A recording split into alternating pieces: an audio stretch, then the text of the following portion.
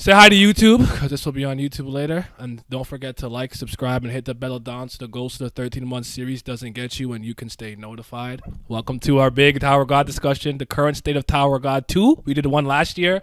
It was really fun. Fortunately, I couldn't get literally everyone that I wanted to get, but we have an esteemed panel here. So we'll start at the top with, I don't know. I don't think you guys know who this guy is, but let him introduce himself. Go ahead. Is that me? Yes. Hi, everyone. My name is Dr. Bonehead. You can call me Joe. I'm happy to be here and talk about the Nest. It's going to be fun. All right. AJ? Hey, what's going on? AJ for Esos Reacts. Thanks for having me here. Absolutely. Mr. Haku. Heyo everybody, Haku of the Tubes, same intro as always. What's up, guys? Love it. JC. What's going on, guys? It is me, JC, aka always Jay Carson. So I am somewhat new compared to everybody else to Tower of God, but at the same time, the toxicity will flow. So I do apologize in advance. Mr. JD. Oh, my bad. Yeah. What's up, everybody? JD, the Otaku Fix. What's going on? Trying to keep the toxicity level down to a minimum tonight. I doubt it, but hey, especially when the Mule love topic. But we'll get to that later. Hey. Only praise from your love. Hmm. All I want to hear is only praise. All right. Not that popularity poll though. Ooh, wow. Damn. Well, that's me. So, Myles, you want to say anything? Oh, hello? Yeah, I'm sorry. Oh, you're not gonna... Okay, whatever. Hi, my name's Myles. Most of you guys know me. Yeah, I'm just here to hopefully rekindle my love for this series. Okay. Then we got Mr. Ryzen back. He's taking a poop, everyone. He's pooing over there. Yeah, I'm still in the toilet right now. Actually, it's crazy, but if you hear anything, just ignore that. My name is Ryzen. I'm one of the newer entries to this cast of very interesting characters, and I'm also hoping to keep the toxicity levels through the roof today. So, thank you, Mr. Vince. Oh man! All right, so I'm Vincent Vanitas, the villain, or AKA Pill Poppin' Vince. I can't promise anything about keeping toxicity levels down. I can't promise anything about how this is gonna go. We're just gonna do our best here. All right, and last but certainly not least, we have young Wagner. Go ahead. What's up, guys? It's me, Jesse, from Boss Jesse. I make Tog Analyses videos sometimes, and I am always down to discuss the Nest.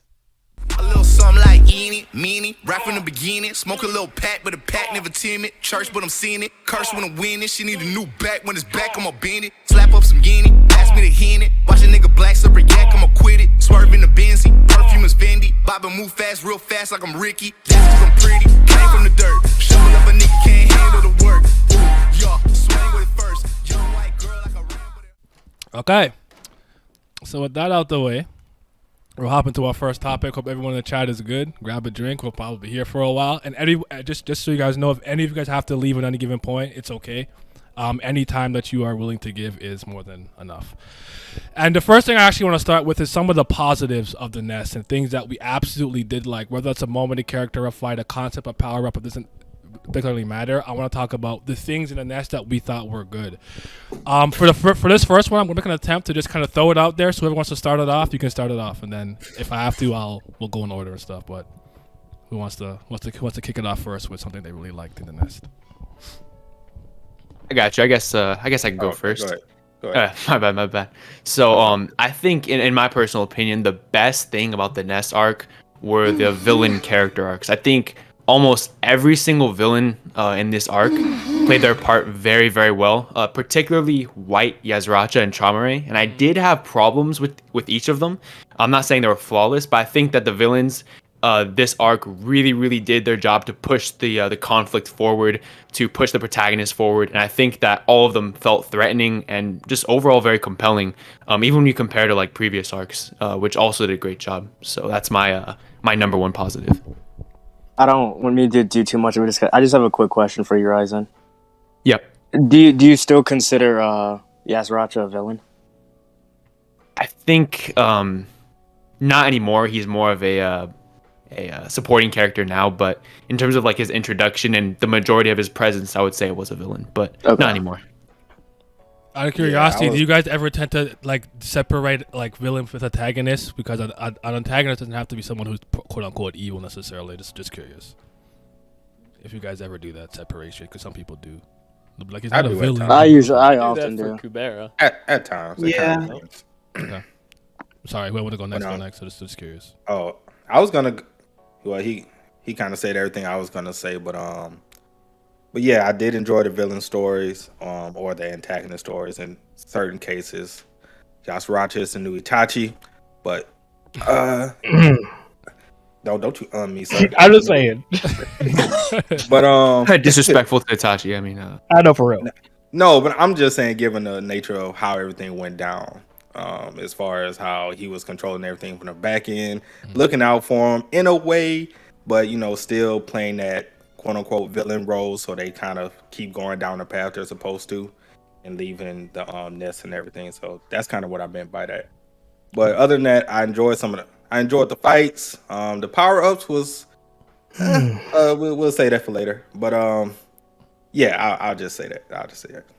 Okay. I'll chime in. This is something you're gonna probably hear me say a lot. I really like what they did with like just the focus for many of the chapters of the Nest, particularly I would say like post hiatus, but even pre hiatus Nest. We finally got to see characters other than Bomb like do stuff, and I feel like and get like a lot of shine, because before we would see it sometimes. But if you actually think about like fights in the last station or fights in the cage, it was very Bomb centric, but the Nest had a lot going on with a lot of different players that actually had screen time and character development. And in my opinion, that's one of the biggest strengths of the Nest, and something that really elevates it for me personally, just because that's something I like to see. And yeah, we get to see it in the form of like tons of flashbacks, like what was mentioned already, which I think we're going to talk about the flashbacks I think later, but we're absolutely top tier. Yep. I can talk about things I didn't like, but I think all that stuff in general, the fights, the art, I mean, just overall, I think it was pretty solid for the most part. Okay. I'll go. Actually, hold on. One thing what I personally appreciated a lot was there's a lot of little lines here and there that I started to pick up on, where I'm like, it seems like a very throwaway line, but you don't realize how much it does in terms of quantifying the lore and validating it. So like, just like I call him P Diddy, but Owl, he'll come and he was like, that's the massacre of the Hoff. Like to see Hodge's song and reference exactly what he's most known for in the tower. Very small things like that I think go a long way. I started to notice little tidbits of lines like that I really appreciate. Like another one that I really like too, in that interaction, where like they're Haigh-Rankers and they're fighting, and I was like, basically, damn it, I didn't bring who I needed to bring. I just have Horny Bird, the Horny Owl. I just have Horny Bird. So he's like, all right, I have to use like quantity to make up for the quality that I lack right now. And he wasn't stubborn enough to not have Holland help him. And as things were not going their way and Bam came through, he's like, okay, we can't win. Let's change the win conditions. Let's bring them within range of our family head, and then we win. We don't got to do anything other than that. And I'm like, okay, just like a Haigh-Ranker battle to me, how I would see them actually having a fight. And Hodgen's song was also like, by the way, don't think, Bam, did you not notice that like they're actually on the defensive now? They're not attacking anymore. And like just them noticing those small little things. I think SIU actually did a good job with that throughout the Nest, especially the second half. Agreed, definitely. I guess my little 2 cents on it was the Bam versus White fight, kind of the culmination of that, finally getting to it. Even though it wasn't everything that I wanted, but keep it positive, it was still it's still a lot for that fight. And the Bam's overwhelming power at that point, and still like White still on the defensive, but still trying to win. I just love the interaction between those two, and that dynamic of everything finally coming together and that fight finally happening. I just love that part of the arc, honestly. Okay.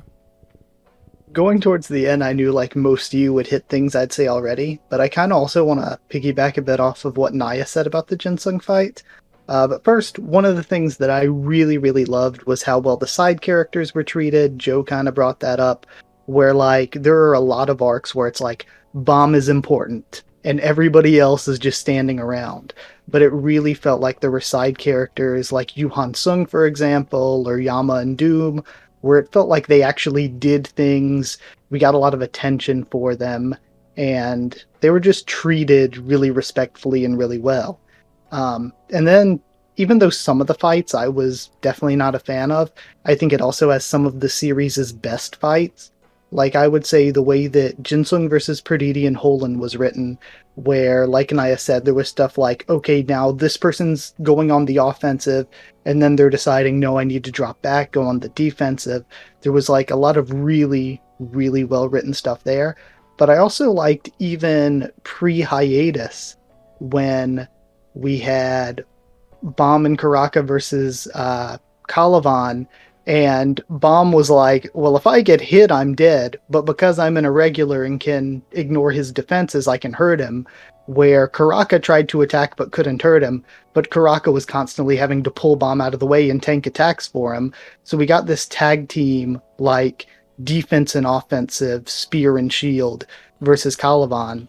And then my favorite probably being Calavan versus White 2, right after. And what makes it even better is this is like probably the largest fight we had seen in scale to that point. But right before that, at the walls, we had got not full powered White versus Calavan with an arm tied behind his back, and we had seen them clash there. Which makes it even better when we go to the nest and we have full powered White versus both arms Calavan. Okay. No, that's good. Yeah, I liked Yasaracha and Traumerei. Thought their presence and everything they did made things feel on a higher level than most of the other things that happened in the arc. I think they were the two best characters, bar none. And they had the two best showings as far as everything they did. Okay. One thing I really loved was in the Bomb and White fight, there was one moment where you look at what's going on inside of Bomb, and the blue demon is like commenting on Bomb like burning the souls uncontrollably, and you can see that they're like actually like trying to escape, and I thought that was an incredible moment in the arc. Mm-hmm. Okay. True, yeah. Man, all these moments I forgot. I think there's quite a few good things kind of hidden in this. I think the character designs, my brain's kind of fuzzy on previous things, but I think off the top of my head, most of the character designs in this season have all been pretty good and pretty unique compared to what we usually see.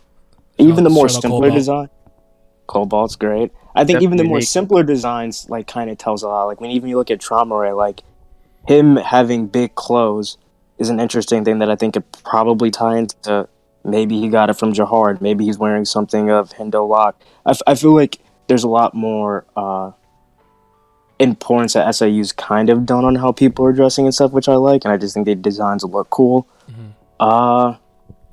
I think Sriracha is a great addition to the cast. He made me a believer. I wasn't a fan of him potentially being, like a big brother or uncle figure to Yama, but that turned me around. And this is kind of a hypocritical thing on my end. I'm still not a fan of we're in a state where Haigh-Rankers are so prominent, because I feel like it doesn't do well for like the weaker cast members that we have. However, I think the ability to see things like the Slayers moving out more, Elders coming into play, Jahard's army actively being a force that you have to be fearful of, and even seeing a family head, I appreciate us getting more of the lore to see how vast the world really is. Even though I wish the execution of some of these things could have been better. But he's been on the up and up, I would say, for the most of season 3. Because I said for the most of season 3, I actually thought he was trending upwards in the right direction. Yes. Things considered, like for the most part. There's like some things here and there, but that's every story is kind of like that. But another moment that I have to mention this is Jahad hyping himself up when Kel Hellam and them pull up on him when they were in the I think was it Age of Genesis? Or, no. That's true. Oh yeah. When they were yeah, what were they called again? Mm-hmm. Oh yeah. Hidden Grove. Hidden Grove. There we go. Hidden Grove. And he's like, I was the greatest fisherman. I said, yo, hold on. It's moving me. And I always like the needle from Mystery Island. And he summoned like 80 of those. I said, yeah, it's over. You thought you could see? He said, you thought you got cocky because you could see Fate? I said, bro, I don't want no problems Light with Jihad, flex. bro. He's nice. Light flex. Like even the hologram when Yasser, I just seen the hologram. He's like, yo, I gotta fight with all my might and impress him. I'm like, bro, yo, he's moving different. So those were good. And is that a jab? You know, I love that moment when one of the hatchlings punched Caliban. He's like, was that a jab? Because that could not have been a serious punch. I said, yo, what's how you That moving? was sick. Yeah, There's a lot of sick one-liners like that. Yeah. I just Trevor had a got to bunch that of them. chapter. The frog And- is alive. Yes. I Common Cobalt W. I love Cobalt. I'm sorry, you're the greatest. Oh yeah, Cobalt was a 100 for 100 catch rate. Just no misses. None. Yeah. What was God? Yeah, someone called me ahead. earlier. Oh yeah, I was gonna say to your point about the Caliban thing. This is bothers me about SAU. We can all have our issues with the Borg and Caliban thing. However, Borg bringing back Shinsu shape Quality. and Shinsu property was such a great Shinsu quality. My bad. It's such a great thing. No, shape is I still don't a know thing. why we don't see it I feel like more that in the never went series. away. All things considered, how did you guys feel about that? Because was it like he had, if I remember correctly, he used a John Sula still because of his family, but he had water vapor and he can mix it together to create an electrical storm, which oddly enough powered up Caliban. What do you guys thought of that? Because that's the first instance I think we've ever seen of something like that happening, to the point where I was wondering if I was a flame user and maybe you thought fire on me, is it nine tails? Is it what's a flash fire and it powers me up? How does that work?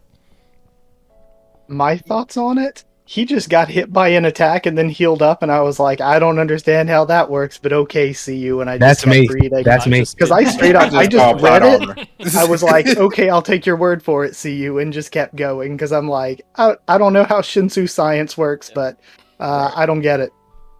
Yeah. Brain dead. I just reading call the plot armor. series That's long all I before do. we hit that point. I think it would have been better if maybe the first instance of it wasn't so far into the series, because that seems Right. like something that we should have already had explored at least to some degree beforehand. But here's the thing, it does kind of flow logically when you think about it in terms of because I don't know, I think us readers were very familiar with this type of concept of elements combining to do certain things. So I think it can be something that's good, something that's okay, as long as it remains consistent. So if, for example, what Naya said, if there's fire being used with another fire user, it should have a similar sort of effect. Other elements being mixed like that should have some sort of effect. But if this is just a one-off thing and this doesn't remain consistent, or if this doesn't get expanded upon in some way, shape, or form, then I think maybe it is just straight up lazy writing, or just something that he kind of included as oh, we need to get Calvon stronger type of thing. But I'm optimistic in terms of that regard. I do think that it is going somewhere, and that it was intentionally included to be some sort of Shinsu science subplot that we're gonna get into sometime. But Yeah. I I hope. think too, he has the essence of bravery or whatever. It's not fully explained, but maybe that's involved somehow in That's true. the way that he the way the Shinsu melded it made because Caliban says not only did you make me recover, I leveled up a notch, I'm even stronger now. Yeah. So I don't know, there could be something to do with the essence as well. I don't know. I mean, with the essence of bravery, that shit is so broken in and of itself. It's very possible. I still Yeah. love I I still love the don't story know. of Essence of Bravery. Just some dude. He's just Right. he was Yeah. the pinnacle of bravery. He just he's violent. He's What? got a mountain Right. of corpses. His body is God. his And it's the equilibrium's most- perfect. His shoulder Yes. is bigger than the other one. And then he's like, I wanna I'm a say- Master Emerald now, Chaos Emerald. I'm like, bro, what just happened? I want to say that's a localized name okay. too. I don't think Yes. bravery is the original. It's nothing. I know it's right? nothingness. I, Yeah, know, Essence of I was Nothingness, about to but- just plug Haku's video to go watch that. It'll make Yes, it'll same, make a lot. yeah. It'll make a lot more sense Yeah, after you watch it. I think that makes a lot more sense too, because when we get the flashback and stuff, it's after he was the greatest warrior and killed thousands of people, he felt nothingness. So it's the essence of nothingness makes a lot more sense too. But we know Naver Yeah. or Line or Webtoons, whatever. They're, whoever's translating sometimes, it's just come on, man. Because Not sometimes. We Not know, sometimes. okay, Yeah. you're right. I've No, you're noticed right. So much on the Not next sometimes. reread. Oh, Because this Inexcusable. even God. as to be early as honest. season 1, because me and Vince and They get Miles have been paid rereading it. nothing too. I'm like, bro, the go to the store, they please add the Y. Like that's driving me crazy. Please After add the 10 Y. years, it's still there. It's like, really? Like, Crazy. just read it out loud one time for the love of Christ. But That's what people have been getting to me because, like, if you've been watching, I just started, what is it, Kubera, and, like, people have been getting on me in the comments, like, no, just read the scans, do not stick with the real translation.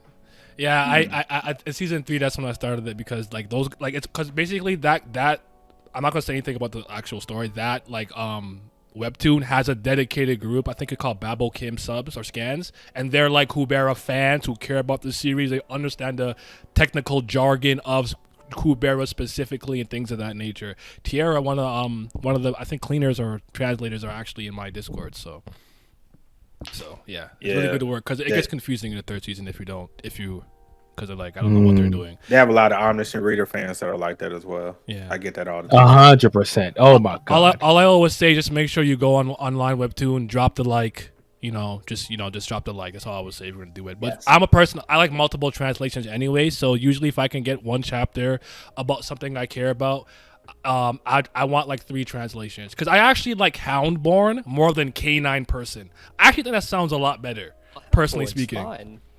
Houndborn is fire. K9 people, I don't know if that's moving me, but Yeah, K9 Person is kind of like too wordy, too like technical almost. Too many syllables. I don't know what's going on.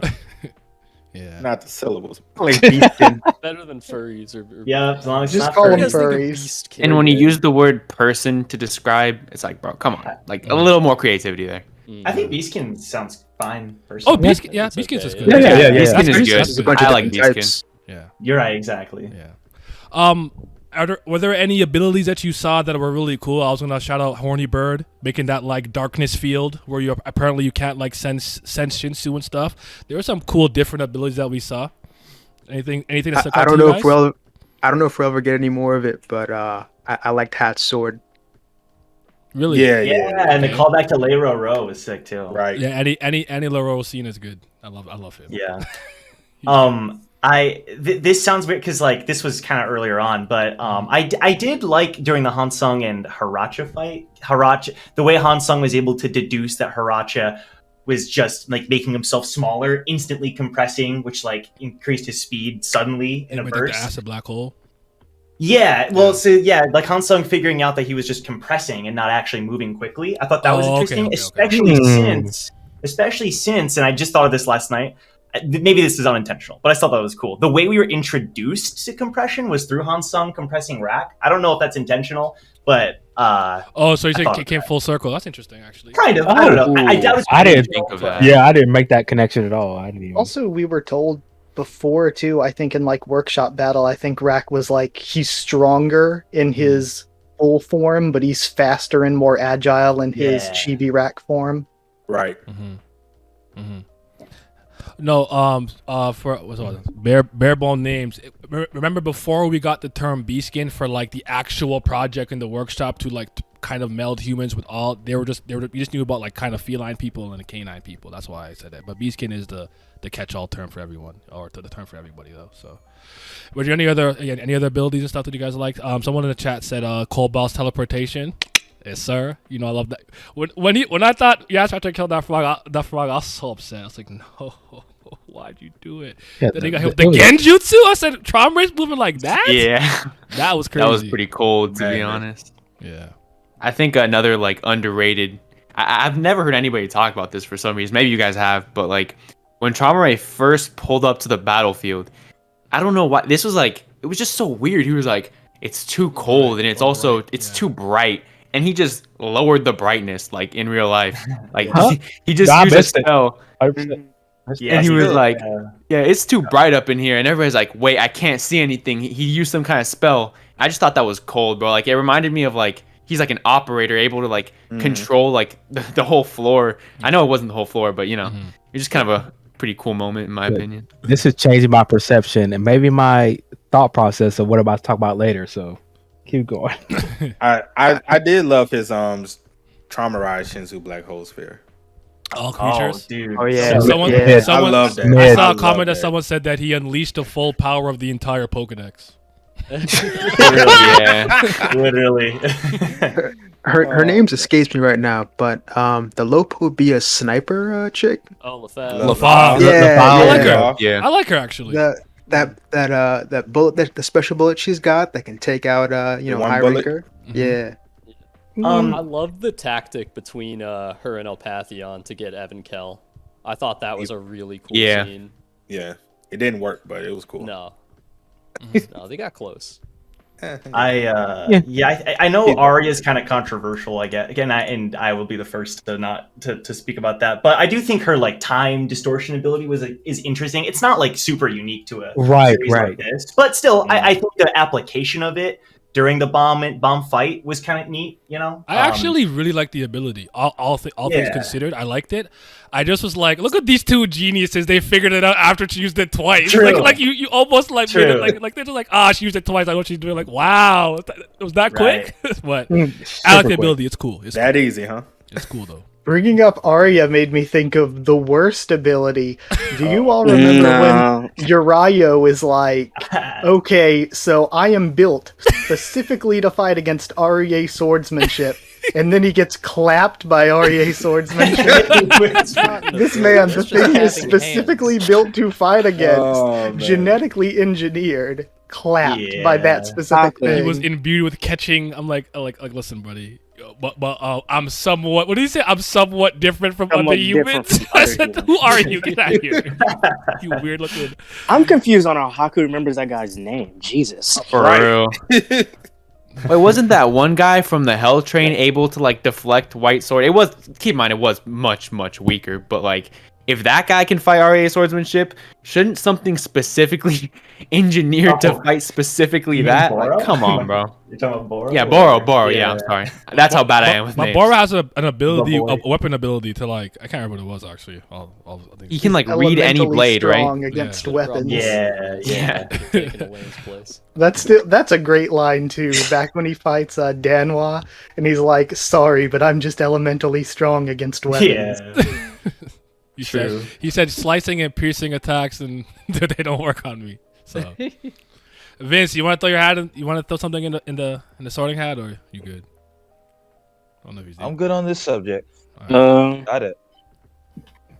All right. Actually, forgot to say this too, but what's kind of your general opinion on the third season? Like, if you had to just quantify it, like, neatly, like, good, not great. Kind of sloppy. Okay, I'll talk on this one. I think here we go. Oh no. Here it comes. Go ahead. All right. So the beginning of it, not good. Start to have a little bit of moments here and there. Then again, right when I think like, oh, we're starting to pick up the pace, we're starting to do better with the other thing. Then again, it hits me with a not good. Mm-hmm. And then the nest ends, and the nest ending was fine. So for overall, I would say not that great, but with some potential there, not all bad either. But I don't even think it's close to season 1 or 2 personally.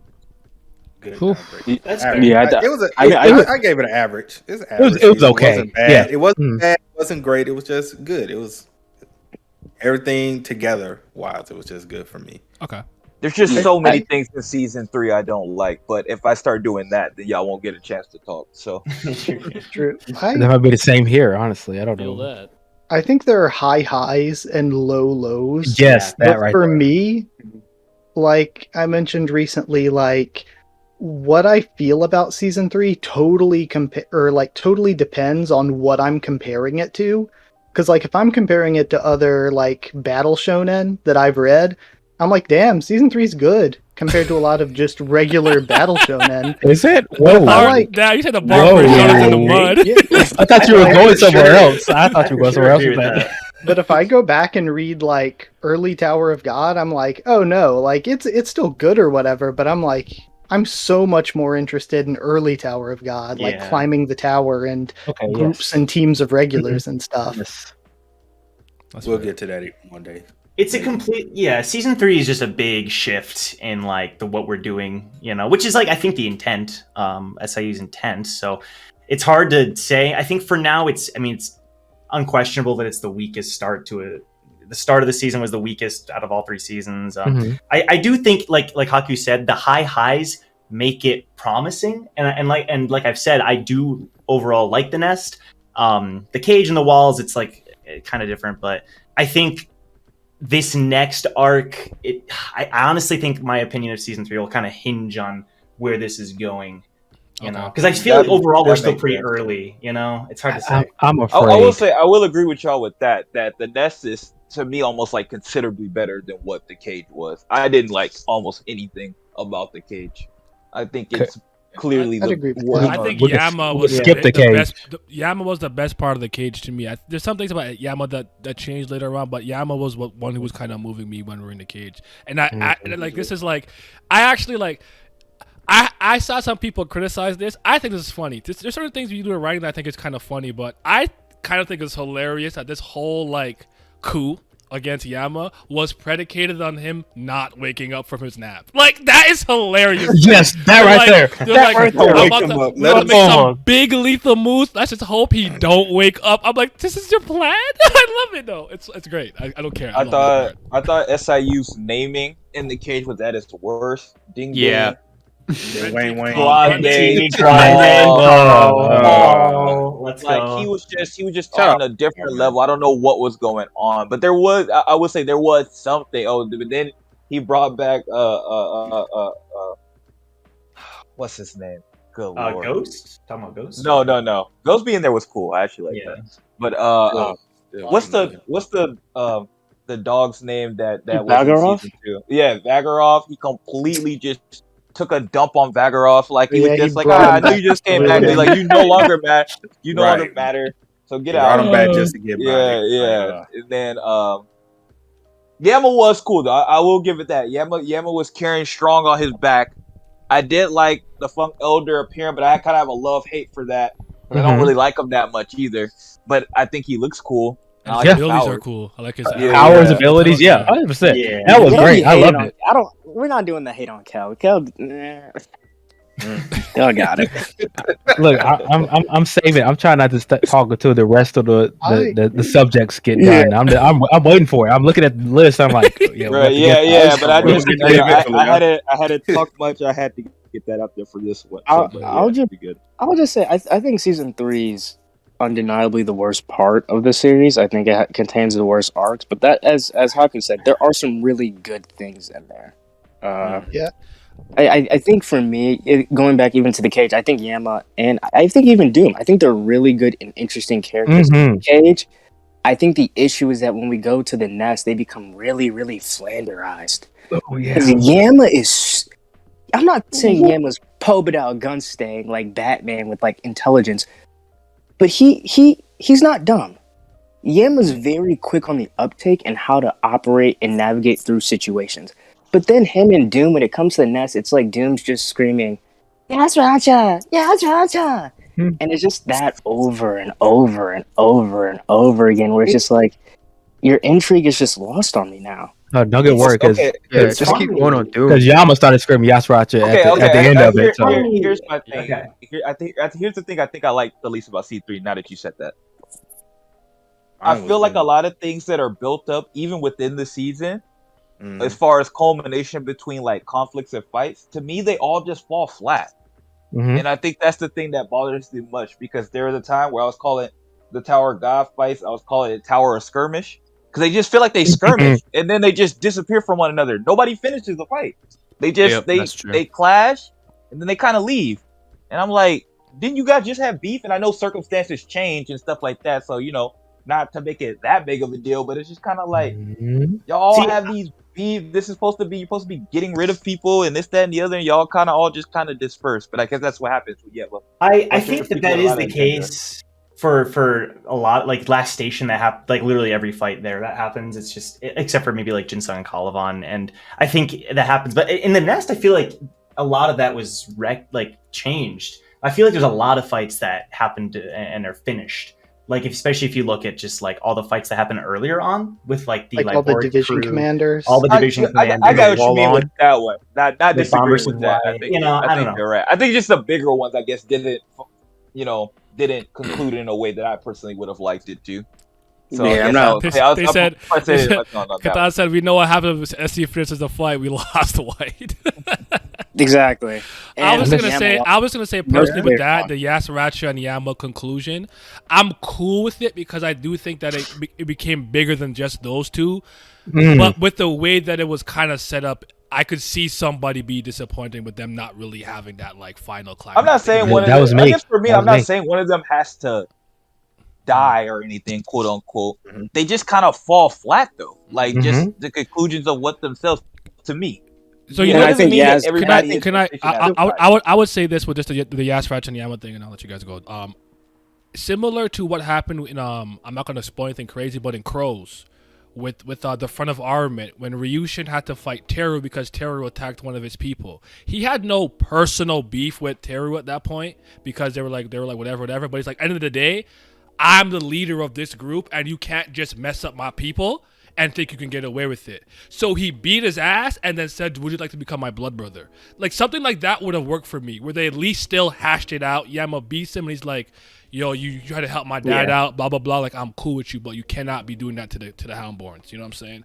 I think I agree with that would have went a lot better for me personally. Not that I'm trying to write the story for SIU. Yeah, I mean, before we move on to another topic, I just wanted to say on that, like, I've said, like, I feel like the Yama and Yasracha stuff was the big through line for the sort of Nest saga, where we get Yasracha hinted at in the cage, and then he shows up, just notifs Yama and, like, takes out half of his people in the walls. And then I would have liked for it to have, like, I'm okay with how it ended, but I would also agree that I would have liked it to have been more conclusive by the end of the Nest. Yeah, I can agree with yeah, that. I think. Yeah, you get Well, it. one, I think Yaz being alive is a huge issue in of itself. But yeah, I agree with you, Hagi.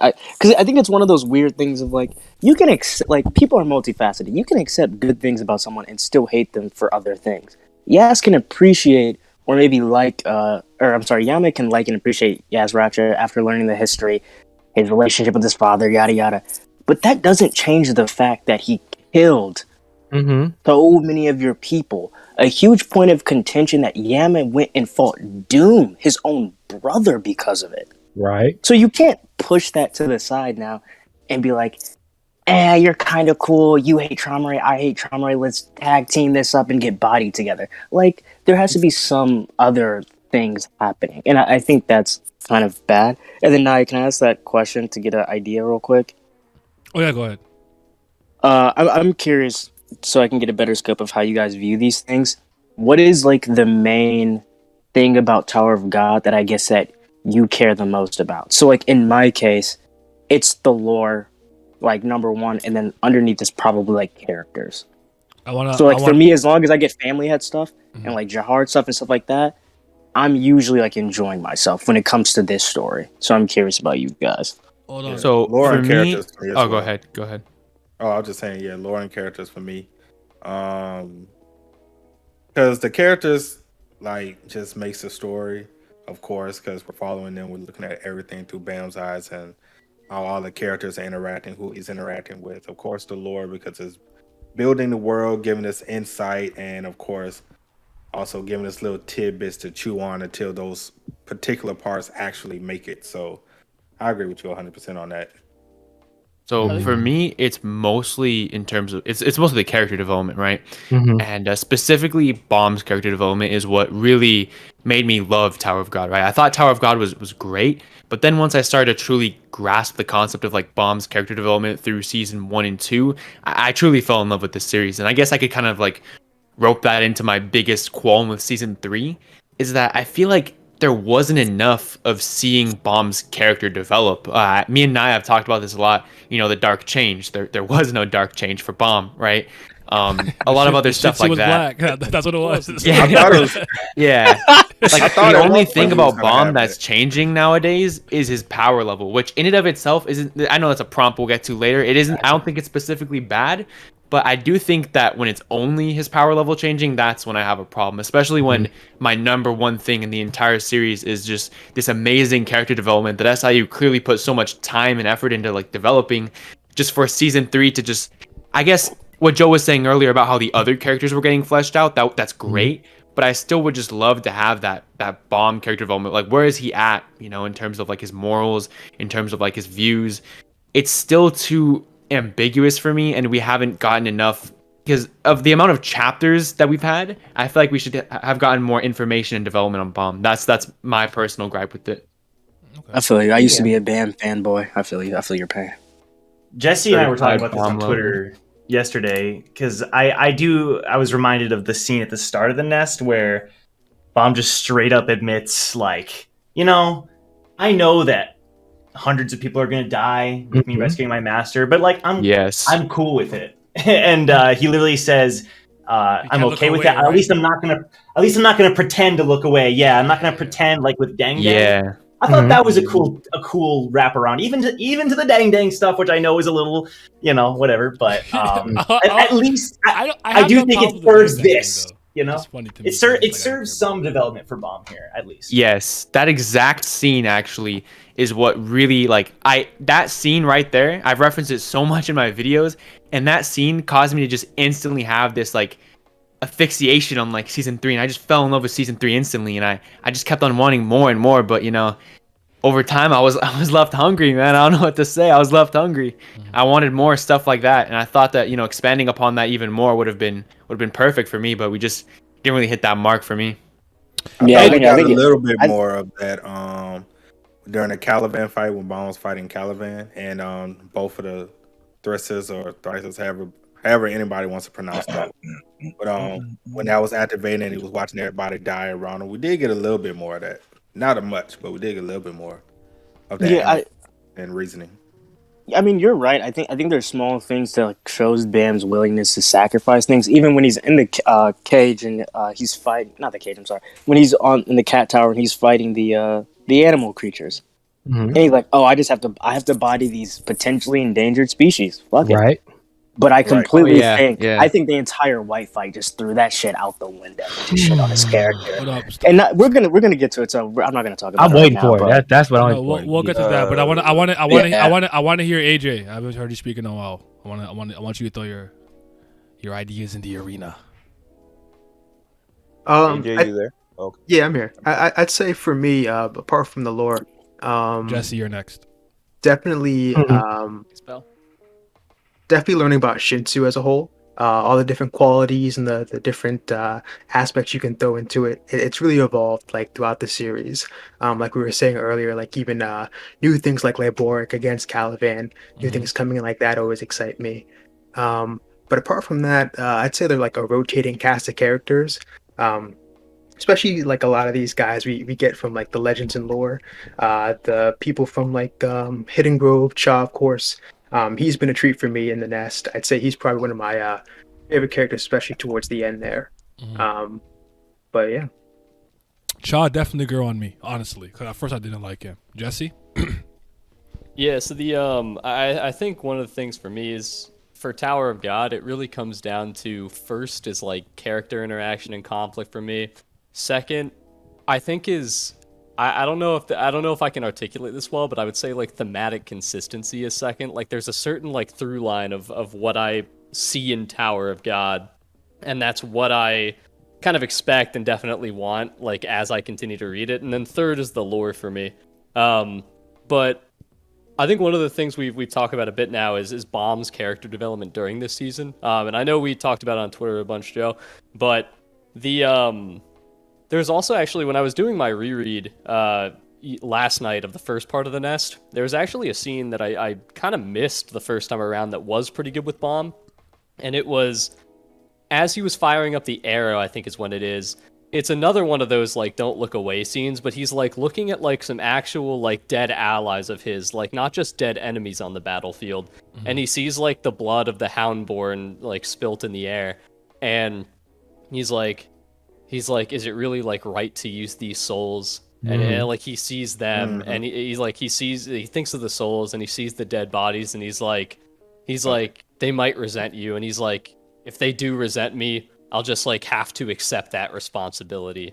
And that I thought was actually a good scene that showed his resolve. But then the other thing is like, I think the other thing for what it comes down to and why people say like Bomb doesn't have character development is that SIU does this thing, and he really, really did it at the end of Dark Change, which is why everyone says there's no Dark Change, is he just brushes it under the rug and he quickly internalizes it because there's so much other stuff that SIU wants to get to in the arc, like showing the family head, having these other fights and other perspectives.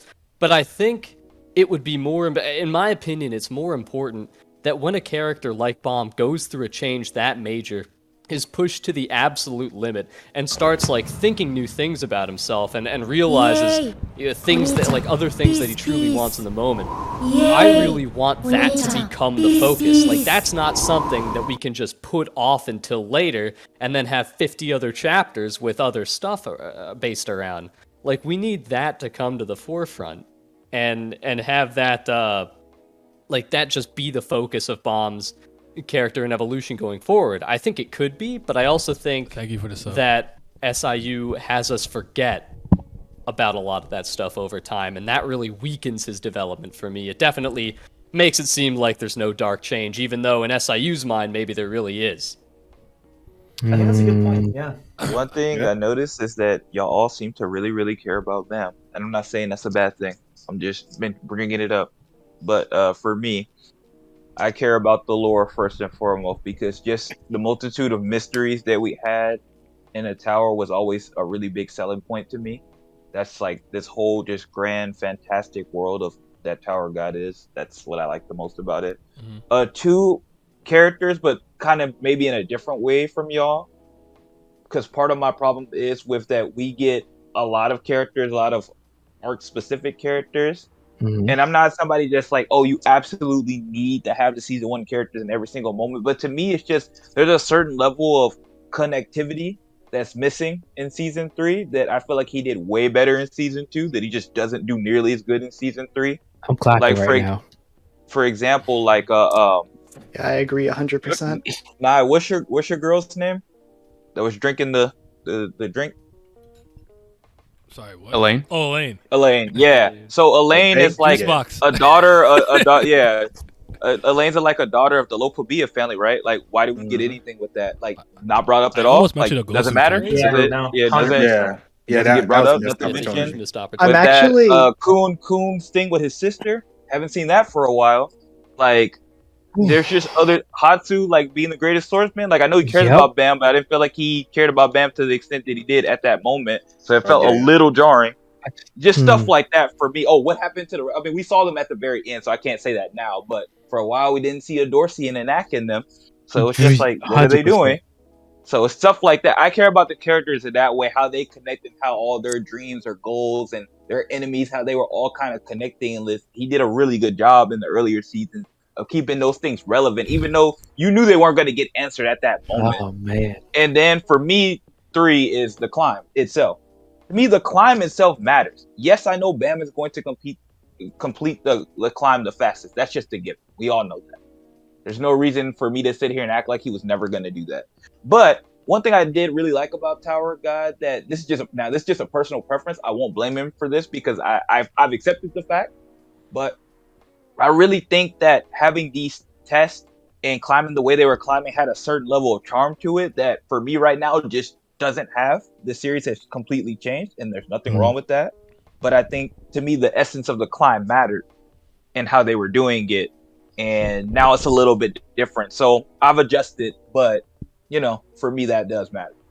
I ain't think gonna lie, you like one of the first people I've heard that say they actually missed the games and stuff. Yeah, No, 100%. I say it not all the me time. at all. Because I've always I say it all the said time. I miss it, but I know some people say they Yeah. glad it's gone. I I was just kind of happy when they started doing it in the NES with like Yasuachi's game, but that quickly fell through for me.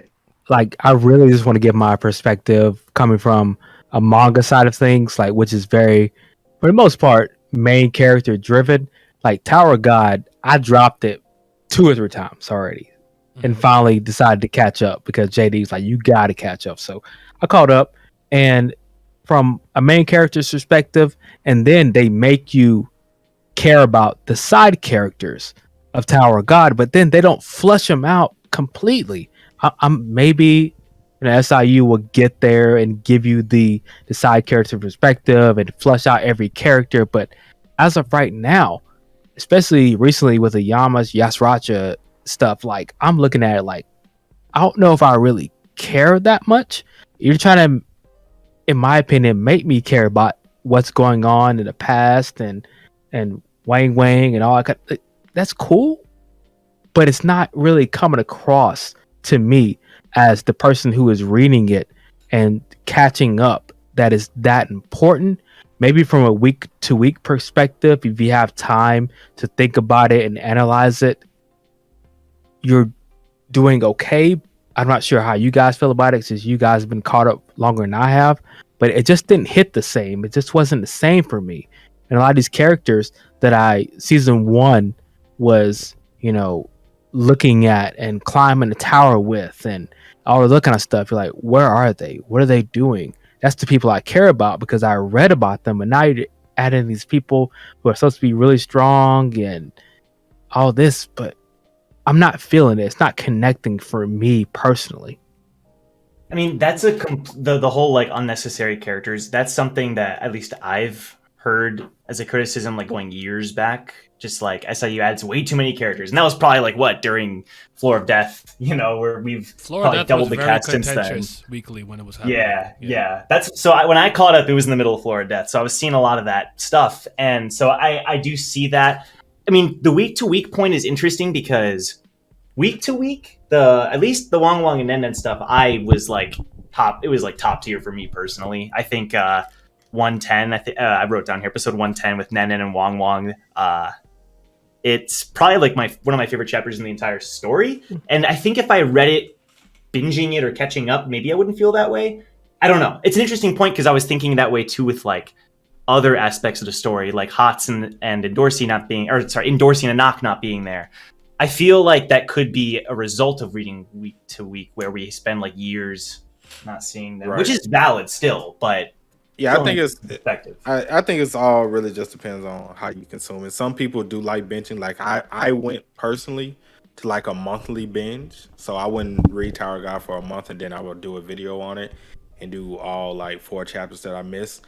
And it does, for me at least, feels different when I do it that way compared to the week to week, because if there's like a low chapter or like a stupid cliffhanger or whatever the case, I don't necessarily have to, feel that weight of it going week to week like I do monthly now. So I think it all just depends how you consume it.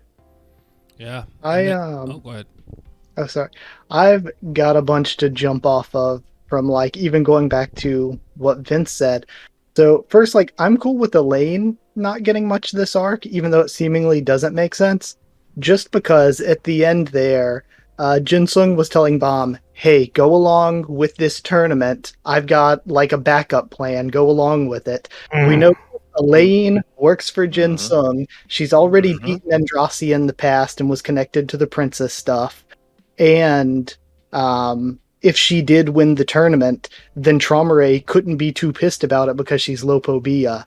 So I feel like she is the Jin Sung backup plan. Interesting. I agree. Plot hole. But also, when we were going around to like what we enjoy most, I was going to say one of the things that I enjoy most, CU's killed it, it's dead, and that's climbing the tower. I like the characters most of all in any story, and I like these teams of regulars and how the teams are built, how they interact, who's in or out depending on what arc it is, like in the Hell Train. I really, really enjoy all that. And I got absolutely cooked in my comments section because I was saying that. I got a comment saying Tower of God was never about climbing the tower. Because I was saying, my thing was, I'm like, Bomb's special. Bomb's an irregular. But we don't have to like say Bomb's way stronger than everybody else and make everybody else super weak, and then we have to give them random power-ups like the white contact high going to Rack and Coon. Yes, exactly. Contact high is we don't need to do that. I was like, we already have like Hatsu is this swordsman that's like the only one who can wield Danghei because he has like a pure heart or whatever. Rak is got the ancient spear and he's one of the only pure blood children of the native ones we know of left. Like Elaine was working 1,000 years at the name hunt station. Like all of these characters are special. Like Siyu didn't have to say at like between the nest and walls, oh man, the only person to ever beat a ranker as a regular was Adori. If he didn't say that, and you brought Charlie back, and I'll use him as the example that I used before because he was the one that like CU kind of tested Bomb against basically, is like if we saw Charlie versus Hatsu and like Hatsu won, I'd be like, aight. If we saw him versus Elaine, I'd be like, okay.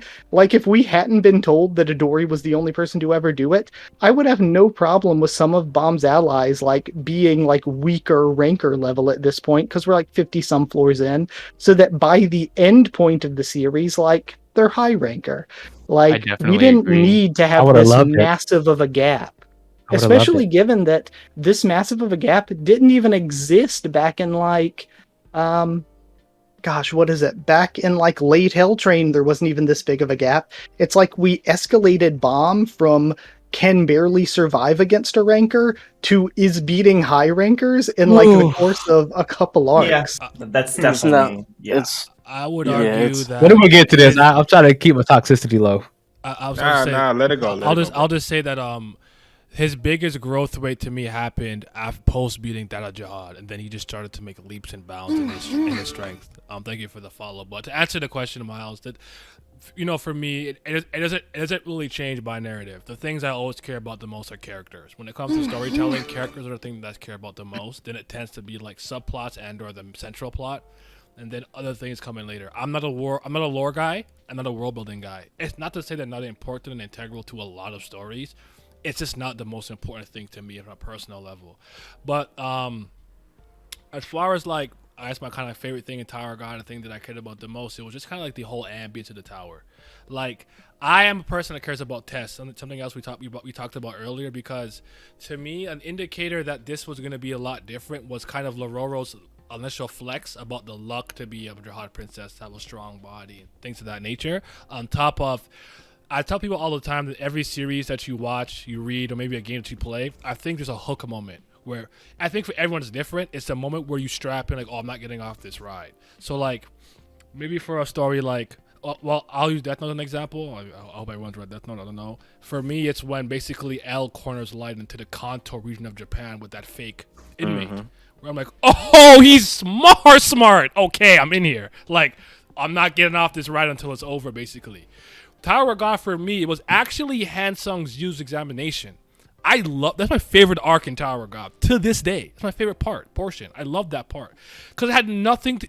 I could have been the strongest person you've ever seen, and if I did not pick a door in 5 minutes, I failed that test. And that, to me, set a precedent for what Tower of God was going to do with all these tests. Which means even if you were technically the strongest, that would not necessarily dictate that you were going to pass or win. You'd have to be smart. You'd have to take chances, have strong mentality, and be willing to do something maybe out of your element.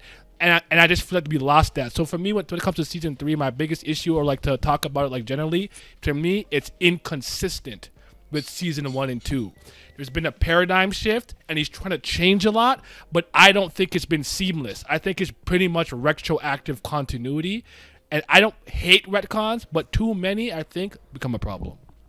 That's just my Tower opinion, of Beams. Yeah, Tower of Beams. There you go. So, but okay, let's move on. Unless anybody had anything else in terms of like really good moments or characters you really liked in this arc or something like that you wanted to highlight in terms of positive stuff, or we can move on to the Baylordiana stuff. I'll just Shout say out one to quick Mommy thing. LaFave. Okay, There it is. Oh, Yes. Her shooting rocket launchers in heels was moving me. That's so cold. I'll say this one thing before we move on. Like how Dorsey was like, "Yo, I'm not about to let nobody marry my man like this without a enough. fight." So I did like that. Shoot, week And two. those Lalal panels fresh out the, you know what I'm saying? It was moving me. Anyway, I was gonna say, I really liked the lore / focus / screen time just on the Blopopia family. I know it's kind of obvious because that's the whole point. But I guess I never really thought we'd spend so much time dedicated to just one. Okay, I figured we would, but this early on, spending so much time on one family, and then we're still going to be with them going into the next arc. I just think that's really cool. We got to meet so many members of this family and see so much of their how their system is in their society, and I really enjoyed that. I really enjoyed getting to explore just one specific family out of the 10. Okay. I strongly disagree.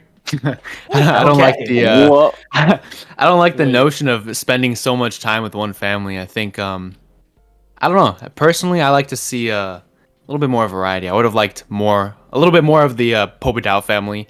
I would have wanted their involvement to play more of a part in the main action and not be like a little side thing at the very end. I thought that would have been better, but yeah, I would have liked to see more because you said I'd argue we're transitioning to that though with the Pobedao right now, being in the Arc of Knowledge, whatever it's called, I don't know what it's called, but I mean, we are, we definitely are, but I think it was just too much time spent focused solely on Lopobia, which I thought was I don't know, I thought it was a bit much. I have a I question agree with then. Naya, because didn't Liboric also say something about planning against his father to the Lopobia guys when they first showed up, like Meyer? The Lopobia originally came because they were aiming for Pobedao. So technically Gusting was going like as a reactive thing of no, you guys came for me first. Ryzen, I have a question then. If Gusting's family did come through, do you think that even if let's say we didn't get as many family members from the Lopobia, but we got more of the Pobedao, do you think though that would take away from the entire confrontation of Bam rescuing his master, and it would have just been a huge it's just family head versus family head, and all the characters that we're, I don't want to say invested in, but we're here for don't really matter at this point? Don't you think that would have taken too much away because we already got quite a lot taken away from them? Personally, no, I don't. I think I think there was a lot that did take away from it, as you just said. So maybe not have a subplot with Hockney doing like a little game with a crab, like that took like that was really annoying.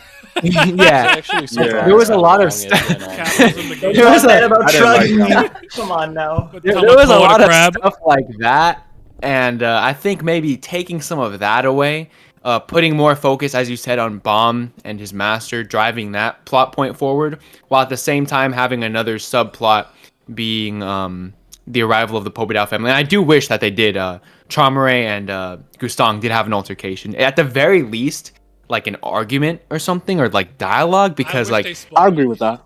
I feel like we got cheated, to be honest. Like I feel like we were like really like gearing towards that family head confrontation that we've been wanting for like hundreds of chapters, but just like they barely miss each other. Okay. Like, oh man, I'm kind of okay with it personally, because I feel like I almost feel like if we saw it, because let's be real, I mean, Tower of God is seemingly far from over. It feels like maybe I'm okay with saving it for something later on. That's kind of my thing too, with saying that the Lopobia family getting that focus is good, because I have confidence that with after the nest, we get to see Pobedao. We're going to spend a lot of time there with Rachel and like Kun and that whole subplot. Yeah. Like, it's not that we're not going to spend time with those families. It's just we got to spend a lot of time knowing the intricate details of one family, which I think adds a lot to the lore of the series. That's true. That's a fair point. I just have a quick question. Would you guys prefer that we get introduced to these families through like conflict, kind of like the Lopobia coming through on the nest, or like we're kind of giving the Pobedao? Like we know like the Ha family, they're coming, they're getting a little hot with Yuri being captured. So would you prefer like them coming in through conflict, or spending like some downtime with them? Depends on the family. I like both. Honestly, I would like a balance of both. So yeah. I don't think there's a right way to introduce a family head. I just think that if you're gonna do it with real intent. That's all. No, not necessarily the family head, but like the family as like a whole, like their hierarchy, like their inner workings. I think when we're ready to really tackle something related to that family that's particularly important, so like right now we're doing a lot of local Bia stuff. I think that's when it's probably a good time to get the inner workings of how that family particularly works. Because with the local Bia family, they have the 20 branches, right? The branch leaders and stuff. So like their family seems to possibly be structured a little bit differently than some other ones. So as long as I just think it's one of those things where I think execution is the most important thing. I don't think there's a right or wrong way to do it. You just got to execute well. Yeah, And- like Right, I and kind it's of a- like the I was just saying I kind of like the hatchlings being introduced as sort of like elite units kind of distributing them in like different places to like kind of like do some crowd control. And, you know, they weren't great against some of the high rankers, but I kind of liked the snake guy. Shoot, what's his name? Wool? That his name? Oh, Make it- you right? you're, The one that not was the captain. You said the snake guy. You mean You mean the Mule or- family? guy? Yeah, the one who got iced by the captain. Urari. Or Yeah, Ur- you're Yeah, right. like seeing like how they'll carry like different responsibilities, like they're next in line to be like the leaders of like the different branch families. The hashlings. Right. I was just And- gonna say that like I don't think like for me like quiet downtime would be the right verbiage I would use. I just want a situation that's created where it makes sense for us to go through their community and family. Basically, for me, it doesn't, and that doesn't have to be through combat. I just need a situation where that makes sense. Definitely. And I think to your point, I think we are gonna get different things based off of that conversation we saw with the family heads, where it's some that, yeah, Bam can climb the tower. Some are like, no, let's kill him, and some are like, leave it up to fate. I think depending on who cited on who, that's going to dictate then how they may be introduced later on. So I think that is kind of being set up that way. Okay. Well, for me, I think that how I would want to be introduced to the families isn't necessarily by the method that we just got through, like pretty much an entire arc where that family is the main antagonistic driving force. I personally would prefer to be introduced to the family through the characters. I think that's, for me personally, a much more effective way and a much more engaging and entertaining way. Like, for example, I always forget the names of these characters. Yeon, the one girl who's Johnny Ha? Yeah, you. no, she's like a friend of Bomb when he was initially Jovial Grace. You mean They were? The flame. Yes. Oh, yeah. Her Okay. arc learning about the Yeon family during the portion of the story where they were trying to get the dollar show. pig. Right? No, the Flower of I'm so- Zygaena. I'm so Zara bad at, like, Sagania. remembering. Yes. Called. And she was learning about how, wow, my family that, is hailed so highly, the family that I love, I grew up with, they're not infallible. They do these terrible things, and I think that her learning about her family through, learning about other things in the tower, I thought something like that was very good. And I think learning about the family through the characters, like everything that we know about the Kun family is through Kun Aguero for the most part, right? And we got to see how he views his own family and how his goals directly correlate with his family, how he wants to take over because of he disagrees with Kun Adwan's methods and stuff like that. I think that, just getting these characters involved with their own family is probably the best way to develop that family for me personally. Nah, that makes sense to me. I'll move on to the next topic, but I'm going to end it with this. I actually do like the Chian Hiha moment with the Caliban stuff, with the flashback with her versus Hasacha, I think her name was, the lazy girl from the Ha family. I actually like the contrast and comparison there with hard work versus kind of laziness, because I think it's an important kind of real life lesson, because I do think a lot of people are lazy and don't like hard work. So I always like Chian Hiha. It's a personal thing. I like her a lot. But I want to also mention that I actually love the moment when they go into the suspendium and there's that one regular foot soldier that's there. And one of the hatchlings that are running is like, wait a minute. I know I'm not saying I'm running at max speed, but I'm a higher ranker or whatever, and I'm running fast. How is this random foot soldier keeping up with me? And I'm like, then you see it's a boss, the captain, whatever translation you use. I actually really love that moment because I'm like, good on him for wait a minute, you're a grunt. Why are you keeping up with me? I really like that. That was really good. That was a good moment. I don't love Leviathan stuff that much though, but before that was really good. But okay, Jesse, we're starting with you and I asked this question. Would you have preferred the original story about Baylor Diamani Mort So the Bay Road stuff where you're supposed to help him out of Bay Road and he comes back and basically kind of owes him? Or did the Baylord brothers story with the addition of Wang Wang, Nenea, and Yasuracha too, did it still deliver? Like, what are your thoughts on that, generally speaking? Oh man, that's actually it's kind of tricky because it's like I love the blog story for Yama, but I also have like I have no idea how season 3 would have gone if that was kept. Like I have no idea what would have actually built off of that. I think it is a much cooler introduction to Yama than what we have. I also do think it ties in better to what we've seen previously in the story with Welsar and with Varagarv, like before getting into the cage. But I mean, I think we just like we have what we have with Yama's new story. And I think it's like it's okay. Like there are parts of it that work, there are parts that don't. I think Yama's a little too connected to I can't really fault like I can't fault like a person for this, but like narratively speaking, I think Yama is too connected and cares too much about like a father that he like never knew in pretty much any way. Even earlier in the nest, there's stuff that like Doom says about Wang Wang that's like different than what we actually get in the backstory. And like, you know, Doom was like a little kid, he doesn't remember anything perfectly. But it does feel really inconsistent in that regard. I don't think it really does that good of a job motivating Yama or like giving him any real sort of character growth. Like I feel like discovering Yama's past, discovering his roots, didn't really lead him to any growth at all. Like the only growth he really got during the season after losing his Houndborn was just like learning to lose his fear, and he did that kind of artificially through the Fang power-up. I think the only real good things we got out of Yama's character arc specifically, and like him turning into a real Slayer, are him...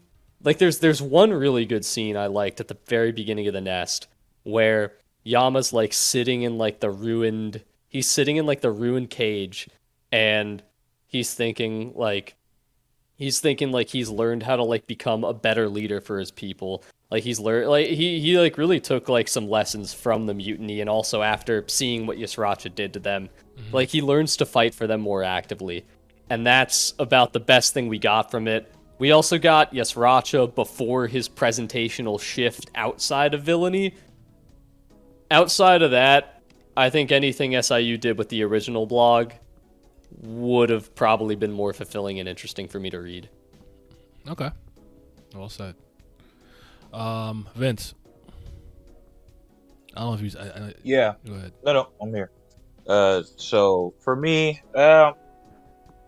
would I have liked to see the original, thing that was in the blog post? Of course, I really would have. But I just kind of wish the circumstance, if I'm just being honest, I just kind of wish the circumstance of what we got to Yama in this story was just a little bit different.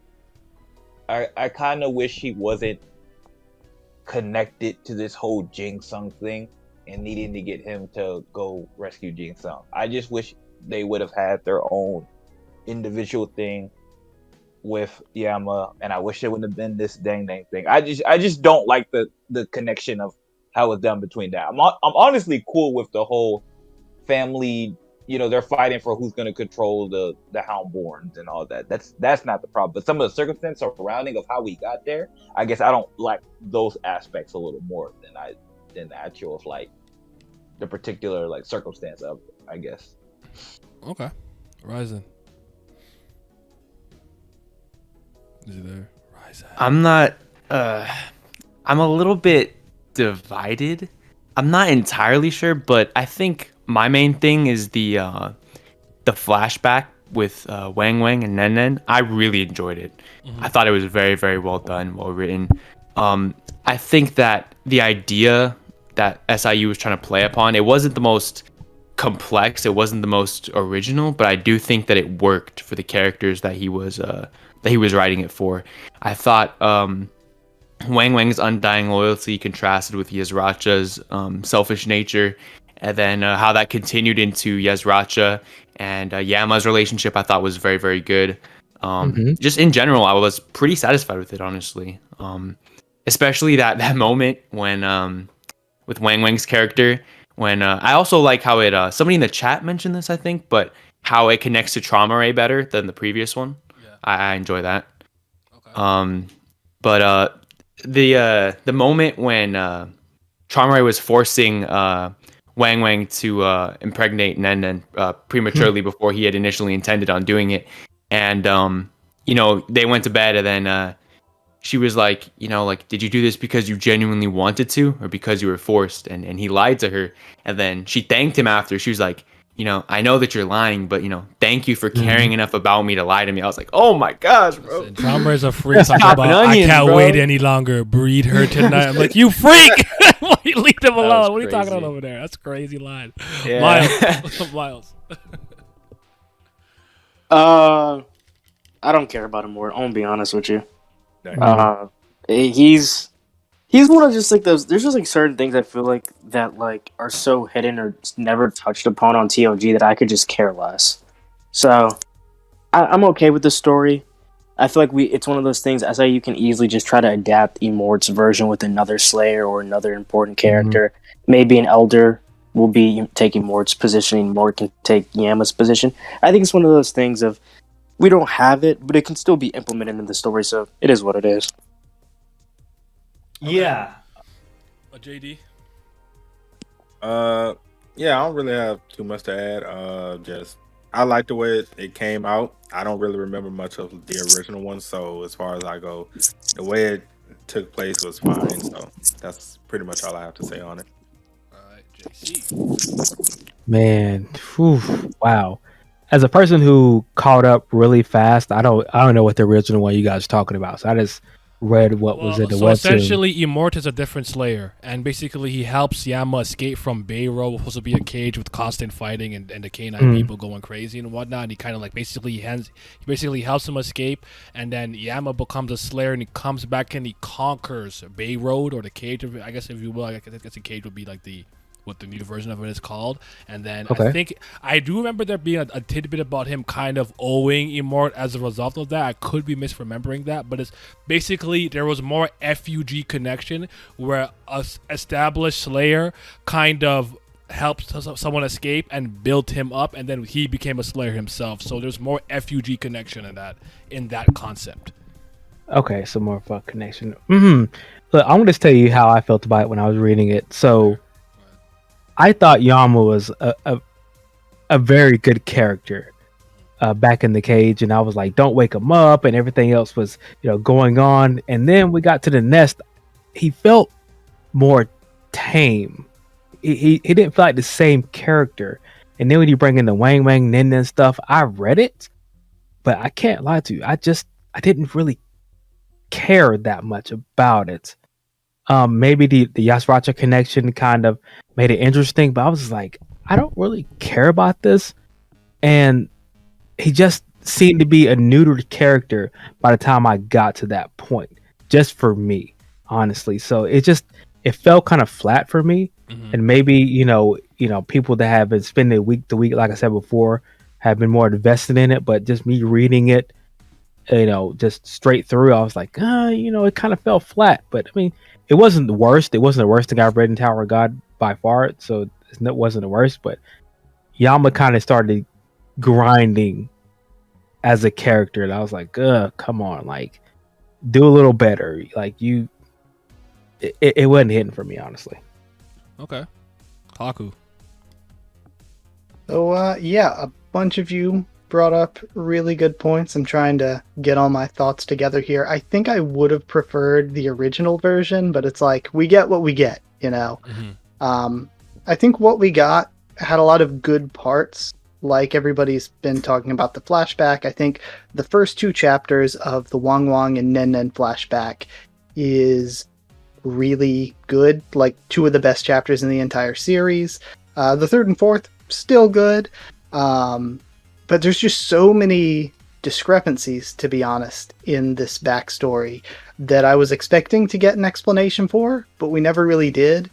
So we get to the point where during their second fight, like Yama versus Yusracha, and Doom comes in and everything, and Yusracha's like, your mother's not the same mother as Doom's or whatever, and you're actually only half a canine. So I'm like, what is Nen Nen then?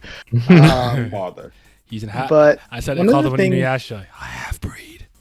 One of the things that just doesn't make sense is Sudum says, okay, I'll tell you the real story. So our dad, Yusracha betrayed him and killed him. But before that, our dad told me to go break you and Paul out of like the training grounds or whatever. And then I escaped with you. Yusracha implanted the fear, whatever. But like, the Wang Wang and Nen Nen flashback revealed that was not true at all. Wang Wang didn't see this shit coming, and Nen Nen was the one that went to try to rescue them. And the one who got the fangs was Yusracha, who then had to have passed them out. So I was getting like, and this only happened like a couple months like apart from each other. So I was like, okay, we're gonna get some sort of explanation as to why Doom is just incorrect about his own backstory. But yeah, we never really got that. Also, something that Vince mentioned with the names, like right at the beginning of the stream too, Wang Wang and Nen Nen are actually both sound effects for dogs barking. So I did not know that. What, in Korean? In Korean? Oh, wow. I know from reading manga, I've seen Wan Wan and Nen Nen both used for dogs barking, and I would assume that the Wang Wang is the same in Korean from Japanese. If that's true, I take back all the shit. That's godlike if it is. Right. If that's true, it's godlike, you know? Ding Ding also comes from like Ding Ding Yi is like Korean slang for puppy, like doggo or pupper. It's like internet slang for dog. Oh. So that's where Ding Ding This came man from. really is a genius. I take it back because all right, you know what? I've been roasting their call him a names. genius. If that's Nah, the case, Nah. I'll You can have Wong Wong That Nen doesn't Nen Dang Dang. No, I'm not taking that one. No, just let that one go. AJ, what about you? So I think I would have I don't know if I would have preferred the original story. Maybe some of the F.U.G connections, because for me the F.U.G lore is some of my most anticipated stuff in the story. So I definitely would have liked to seen like a more another Slayer, especially one of the older ones. I hope we get to see some of them soon. But I didn't mind the three brothers as much. Paul was very underwhelming for me. I wish you would have played a little more on like the dynamics of like the siblings, I guess. Like I don't know how many of you are familiar with like the concept of like the middle child kind of. Like I'm one of three brothers. I'm the middle child, like kind of like Yama. So I'm one of I have a five. personal. Oh, Actually, the second youngest though. I used to be the baby. I'm the middle. so I kind of Same get here. like I get a little bit of like a relation with Yama, like being like that middle child. So like there's kind of like a really big chip on his shoulder. You get to see a little bit of it, especially when it comes to Doom, the older brother, who's sort of like the one everybody knows to be the the original like badass of like the Hounds. He was supposed to be a Slayer, but I wish I would have seen like a lot more of like playing off like a sibling dynamic with them. I like some of the F.U.G stuff we got, kind of like with Kel Hellum, him with the I forget her name, but the Red Soul? Witch, kind of furthering like the ties between like F.U.G and like the Red Witches, and then the last thing I would say is probably getting that ancient spear. That was kind of cool for me. Okay. Joe. Okay, I thought about this because I had to refresh myself on the Yama original story, and honestly, I would prefer. Okay, so if it was just like the cage stuff, obviously, I think the original story definitely sounds way cooler. But after kind of going through the slow burn of learning more and more and more, and finally getting the big old flashback and the relationship between all these characters related to Yama, I do prefer the current one. But that's only because like the original story is what like. A paragraph. So it's hard to say what SIU would have done with it. And I agree with some of the previous sentiments that if we implemented more of the F.U.G side of things, that would have been pretty cool. I think that was kind of one of the missing points for me. But aside from that, we got so much lore again with the Lophobia family, which I really enjoyed. The fact that we got context through Yama, like about the Beastkin, who we've been seeing throughout Tower of God. I would argue since Anak, but that's a whole other Shout topic. out to Tura. Shout out to goat Tura. man. The Yes, goat man. yes, the Shout goat. out to Tura. I love that. And like, you know, SIU had to make all the plot pieces connect, and the way he does, and I don't have a problem with how he changed it, I guess. So long story short, sounds cooler, but someone in chat, shout out to Katan, I think, they said it's maybe sounds better on paper, but like in implementation, hard to say. It's hard to say, I guess. Actually, pretty much, I would argue we're pretty lock in step. Conceptually, the blog post version sounds a lot better to me. But I actually I've said this numerous times before. That's why I went last. I have no problem with the three brothers storyline.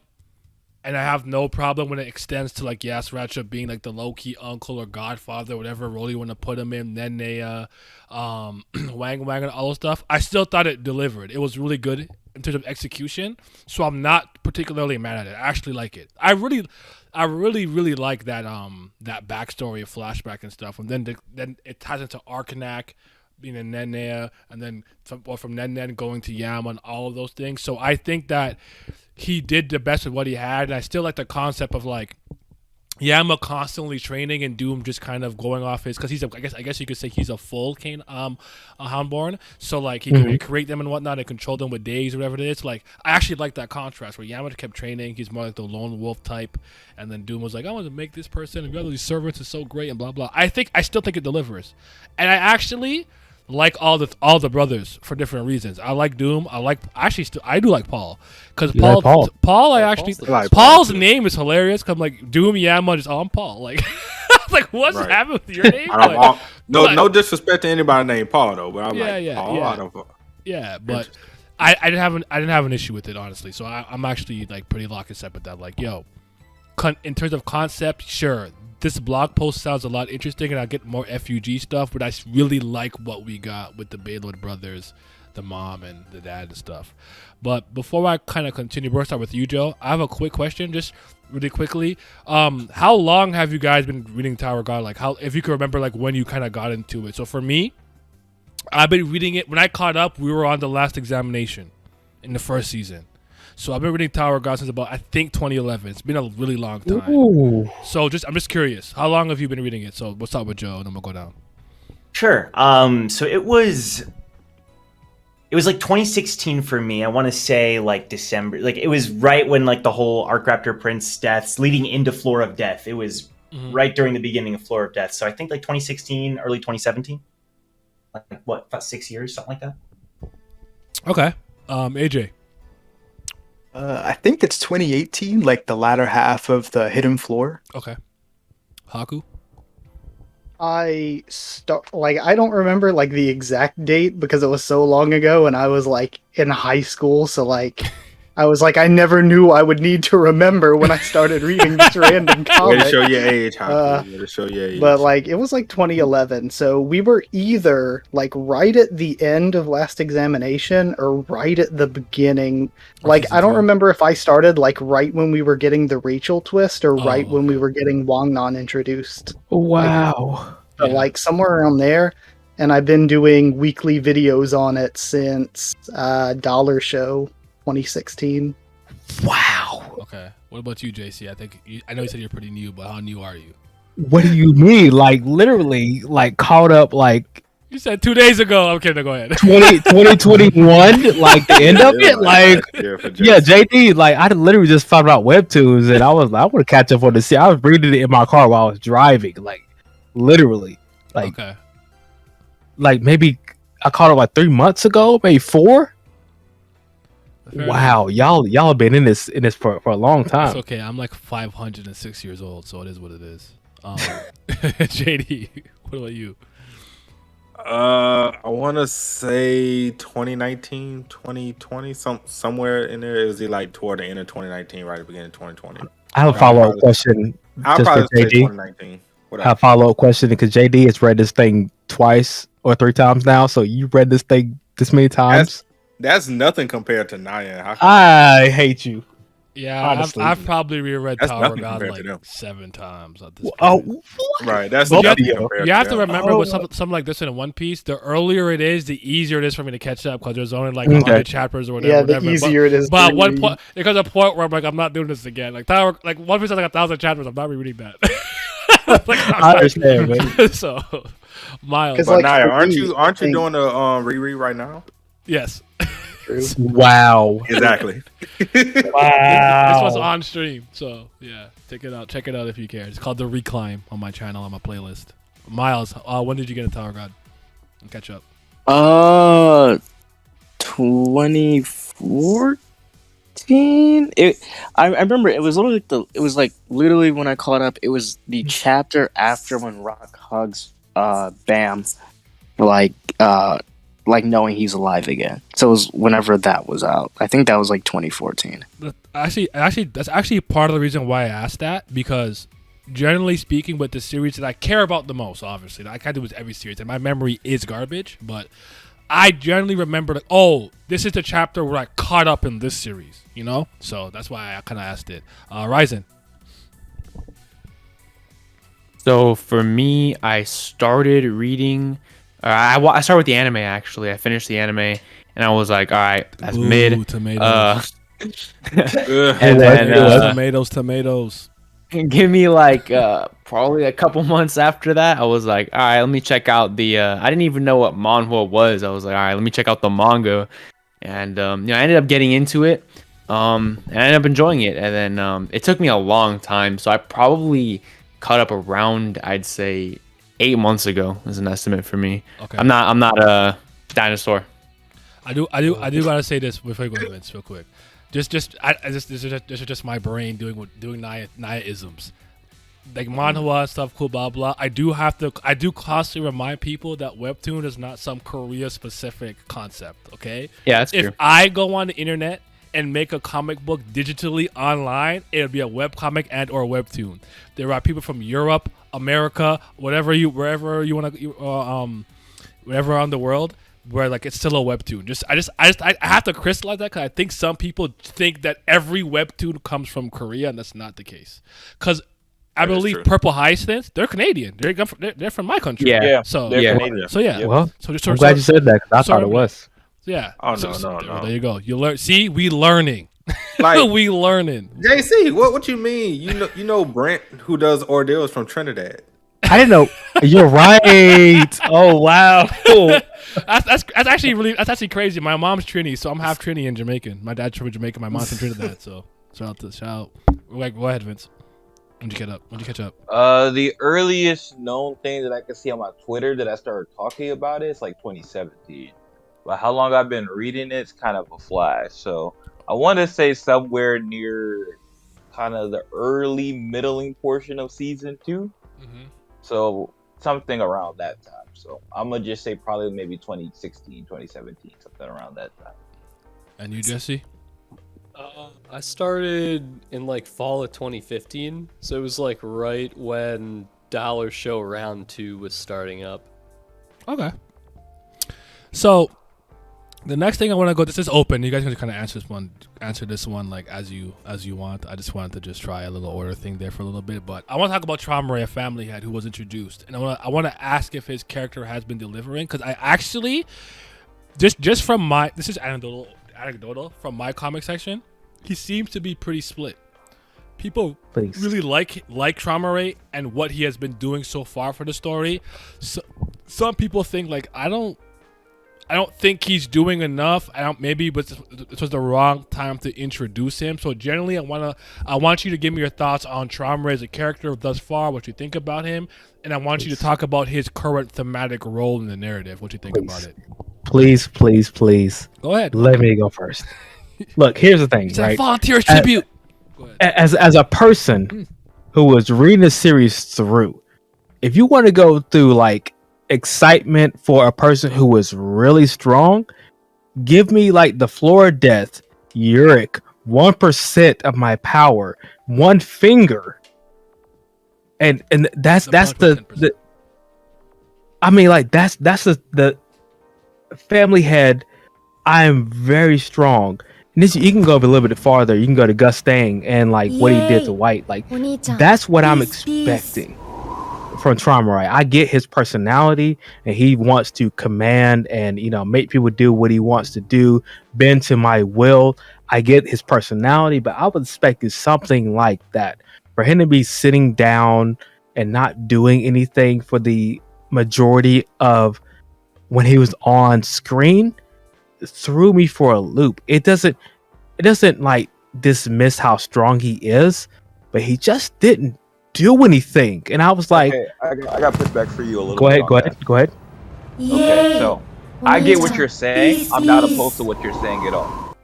But you know who was in his presence when he's there? You know, Mr. Strongest in the Tower, TBL Bam was right there, right? He Oh couldn't do anything. no. He was shaking in his boots. I'm sorry to tell you that. Who And was shaking he his couldn't boots? do it. Yeah, I'm sorry to tell you. No, in all seriousness, though. But I think the reason partially that he couldn't do anything because he's a family head. He has the power to kill everybody on that floor right there. Right? If he would have Yes. did something, He would have killed his the whole family. story over right there. like Game Bam's not over, getting man. out. Game You over. Nobody's saving him. No. You can't say that. Okay, the main character is there, and you finish the series if you kill him. You don't have to kill him. You could subdue Bam. Bam's not stronger than you. Not anywhere. Nowhere near close. They've never done. I get what you're saying, but they've never done that at any point in the story. So and that's to a me, problem that right kind of there. has to matter. They've never done that. I think the unfortunate circumstances that come when you have like super powerful characters that are like unbothered by everything is there's such a spectrum of how much can you not give a fuck, right? Like it's like the thing people like saying, it's like a fly, you don't hit a fly.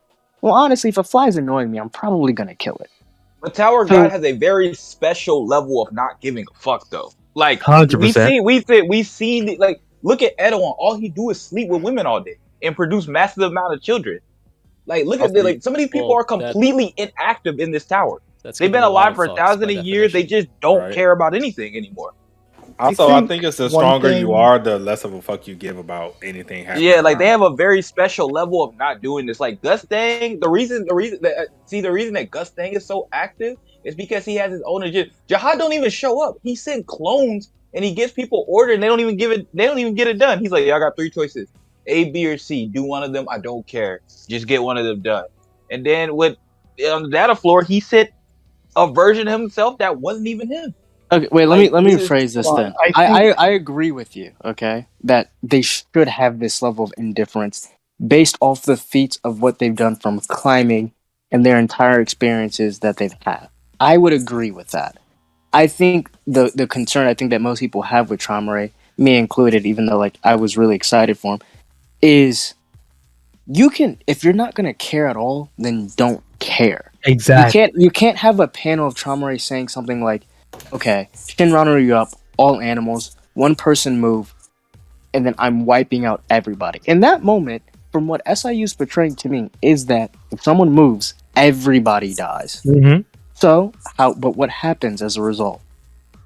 People move, people really talk, and a big century blast. You were saying, though, something really important that you need to sort of take into context with what all you're saying is to look at what Traumerei's actual goals and motivations are. What does Traumerei want out of this situation? And what he wants is for Bomb to join him so that his family has 2 irregulars. Going in and just nuking everybody that Bomb cares about, or going in and screwing anything up that he shouldn't screw up, isn't going to get Bomb to join him as the second irregular that he needs. I have a question. Haku, don't forget though. I'm sorry. I just have to say this. Go ahead. But don't forget that Traumerei already started off with a relatively negative idea of saying, I already have someone in the back pocket if you don't listen to me. I have someone that I can have captured up, which I assume he was talking about Jinsung from the way things have been going, because that was never really brought up. But Traumerei was willing to get down and dirty if need be to bring Bam over. So I do just want to say that. That doesn't mean, though, like, nuking everyone on the floor, per se. And so to Haku's point, like, yeah? I was going to say, I'm sorry. I hear you, but we have to also understand Traumerei probably doesn't view nuking in a bad light. I think they're also twisted in their head that I generally don't think. I think for him, nuking the entire town is the same as capturing somebody or doing whatever. I think in his mind of whatever these family heads think, that's probably the same thing. It's probably not that big of a deal to him. Rank But W40 on the Hornets. he's also pretty fickle though. I would argue that Traumerei is a pretty fickle dude. I feel like for me at least, when I read about it, I feel like he could change his mind on a dime on anything that he says. I almost believe that you can't believe that what he says, to be honest. This is a guy who is literally telling Yama's family, he's like, okay, breathe. What was the point of that? Like, there was no point of him doing that other than he just Hold on, we know the answer. He was trying to watch. He was trying to watch. I disagree with like the notion that just because he's like a really powerful family head that he doesn't really care. Like he knows that Bomb cares, and he clearly cares about Bomb. But even outside of that, we've seen his entire character. He does recognize the value in something outside of himself. I mean, like you said, the whole thing with Wong Wong and Yama, like he sees people as like if Gusting sees them as bugs or whatever. I think Traumerei sees them as like his cattle, Triforce creatures. Yeah. Yeah, and like his pasture. So like, you know, if I'm raising my cattle and I get pissed off, I wouldn't just nuke my cattle, I guess, you know? Like if I get pissed, you know, it's obviously it's a different headspace, but and at the end he does end up literally nuking his own family too. Like he kills a ton of people from his army. He kills that one guy who was like he's so funny. I know. So he funny. does even end up kind of exploding at the end in his own way. So I think he does see the value. I agree. People. Well, that's gonna be. The thing is, I think I agree with you conceptually. I think the execution of it could be better because I do think he had some feelings of actual care for Wing Wei. But then again, it's so hard to make the distinctions of does he love him because he views him as an actual person, or does he love him as a person sees a dog? You know, and I don't think we have like enough that, to yet. be honest. They're animals. I don't know if we have enough to make super hardcore distinctions about what he specifically cares about. And I agree with you on the thing. He did kill, like he did, you know, release all creatures. But the issue was that it didn't really have any impact because it didn't infect anybody we cared about. Sure. And he did it after already saying if people talk or move, he'll do it, and he waited until doing it. So I think we all agree on like the idea, but I think the important part is just if you're gonna do it, just do it. Like I feel like if I just don't think there was a good situation because you also have to remember he cared about the Leviathan too. There was something important with that he knows Bam has that matters too. So like, you know, and who just say he can't see the thing is with them calling a bluff, like a family head calling a bluff, it's not technically a bluff, but he was just trying to intimidate Bam, especially down. Because the rest of the people he don't need to intimidate. They already intimidate. But especially Bam himself, he's just trying to intimidate him down so he could get him to listen to him, whatever he got to say. He does show a good level of patience for like what interests him, like he did say. Okay, true. Here's kind of how I see it, right? It's a problem that I've seen across all mediums all across the world when you introduce characters this powerful before any character from the main cast specifically or the main character themselves could possibly deal with them. What you're kind of forced to do is either give them a personality or mental defect or flaw that forces them to not really engage at a certain level. Some people in the chat said like they're godly and stuff. I get that. Having like I don't care about what you're doing, blah blah, than the other. But I have seen this as early as like Marvel comics or DC comics when you introduce something like Galactus to like some certain characters, and it's like we have to do this incredible workaround to not just make that character go, okay, enough of this, you're all dead, done. Yeah, snap with a finger, right? I've seen it with like comics. I've seen it in manga. I would argue Whole Cake Island, Big Mom. They weren't ready to fight Big Mom. She's on Prometheus wedding cake. Mikey, just chasing them. They can't beat them. So she has like a mental hunger pang defect that causes her to not think straight. So that gives them the opportunity to do what they need to do in her territory, in her archipelago to get out of it. So like to me, I just think Traumerei is just another version of that, where it's like I have my level of annoyance with that, where I'm like he's just kind of all over the place here, but I'm so used to it and I halfway expected it. So I'm not mad. But it's one of those things which, as long as you like come to me and you say I like it because of this and you made sense, you made a good case, I won't argue with you. I don't like it because of this, you made a good case, I won't really argue with you. But honestly, I'm probably somewhere in the middle. I'm kind of indifferent. It's just like he'll get his proper moment and shine later. If that delivers, I'll forgive this. But I do have some issues though. That's kind of how I see it. I would guess from my manga background, I would say like, okay, when it came to like Gustang or like Uric or Traumerei, like usually in a manga, if you're strong enough, if you're capable enough, you can understand what you're up against. Most people in Tower of God don't understand what they're up against. Like Bam in that situation was like, hey, if I gotta protect my friends, I'm gonna try. But everybody else is like, nah, you shouldn't try. You shouldn't even, get close to the situation because you're not gonna win. But it never seemed like he knew, like, I'm gonna lose this no matter what. When it came to, Uric using 1% of his power against Karaka, it was like, Karaka didn't even really understand that moment, like what he was up against. It always threw me for a loop. Like, hey, this is one of the strongest people in the tower. You don't stand a chance. Get away. Everybody else trying to get away from the family head. Bam's like, hey, you know what? If I gotta do it, I gotta do it. But you're not gonna win this. That's what threw me for a loop with this right here. Is that it's kind of took away from me the intent, the moment, the danger that you were in, because it never felt like Bam himself knew what he was getting himself into. He felt like he could, with a Leviathan power and everything else, he could do something. He could maybe change what was going on, but in reality, he could not. I'd actually argue with Bam. He knew he couldn't do anything against Traumerei specifically, because when Leviathan was like, kill him, like, bro, relax in there, shut up.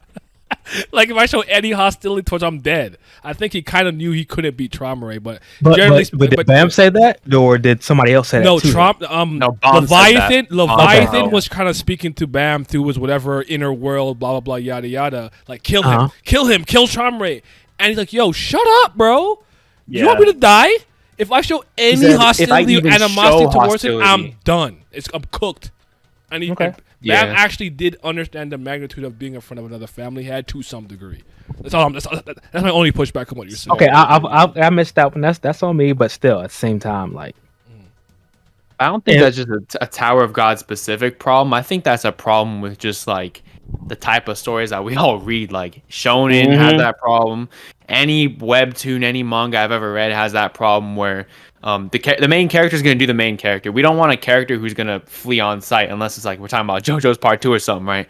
Like for the majority of like what we read, we're talking about like facing adversity head on no matter what, even if you think you're going to lose. It's the whole humanity thing, right? Like humanity will never, that sort of cliche, right? And not saying that that's the direction that Tower of God specifically was going with that, but it's what Bomb is going to do. That's just kind of, I personally don't really find that to be a flaw. I just personally find what you guys were mentioning earlier, how Traumerei basically was inconsistent with his words, how he basically the entire threat of Traumerei, I think, was kind of removed, in my opinion. That's kind of a hot take, but I don't find him to be very threatening anymore, because he specifically said, if anyone moves, I make the nest disappear. 10 dialogues later, 10 movements later, nothing is happening. I don't mind the indifference approach. I think it actually was handled pretty well in general, but I just don't appreciate how the character is inconsistent with what he says. I think it definitely takes away from the threat, especially with a family head level character. And one more thing I don't think you guys touched on was the fact that when he was fighting Yasuracha, I really liked the whole moment of like, yeah, you were under my genjutsu the whole time. That was really good. But the thing I didn't like was that Yazracha survived that attack. I think Traumerei should be so much stronger than Yazracha that any attack Traumerei does to Yazracha should instantly kill him. I don't think Yazracha should have survived that, even though he will die. But I agree. I agree with hold you. on. Do you attribute that though because he let one of his like creatures that he controls does it? He didn't like do it himself specifically. Does that change anything in your mind? Just curious. That's all. I think the fact that after Traumerei said, if anybody moves, they die, and he specifically was only focused doing everything in his power to recruit a second irregular, and then you have somebody defecting from your army and then attacking you with the intent to kill you, I don't think that individual should survive in any context if it's a family head. Okay, all right. Wait, I have a question. So push back for that, because one, I feel like you could semi-argue the same thing on the data for. Yes, it's not the Jihad we know now, but that Jihad version of Jihad should be so much stronger than Machini that she shouldn't have lived any of those attacks. And two, this is just something that SIU does from time to time. This is just conveniency. That because if he got rid of Yasaracha completely right then the whole stuff with him and Yama and all that just kind of falls apart, and he's not. I disagree with that. I think if you push that till the end, like push Yazracha attacking Traumerei to the end of Yazracha's arc, and I think that works perfectly in my opinion. I don't think that ruins anything. I actually agree with you with that standpoint, but he don't do stuff like that. So I'm just saying more from that standpoint of how he operates. Wait, work like that. Wait, I have a question. Maybe I'm misremembering or not understanding Yaz's power. I took Yaz's ability as if this was a video game. Traumerei did actually take. Right. Like if this was Sekiro, right? He did take his HP to 0, but he has the revive. That's how I took it. Oh, with the core stuff? Yeah. Okay. That's And how I plus took it. He wiped out his like HP 5 0, of his HP bars at once. That's what I'm saying. So the way I took it is like, oh, your HP is 0, you revived, but like I did kill you. Like you just came back. Like it is what it is. I think to me, I look at it in a sense where it's like, Traumerei's like, yo, I choose you. Go deal with that. Right? and it's like, okay, whatever happened, right?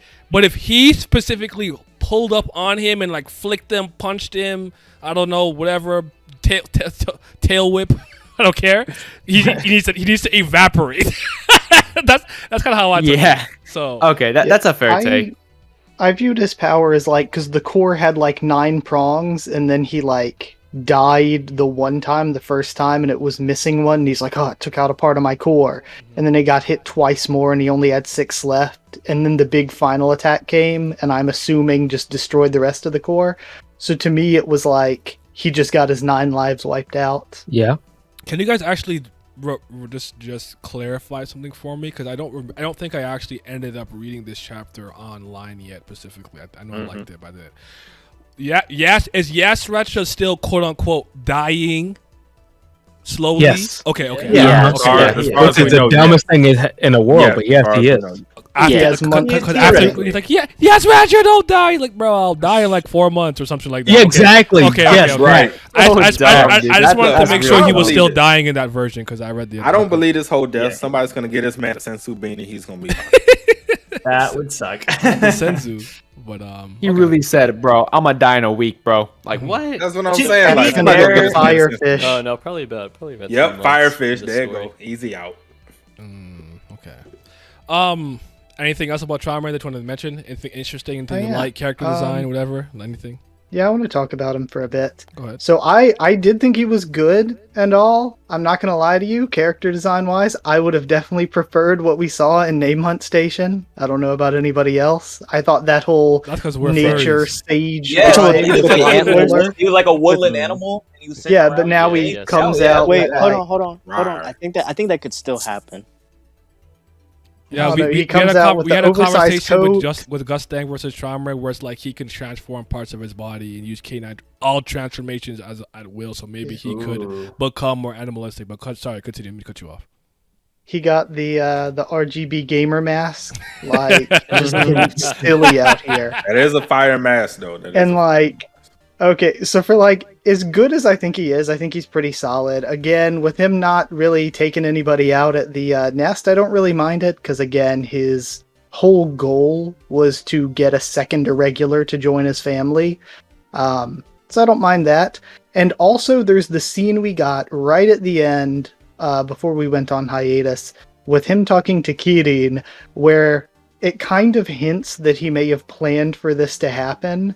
And so, like, it kind of makes sense. He's sort of, everybody keeps saying he doesn't want to kill people, he wants to manipulate people. So if he manipulated this whole situation to try to get Leviathan to go to bomb for some reason, you know, I'm willing to think, I guess he has a plan. But for as much as I like him, I also think maybe he's overrated, because the character poll, damn, I don't know if he should have been that high. I really don't. And like the whole time it was going on, there's a bunch of people in my comments with like Traumerei like profile pics, like all talking about voting for Traumerei, how much they love him. So I'm like, That's I don't That's know. 3 things. That's recency tax. That's the mask tax because he's wearing a mask. They just get more love. That's just a real thing. And then that's just because he got a quotable. He called people trifles all the time. Listen. That's true. Listen. In your character poll thing, they had Leviathan. All right. Which is Oh my unforgivable. Yeah. Why is he? I don't. Why? No, I think There in was your a lot of reaction people to that it, was Naya, But recency bias is definitely a real thing. I couldn't believe in your I saw that reaction, high. Naya, weren't you definitely. like, for the Ancient Giant or whatever, weren't you like all them votes were JDB?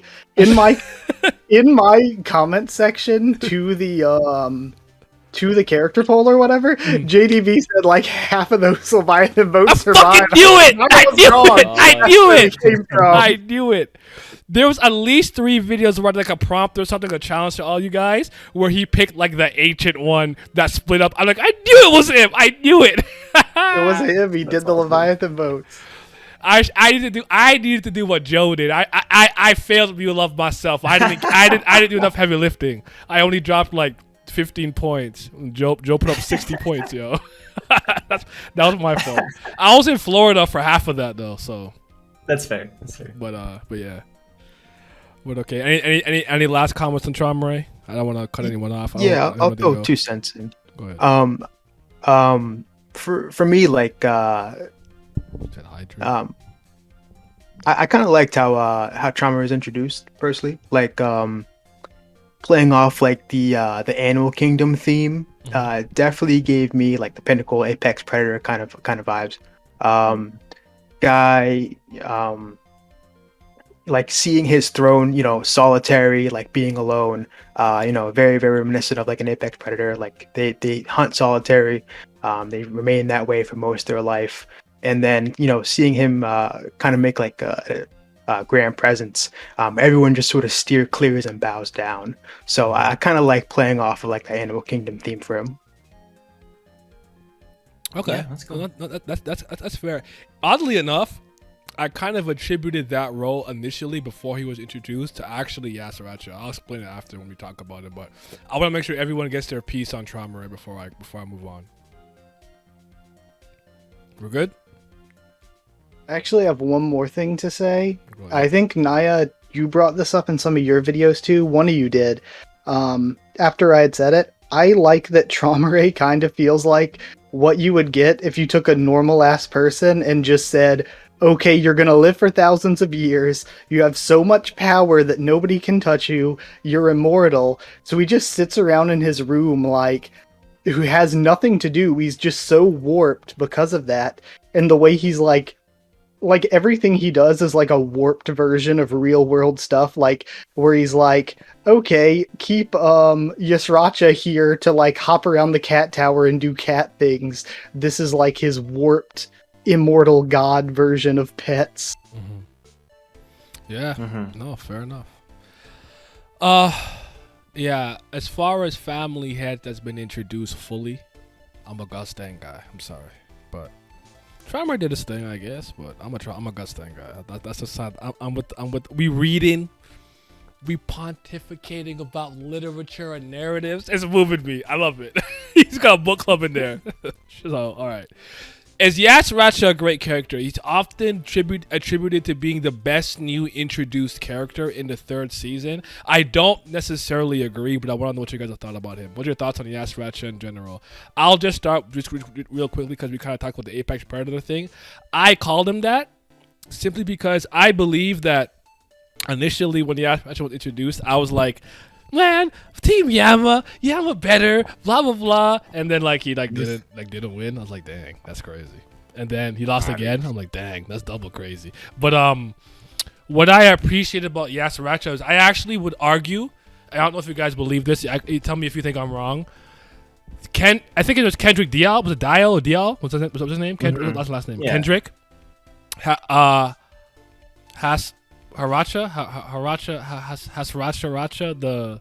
the guy with the marks on his face. Yeah, that fought Han Sung-yu. I can't remember his name. I think his name was Haracha or something like that. And then even a little bit of Hasacha. I honestly thought with the way that Yasuracha comes into all of their storylines and kind of usurps them and brings them into their group. To me, I thought their flashbacks were all interesting and good in their own right because it showed a lot about those specific characters, though I do think that Hasacha run was really, really, really long. But we did get to learn about his people and stuff. That was cool. I thought this was all great build-up to showing how much of a kind of apex predator Yasuracha was. Because he's taking and assimilating all of these people into his own little, core. Is he the 5th Corps commander? 5th, right?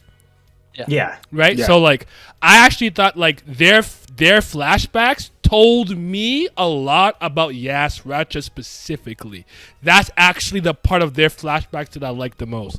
I don't know if anyone else agrees, but yeah. Go ahead. I totally agree. I think that Yasuracha is set up as the sort of master manipulator behind, because you get to see exactly how he manipulates each and every one of them. The 3 in particular you mentioned that we get the flashbacks for, and he sort of his argument when convincing them and talking to them and his actions, it all reflects him, like you're saying. So it's setting him up, and furthermore, so even though the flashbacks are a bit long, it does not only give us that awesome side story in each case and give us whatever lore, but voice crack. Yasuracha, I think it doesn't really pay off until the full flashback that he gets. It's cool up until then. Then it's those 4 chapters, at least for me, it paints him in an entirely different light. Not one that's I pity him more, I relate to him more, but just okay, he's the cat, here's the dog, everything's kind of leading up to this moment. Mm-hmm. And I agree with you. I don't know if he's the best character in season 3, but he is one of the best new introductions for sure. And just to piggyback a little bit off what you just said too, right? One thing about Yasuracha and everything that I think is pretty intriguing is that first of all, I'll say this: I like his design. I like the cat he was riding initially, and I like his initial introduction and stuff too, and him actually controlling the Houndborns and Doom being don't fight that kid, even though he's older than all of them. So I thought that line was funny. Certain lines I don't attribute to writing issues. I attribute it to translation stuff. I don't know, maybe there wasn't a different way to say that. But another thing about him that I thought was really cool when I got the flashback was just I actually thought it made sense of why he didn't just kill Yama the second time. When he was bloody everywhere and he really beat him and put the fear in him, that made sense to me because I'm are they enemies? Because I'm getting this inclination that they're not particularly enemies, or Yasuracha is trying not to kill him for some reason. And I would argue the flashback with Wang Wang justifies that, where he's trying to scare him back into his hole. Because at least in his corner in the cage, he's most likely safe because they're not taking F.U.G that seriously. So that's kind of how I took it. Yeah, he's a great character. I like him, honestly. Yeah. I was wrong about Yasuracha. I'm feeling pretty good about Lyborg, though. He's not that guy. right now. I'll give you that. I don't know if he's ever going to be that guy. But yeah, who else wants to chime in? I think go ahead. Sorry, I think for Yasuracha, one of the things about the flashbacks for me is that I agree with I agree with a lot of what you were saying, Joe. Where the flashbacks do I think like or what both of you guys were saying, where the flashbacks do like a really good job tying it all back to Yasracha and like seeing how he's like corrupted the other soldiers in his core. I thought that was like really interesting to build him up as like such a presence and such an evil for Yama to confront in the nest. And then when you get to like the real backstory of him, where you see like him and Wang Wang and Nen Nen, I think I also agree. I agree with Haku, or I think I agree with, I forget who said it. It might have been both of you guys, Haku and Joe. But the first 2 chapters are like really good for me, and then the next 2, or like the rest of the flashback, is like fine. But I think what that last flashback really shows is that, like, despite it's kind of like a comparison between White and Arye Hon, where like you see this guy that's been built up as the ultimate evil, and then you realize that, and it's kind of complex for both of these cases, but like you realize that a lot of the reason for why they did a lot of what they did in the present and recent past, right, was just because there was somebody that was so far above them that they couldn't do anything against, just like the subordinates, just like other people who, you know, serves the hard. It's a really interesting case of like, you know, the apple doesn't fall far from the tree. And so I kind of liked seeing that aspect of him. I wasn't really that happy to see him presented as less of a villain after that point, because I think it's just impossible to erase the amount of pain that he inflicted on Yama and his brothers and every one of the Houndborn. So I can understand like a momentary team up at the end for Yasracha and Yama, but it still doesn't really sit right with me.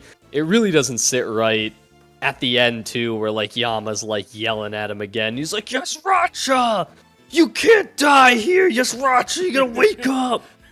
It was a little bit silly, but like while he was like a pure unsympathetic villain, I think SIU is trying to show him in a more sympathetic light now. I really do.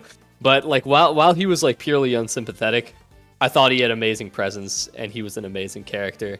And I honestly still think that even though I don't hate Liberic, I still think he's pretty far ahead of him.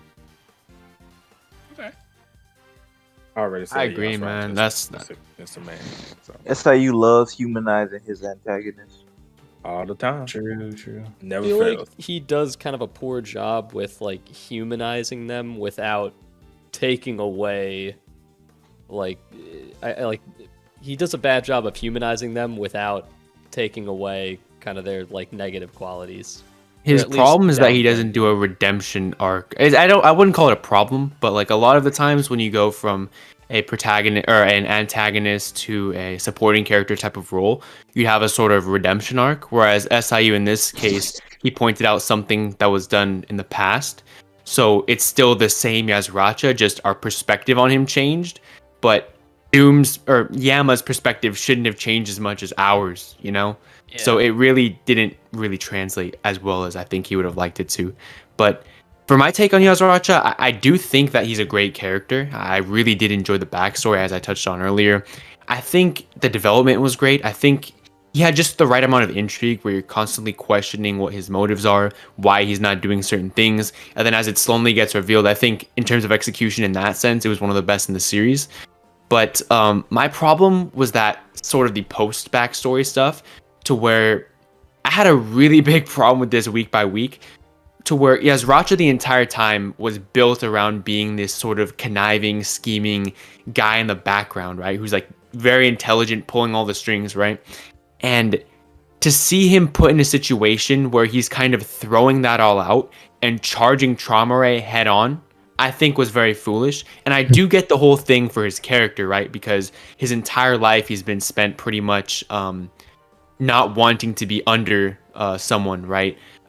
He was contrasted with Wang Wang, where Wang Wang just wanted to find a master to serve, whereas Yasracha wanted independence and he wanted to serve himself, right? Mm-hmm. And to where now this is his final act of rebellion, being able to do this, because if he doesn't do this, he'll never truly live with himself, right? I understand that, and I think I appreciate that it's there, but it's not the turn that I wanted his character to take. I'm just not really the biggest fan of him going out like in such a brain dead way for a character who is built up to be like this this guy who has all this intelligence, who manipulates others, who does things for himself. To throw away his own life seems very counterintuitive to me, and I personally didn't really enjoy it. And then to make matters worse, he didn't even end up throwing away his own life. He ended up getting in this weird situation where he tried to, and then now he's being taken care of by the person whose life he pretty much ruined. So I don't know. Maybe that's the his, irony of the situation. Yeah. I think like in his flashbacks, where he was called an obsessive cat, he gets obsessed with certain things and just screws everything up because of it. Because he had this whole plan to get Wong Wong away from the Lopobia family and take him to F.U.G or whatever. But then he's so obsessed with getting Wong Wong away that he leaks the plan to get them to be distracted by Nen Nen, and he doesn't expect Traumerei himself to show up. So then when actual Traumerei shows up, Yasracha's like, ah shit, and he just loses everything, including Wong Wong. So I think it's another issue with him with Traumerei himself showing up, and then Yasracha being like, screw it, I've got the Highbrider power or whatever, I'm just gonna go after you. Okay, so for me, I think Yasaracha is a great character in the I think he's a great character overall, and I think he's the best character in season 3 so far. But partially, I think that's because he don't really have much competition in season 3 this far. Okay. And that's just kind of more of that than anything else. Don't get me wrong, I think he's a really good character, but I don't think he has any competition. Like, if I just had to name who I thought his competition might be, Yama's not competition. Maybe Machini. That's it. I would have said Dewan for a while, but she was murdered. She stinks. Moron. I'm not gonna argue on that. I'm sorry. That wasn't even like a against you type of thing. But like, I don't know. Maybe he'll redeem her for me somewhere down the road. But right now, just PU. She don't do anything for me. She's very bad right now. Yeah. So, but yeah, I just don't think Yasaracha has any competition in season 3 for being like, oh, is anybody better? Like, no. The answer is no. Like, in every character, I kind of had some expectation for. Honestly, everybody so far that like I thought was pretty good, they all kind of fell flat. Caliban, Yasaracha, White, Evank and Hell, they all fell flat. So Evank Hell's trash. I'm sorry. I'm done. I'm done with the Evank Hell. I'm done with it. I have words about it. So disappointing. Go ahead. No, we can get to it later because we're talking about Traumerei. I don't want to. But I think Yasaracha is clearly the best character in season 3 to me, and nobody has to disagree with that. I mean, agree with that, but like to me, you just don't have any competition. Who? True. Little you. Little you. Yo, Little you is sick. When Little you bust out the crocodile tears frame 1, he might have been the GOAT. I lie. He does have one. He does have one competition. Spider Mommy. She came with a giant shield. Spanky Evank and Hell. So Lame. Yeah, Spider Mommy out. Nope. Like Perditi, he's trapped there. I kind of like Perseus and Hollow and P. Diddy. Perditi, why am I reading? Now, if you ask me who I think Will might end up being the best character in season 3 when it's also unless the season's done. If it continues, then it'll be different. But if it continues, who I think will be the best character in season 3 is honestly Machini, but that's my take. Oh my god. Here he goes. What do you mean? What has she been? That's a solid take. Hey, Bro, don't hate on Machini. Don't sleep on No. That's a good take. I like I'm not mad at Machete, that take. but Machete has been his like GOAT for so long. What Ran is, but like he just it's a Vince take. It's a very it's like me saying Mule Love is the best character. Now, It's season 3. No. Hey, this is not on the same level. Oh, Hold up, brother. Don't disrespect. Listen. I was the only one who told you She had a plan. that she had a plan. He did. Made a song about it. He was right. What's the plan? He was right. Y'all laughed at me. Y'all say, "Oh no, she don't got no plan. She not doing it." What's her plan? What's her plan? What you mean? She captured What's her plan? Jay's son. She got it. That was Chaos. That's I don't know chaos. what it is, but Another hey, chaos. she's planning something, bro. Now that the boss is involved, there's something going on for sure. Bro, Yeah, listen, she definitely doing listen. something. He the Relevancy, only- that's he what's the going only on. chef- He the only chef in the kitchen with a giant pot, and she making stuff happen. Just because you don't know the recipe, don't mean you gotta be angry about it. That's her to know. That's her to find Hey, out. that was cool. Hey, I agree. I agree. I'm not trying to hear nothing from a girl that's not trying to see the ones with Haigh-Rankers. That's all I gotta say. Can one of you guys Shut up, man. remind me? She sleep. If you ain't throwing the ones, bro, what you doing? I just don't know what's going on. to remind me real quick. That's all I legit, gotta say. Has All I gotta say is McKinney- one time she did fight, she got packed by Jahard, so I'm Was not that really just- seeing anything impressive with that. Oh He's wow. asking, has Stop, McKinney bro. done anything Shut up. beyond capture Jin Sung? Well, yet To me, you that's you like- have Hold on, that was a She's actually done. No, There's one you thing- have Snow- you can't say Oh, that God. because this entire arc of the Nest stuff is us going to the reason that everything happened the way that it did is because they were able to capture Hajin Sung and make Bam want to save him. So like as much as I hear you, it's one thing, but look what it evolved into. You can't doubt You talking that. about the fight after Caliban went to that? No. That. All I Come gotta on, bro. say That's is, like I'm saying has she Jihad said- done anything besides she said become Bam- king of the tower? Like, bro. She come sent on. Bam. Maybe She you sent didn't, I Bam. don't She know. sent Wow. Bam to go get Leviathan. She's the one that Right. set this That's whole true, thing in that's motion. Who That cares is true. Like, come on, She did come it on. all. That's like cap, man. She did it all. Actually, though. no, She she did it all. did. Vince, No, Vince, I'm forgetting. Vince, She did stop do a bunch of capping like stuff you in the care about nest. that tapeworm. You do not care No, about bro. Leviathan. It don't matter. He's part of the Tapeworm. agenda. He's part of the Wow. agenda. She did He do a is bunch of stuff irrelevant. in the nest, so I'm He's gonna part give of her he's credit part for of what that. she's doing. She I brought- still think things are hold too on, hold on, easy hold on, for hold her. on. One mic, one She mic, brought- one she brought her mic. fam- She brought her family members here. They showed up. They were being the coolest people. Like, come on, man. She told Kun, like, what you doing? You suck right now. Do better. She Y'all told him he suck was right sorry. Why do we give props for people Gotta for shut speaking you the Yeah, truth? because she raw like that. Nobody Wait, else wait, get no props wait. like that. They're not She doing ain't done nothing. nothing. Wait, She done guys. everything. Wait, I have a question for everybody in the chat. Are we really giving respect to someone that loves propping themselves to be so sweet but had to sneak somebody? She Now, said hold He on, just hold on, snuck hold him. on, She now, did. Hold on, now, hold on. Now you Look, sitting here look. being disingenuous because you gonna throw the whole Coon family like personality out the window. Oh, They we're are so For schemers. real. For we're so- They're real. schemers, We're and you so gonna throw it common. out the window now because Got you a don't like point. her. Stop the cap. Got a Wait, point. Stop the cap. wait, I'm wait. folding you. You Wait, folding like no. origami right now. No, Stop. no. Wait, let's not act like they're let's not act like they're a monolith. What does Kuran do? He pulls up and he fights. What do you He do when he fought not Arya? her. He's the He exception, not though. her. Don't do that. Bro, He's the Kuran exception. is You the can't do that. You mouthpiece can't do of that. the You can't Coon do that. bro. family, Look at bro. you. You Look can't at do you. that. Come on. You've lost. Hey. You lose. Yeah, Put it out yeah, there, look, dude. where's Ran Steph? is Where's Steph garbage. Curry? Coon Where's ran Steph is Curry at garbage. bedtime? I'll put you to bed. Poor character. Game 6. Jesus. It's done. Hey, real quick, y'all. I gotta hop out. I gotta finish packing because I'm moving Saturday. But I just wanted to say, appreciate the invite, appreciate the discussion. I will keep listening to y'all as I'm packing. But I did want to get y'all thoughts. Yeah, y'all don't have to do it right now. Y'all can do it at the end or whatever. I do want to know y'all thoughts on the season 2 of Tower of God anime. So definitely want to get y'all. Okay, but I can say that. I'm gonna hop out for sure. Yeah, I appreciate I'm you. hop out. Appreciate you guys, man. I'm gonna hit you up because I want Alright, you to see you, come. bro. I have another idea for something for us to do, but I appreciate you coming through, man. All right, appreciate Au it. revoir. Au revoir, mon ami. Is Real? that French? I don't even know. That's Yeah. French. Quick Yeah. while we're I on actually want to Machete, say. though. Oh, go ahead. Go ahead. Real quick while we're on Machete, I know most of y'all were memeing, but I actually did want to run down like some of her plans so far and like how she actually managed Oh it. no, I wasn't memeing. So like, Go ahead. this whole plan that she had, we learned back in season 2 that she wants to like start the war. She wants like a war to happen in the tower. Because I guess I don't know what the end goal is. Maybe if the war happens, she breaks free from Zahard's control. Maybe she tries to get the 13 months. Who knows why she wants it, but that's what she wants. So from the beginning, she says, "Okay, I'm going to go warn Bomb that." Or I'm going to go warn Jinsung that Caliban is going after Bomb so that he will intercept Caliban and they'll fight. Because she's like, I'm not strong enough to fight this guy. I want him to think I'm on his side.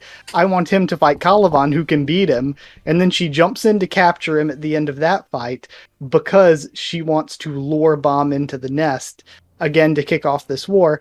So then the war comes in and she like switches sides halfway through to help Bomb out because of the speech that Karaka gave at the beginning, where Karaka's like, okay, what happens if we lose here? Everybody in the tower is going to be like, well, damn, F.U.G should lose. They're against the army of Zahard. But then what happens if F.U.G wins? The whole tower is going to be like, damn, Zahard's army took an L to F.U.G, and it's going to kick everything off and like inspire people to rebel. So she sends him into the crystal, but that's kind of where the part that she plays ends, because at that point the boss gets involved and the boss shows up and kind of like hijacks what's going on. But at the end, she still did have the nest kind of a failure for Zahard's army. So in the end, she still does get what she wants in people starting to rebel against Zahard to kick off the war. I want to add to that real quick. Actually, I think Macheni's actually in a really good position at the end of this arc, like just in terms of her character. Because one of the things that I wanted to see was, like what if there's like a spanner in the works in her plans? Like what if something like challenges her? What if she has to counterplan? I think the boss appearing in front of her and like changing the locations and stuff was actually a really cool move, because now we get to see.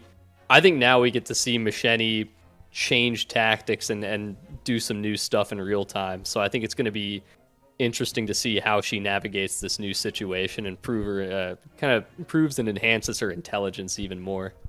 Yeah, So definitely found some of that match her metal. With this Princess arc coming up, there's always the way that she could get involved there, because we don't exactly know what her wager with Yuri was, but we do know that Macheni was working with Lilial, Shilial, and Maria, and we know that Lilial's going to be involved in the arc, and since Lilial's working with Macheni, then she's tied into what's coming next too. Okay. I do want to ask you guys about any other characters in season. I don't care if they were introduced in season 3, but season 3 characters in season 3 that did something very, very notable or important that you want to highlight. But before that, I do want to ask a quick question, because we talked about character development a lot and characters progressing and whatnot, and it's something that I've seen and hear a lot when it comes to anime manga discussions. Anime discussions more often than not, but I personally, I take these type of things case by case scenario in a sense that I look like a character like Goku, who's static, doesn't really change. Okay. He likes to fight strong people and improve himself, and a lot of the core characteristics and building blocks of his character never deviates from Dragon Ball to the end of Z. I'm not talking about Super GT. I don't care. Talk about the end of Z, right? Or obviously we all know that manga is just called Dragon Ball the same way Naruto is just Naruto. There's a Shippuden in the Z stuff, so just throwing that in there because there's always that guy in the comments. I know that, all right? I know. The reason I ask that is because I don't think there's something inherently bad about a static character if they're done well. I don't think a dynamic character is necessarily better than a static character. It depends on the narrative you're telling and execution. I just want to know if anyone else had the same opinion. That's all. That's interesting. I'll let everyone else go first. I have to think about that. Well, for me, I tend to prefer dynamic characters more. That's why I like a character like, for example, Eren Yeager would be in like my top 5 protagonists. That's actually crazy. That's crazy. That's actually crazy. A, because the hottest take all stream. Yeah. I said A, yuck, and 2, because I actually don't think he actually changes as much as people try to make it seem. But I'll let you finish your point though. Well, go ahead. And that's why Bomb throughout season 2, I think is more dynamic than he is in season 3, and that's kind of what draws me towards season 2 Bomb a lot. I don't know why you guys. Whoa, hold on. Why was that a hot take? I thought you guys don't like Eren. What's going on here? I don't like Attack on Titan. If I just don't think I'm gonna Attack get on in trouble. Titan's Bro. good. Yeah, If I speak, I was- I'm gonna get I in don't trouble. think Attack on Titan's awful. I'll Overrated. keep it very simple. you're I'll keep it serious. simple. I won't go into great detail. But in a nutshell, generally speaking, I do think Eren goes through some changes. I'm not saying he doesn't, But I think the major difference is that he stops operating from a position of ignorance because of the information he gets, so he knows other humans and whatnot are his enemy. I don't actually think the core character of Eren changes as much as people like to seem, and actually a lot of people who like AOT started to admit that later after the fact. Eren cares about freedom. Eren is like not the greatest fighter. He gets washed sometimes when he's his friend to come save him. And even later on when he's older, when he's fighting with Reiner and stuff, when he's like, Eren, you're not that raw, bro. Like, I could take you type of thing. Reiner, whatever, like, blah, blah. Where I'm like, Eren has not changed as much as people like to pontificate and act like he did. But that's not saying he's a good or bad character. I leave it up to you. I don't like him. I don't really care for the series in general, but I just think it's one of those things where it's seen and held as a common kind of manga opinion. So if you deviate from it, people kind of shit on you because like, oh, how could you say that? You're stupid. Oh, what was this idiot?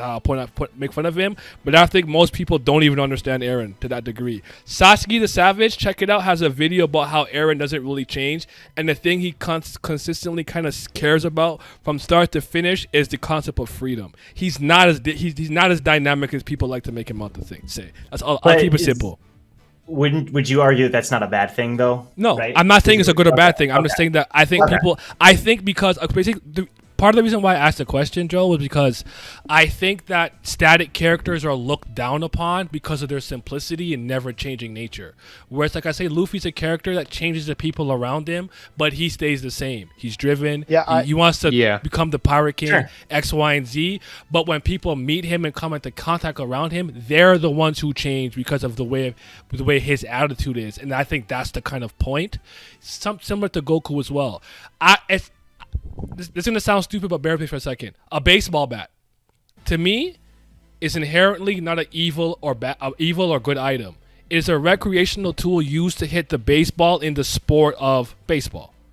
But if I take it and I hit someone in the head with it, I've used it for evil. I've weaponized something that is pretty much neutral. I see static and dynamic characters as neutral. Now, if you have good development for this character, it's consistent, it's seamless, and it goes in the right direction, I'll give you marks for it. If your character is static, but they work within the confines of your narrative, I'll give you marks for it. I don't see any as better. The same way that I think that sometimes there's beauty in simplicity, and people think a more complex narrative is better. I don't necessarily believe that. Again, generally speaking, for me, it just depends. How do you execute? Did you do 65 moves into a step back and throw up an air ball? Fucking care if your handles are good. You saw the air ball. That's kind of how I see it. Yeah, I was just about to bring up to say that they can both be done extremely, extremely well. Two of my favorite characters from, I guess, keeping it in popular shonen, a really static character to me that I would say is one of my favorites is Luffy. I've always really liked, and he doesn't really change at his core. And a dynamic one that I really love from Hero Academia is Endeavor, who changes a ton multiple times throughout the series, but is also really well written. I got a question. Oh, go ahead.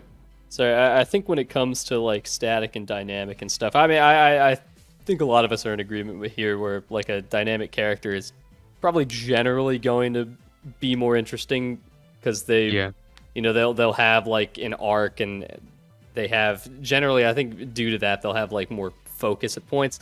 But I also think that a lot of it just comes down to if they have interesting content around them. I actually want to give two TOG examples of characters that I think act similarly, but one is way more interesting than the other. I'm going to give Rack and Evan Kell here. These two characters to me are at their core very similarly used, if not similar characters, very similarly used, but they both really love fighting strong people. And now you can definitely disagree with me on Rack, but Rack has a lot of interesting content around him, at least he used to through Workshop, where even though he's this really loud guy, he's all like, you damn turtles, I'm gonna eat your skin or whatever. Even though that's what he does in fights, we have so much more with him where he motivates Aguero, he motivates Bob. Yes. Did you lose your banana? He gets good moments where he doesn't like change them, but like he'll have connections and dynamic building with them.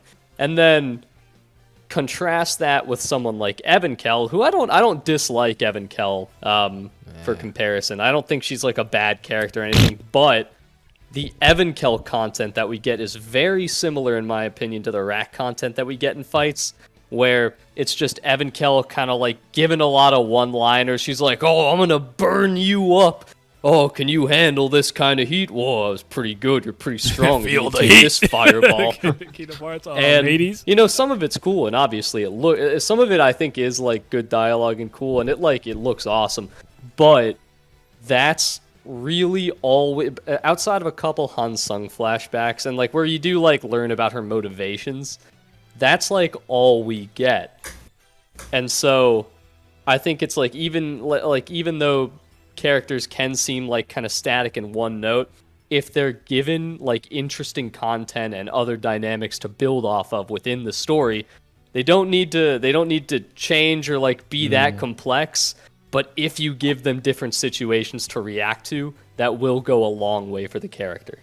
That's Just interesting. Just one thing real quick, because I like what you said, honestly, all things considered.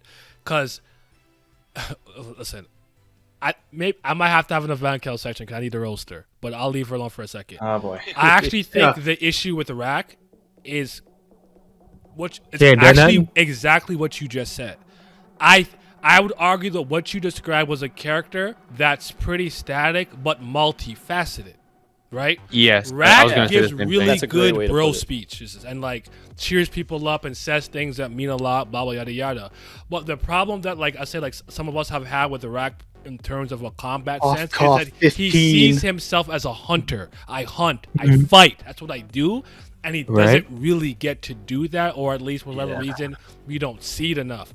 I actually think Rack's character is solid as hell. I like Rack. He's a good character. He's well written. He's my Did you favorite lose your in True banana? Love. All those things are really good. He has all those multiple speeches about those things. But it's like at this point, because he's a self-proclaimed combatant that hunts, his Shinshu density was pretty resistant because of the different levels of Shinshu he's been hunting in. I want to actually see his combat prowess come to fruition. That's the actual issue that I'm having with him. His character is perfectly fine. And I just want to say that, that's all. But what you said was well said. I was gonna ask you, Naya, to go back to the whole dynamic and static character conversation. I guess we'll leave the Attack on Titan conversation for a different time. I do agree with what you said We can talk about about it another day. yeah, another time. But Please, would you let's not. call? What's up? Please, let's not talk about Attack on Titan. Yeah, I'm done with that. But for the dynamic and static characters, would you call? I just want to get like an understanding of how you view them, so that we could contextualize it better within Tower of God. So, would you call Johnny Joestar dynamic or static, in your opinion? From Steel Ball Run, Johnny Joestar. Probably more dynamic than static, but I do think you could. I make the would case. agree. You can make the case, but more dynamic than static. It's funny. It's actually funny you chose him. He's my second least favorite Joestar after Giorno. What the- I don't like Okay. Giorno and I can Johnny. speak on it. Giorno and Johnny are my least favorite get that. main protagonists in JoJo. I want to make something clear. Least favorite and bad are not the same term. No, I am not still calling them outrageous to me. bad. In terms of What me about personally, Jonathan? they're my least favorite. Jonathan's like top 4 for me. Jonathan gets a lot of disrespect in my opinion, but he's pretty He's 4. static. He's static. He's a gentleman. He's a product of his environment. Being a rich Englishman in England at the time of it, he's a product of his environment. I have no problem with Jonathan. Joseph and Jolene are my favorite. Just throw it out there. Those are my 2 favorite Joestars. Anyways, or I'm just. I think a different discussion. I'm related right now. I feel like you're making the same mistake with me that some people like to do with me, where like they think that like I have a consistent type of like intrigue across all series, where like generally speaking, like I said earlier, execution is what makes me care more than anything. I like a scanner type characters, so like badass character that's kind of in opposition to the MC, but I don't like all of them. Like I don't like Sasuke. Like it just depends on how you do it in the narrative. But I like Vegeta, so to speak, because they kind of put them in that same mold. Whereas like I've been ripped on a lot in the past for liking a character that's Luffy. I think of Shonen Jump real quick. There's typically 3 types of main characters: the hyperactive knucklehead, the absolute total bum loser, and the calm, collected genius. Would you agree with that? There's more. It's more than that, but just generally speaking. Right? Yeah. Would you agree with that? So, if I like the calm, collected genius in these 3 series, people expect me to like it in the other 3 series, where I'm like, no, I don't like the execution in these series, but I like it here. So I used to rip an Asta for being like the rambunctious, yell a lot, run around, be hyperactive. I don't like him, but I like Luffy. And people are like, that makes no sense. You like Luffy, you like Asta? But I'm like, it's a different story, different narrative, different intentions, different writers, different styles. How could you hold me to the same standard across all stories? That makes no sense to me. You have to ask me case by case. Trying to understand me by just asking me about one particular thing is not going to work for you, because I could hate a JRPG here and love another one over there because of the things that they did, that they changed or propped up. You got to ask me like very specifically in that sense. That's all I want to say. I was trying to pick into your Tower of God mind by picking into your JoJo's mind, and I regret that, bro. That was a bad decision on my part, because now I got beef with you because you were saying stuff about Sasuke. Oh, no, we got all sorts of beef now. It's all over, bro. Fine. We can talk about it another day. I mean, a great stream. But I just want to end with this, and then we'll open the floor up because I've been talking for a while. When it comes to like characters and different things to me, I'd love to take it in a vacuum, case by case. I don't generally like to paint the broad brush, but the most important thing for me in storytelling does tend to be characters. So if you don't have a character that I really love or like, or characters in general, or someone I can attach myself to, I probably won't enjoy your story to that degree. That's fair. Yeah. I've been waiting for this next topic for a while. I'm looking at it. I was staring at it, reading it. He's solid. I've been preparing for it too. Has BAMS... Before we move on, one thing I've been wanting to say for like a long time, but I've never really wanted to cut anybody off. What we're talking about, like criticism of the nest and stuff, and like how it's like sort of a recency type thing.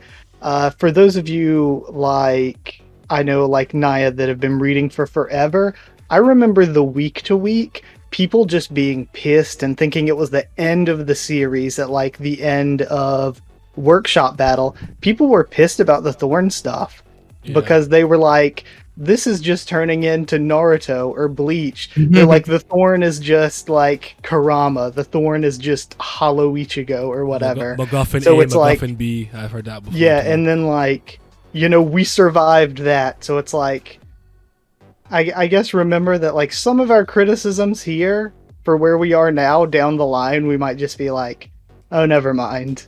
I also want to say this real quick. I am generally kind of hard to please these days. I'm highly critical and I critique things like pretty harshly, but I only critique things harshly if I love it and care about it. If I don't care about it, I'm not going to do that for it. That's why I'm harsh on like One Piece and Tower of God. I love these series immensely. They've done a lot for me, but I never let that blind me from entertainment.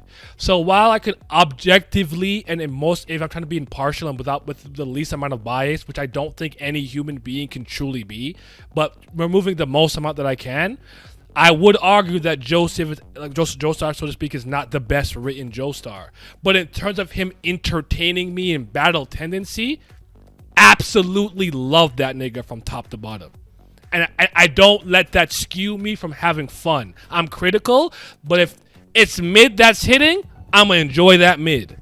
I'd love to. I agree. It's one thing I like to criticize with my audience. Be critical, think deeply, but do not let it interfere with your general enjoyment and entertainment. It's important to have that balance. Totally, yeah. That's why I've been toasting One Piece. I love it, so I'm toasting it. me and you are pretty lock and step with Wano and tell you when it was the worst arc in Shonen ever. I'm like, bro, no, it's not. Well, you might have read more than me, but for me, it's like The Promised Neverland might have an arc that's up there. Naruto's War arc is a good, like, maybe. but Busaga's for not me, I think there's a good argument at the Oh, worst. good. side of Inuyasha it. has some terrible arcs. But, I haven't read Inuyasha though, so yeah, okay, fair, but all right. Let's talk. We're gonna get into the power up kind of discussion here a little bit, but we're gonna kind of start it off with Bam. So, Bam has been growing at an increasingly rapid rate and been getting exponentially stronger with some external power ups. Do you believe that Bam's rapid growth has been an issue in the series? Yes. Okay, Yes. can I, Yes. okay, This okay, is okay. the worst. Wait, Okay, really? Joe, go ahead. Sorry. Okay, I know we're all about to roast bomb, so can I go first? Okay. Go ahead. Yes, it's an issue, but okay. So here's my thing about bomb. It is a problem, and we can get into characters outside of bomb. I think but in my opinion, it's less of a problem in a way. So we all know he's going to grow rapidly, and in a way the exponential factor does make sense, because it's like, okay, if you compare his jump from Dollar Show to Hidden Floor or Hidden Floor to Last Station, it's like crazy. But I do think that does make sense within the lore of the series. I think the problem that results from that is when you get a fight like Bomb versus White, where it's just like, okay, and I think Naya, you've said this before, like if Bomb is fighting an opponent, he's gonna be like as strong as he needs to be to win. Essentially, you've made that comment before. Like which is why we were all scared that Bomb was gonna like go toe to toe with Traumerei. We were all like afraid of that, moment. And so it's a problem, but I've sort of accepted it for Bomb just because that's kind of his role as the irregular, right? Mm-hmm. I think he can have problems. So Haku's talked about this before. I think Bomb participating in the upcoming tournament, okay, that's kind of the problem, right? Where's the tension going to be? So I guess for me, it's like Bomb getting these random power-ups. I've kind of accepted it. I don't really mind it. I think it's just a little scary knowing what's to come. So Joe, can I ask you one quick thing? Do you think please. that it's like one of those things where it's like I complain about, and I've admitted this kind of myself to a certain degree, but I often say with One Piece, right? One Piece has very over the top, zany, eccentric, weird looking characters, and for you to complain about that 1,000 chapters in, it's an exercise in futility.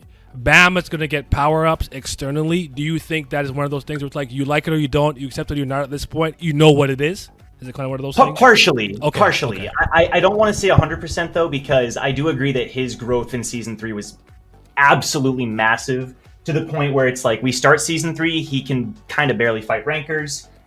He has to work with Kun and Rak to fight Delete, whatever. Mm-hmm. And then now he's like stronger than Jin Sung probably, and like that's a massive jump. Wait. So I get the criticism. Yeah. Okay. I have actually quite a few pushbacks and a few questions. Like, this is a huge thing for me. This is one of my biggest problems. Why I don't like Bam as much anymore. So, one, okay, this is for you, Joe, and everybody else can answer this. So I'm curious then, Joe. Before Season 3, what level would you have Bam at? Like as far as relating him to somebody else? Like, is he A rank regular, ranker, B rank regular? Like before Season 3, Like Last Station Bomb? Yes. Where do you think he is? I would say Last Station. Personally, from what I remember, Last Station Bomb is probably like low tier ranker, like very low tier. Mm-hmm. Okay. So, and then I've my other question is, are you of the opinion that Bam is going to fight Jahard the moment he steps on floor 134? I thought about this, and it's a hard question. I think it's possible. I mean, it depends on where he goes with the story, right? Are we gonna? I would hope for that. That's what I want to happen. And I think too, there is still potential with the gap between current Bomb and Great Families, because like, let's be honest, like if he's Jin Sung level right now or stronger White level, whatever, White is nowhere near REA Hans, so you could make that argument. I don't know. True, but because at least for my view, right, I was under the impression that Bam was not gonna. I've only came to this idea that he probably is now. I was under the impression Bam would still do many things after he first steps on 134 and would not be ready. However, from what it's looking like, he probably will based off his growth rate. If we can all probably agree, I think we could most agree, he was probably around low ranker level or a high, like A rank regular level by the end of the floor. because he was comparable with Gerhard, who probably was around that level. So if we can agree that he was ranker level, which is a huge gap in strength from A rank regulars, from what we're considered, right? Okay. To being stronger than advanced rankers, which are far stronger, to fighting high rankers, right? Then from the high rankers, of those thousands that exist, he didn't jump from just 1,000 to 500. He went above that, to above the top 200, to above the top 100, and fought white. Mm-hmm. Yes. That's not a massive. That is one of the most astronomical jumps in power I've ever seen someone get in a 2-year time skip. Yeah. Yeah, no, That I is agree. extreme. And I think the issue is by pushing him so far, we have completely and utterly gotten rid of the importance of everybody else, because now we have stepped completely into shonen-y power level system. And as if we all agreed, we enjoy the game because the importance of the games was that power isn't everything in the tower. But because of this jump, no, power is everything. And Okay, the shift of the story, I think, has changed drastically Sure. because of this giant power level of BAM that never needed to exist in the first place, because we didn't have to do this. I mean, so sorry, I don't want to take up too much more time, but No, go ahead. Go for I it. do Go for it. totally, They're I here do for you, totally bro. agree. No, no. They're here to see you. I do totally 100% agree that it is like it's. I would. So that's what I'm saying. Like I would have much rather preferred that he earned the growth that he gets. That he actually trained. We get to see him grow. So I don't like it. I'm not claiming to like be a fan of it. I guess just from my perspective, I've kind of I've accepted it. I've been like, that sucks. But like, it's not to me like a make or break situation. But I do want to say too that the point about like, okay, now that he's at this level, now we're just like in typical shonen, or like everyone else doesn't matter. I think that depends on SIU now, because Bomb has just achieved this, and now we got to turn to SIU and say, okay, what now? What's going to happen? How are you going to keep everybody else relevant? Hopefully not through just giving Kun and Rak white powers, which we'll hopefully get to, because I have a lot of thoughts. But I mean, it's as long as, I guess it depends on where SIU goes from here, in my opinion. well, I think honestly he could remedy it by just doing administrator tests. I think that's a really easy thing to do, because administrators are literal gods. So they could easily still have BAM take extremely hard points within the test and have them somewhat like separated while other people do other things in the test, like how we used to do it. Like, oh, BAM has to go fight this super strong monster while everybody else has to like some capture the flag at the same time. There's ways to remedy it. I just don't know if we're going to actually get that, because the arc that we're getting after a war arc is princesses fighting over him, which he's also going to participate in. So the thing is, I feel like there are methods in the tower, because the tower's so big, to remedy it. I just don't know. I just don't have the confidence at this point that we may get that, if that makes sense. But I think we could, in theory. Let me ask one thing then, because I this is not really from a story perspective necessarily, like Bomb character development, but just from a lore perspective. Where do you think that Yurik Mizuno was, like on floor 52 or whatever we are, 51? Power scaling wise, if you had to guess.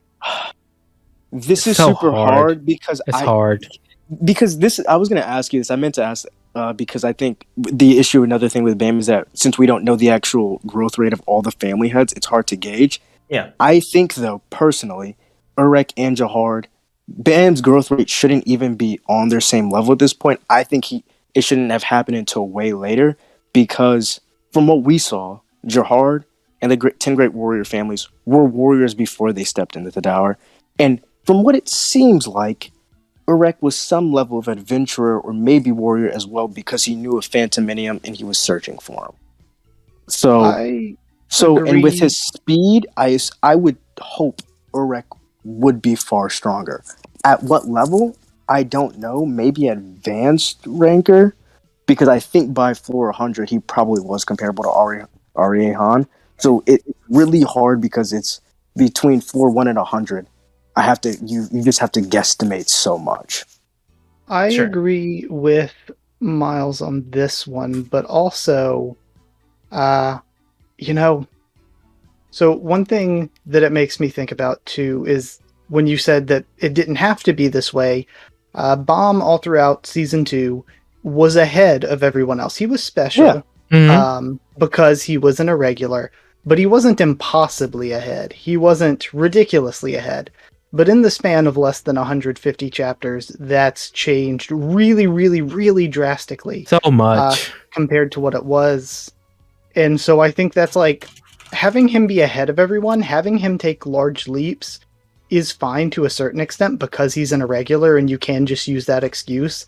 But I think the leaps have been too massive because we're only on the 50 somethingth floor. Yeah. And I because totally we're agree. only on the 50 somethingth floor, that just makes me think for the rest of the series, I'm just like, is everything else a cakewalk from here on out? Well, yeah. So this will be my final. Like, I totally do agree with all of that. It is a problem. I think my thing is that I don't want to assume that like, oh, so now the rest of the series, like that's the point where I'm like, okay, we can guess, we can try to assume what's to come to an extent, but ultimately, it really depends on this next arc for me.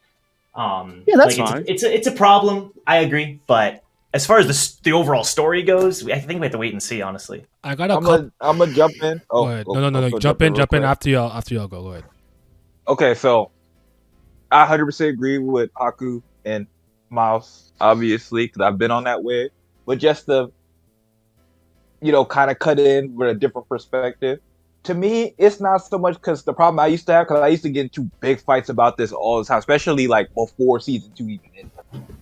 But my biggest problem with this is people think, one, that you get to a certain chapter count that this needed to happen. Oh, we're in the 400s, 500s, so he needs to be way stronger. He needs to be on this level. That's not true. But I'm not going to get into that. My problem is the not Bam getting as strong as he do. It's the presentation of it all. The presentation of it all is just not good. Because the problem is it's not just.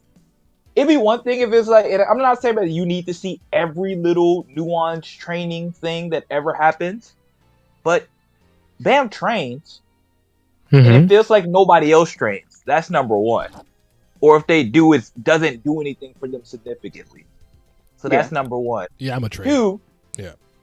yeah, and then 2, even when Bam gets these large power ups and he gets these advantages and stuff like that, there's still so many fights where he has to have somebody intervene, and that was like one of my biggest problems with the last station. I thought him fighting Charlie and Charlie being a new ranker on the last station was a perfect litmus test to how strong I could think Bam was.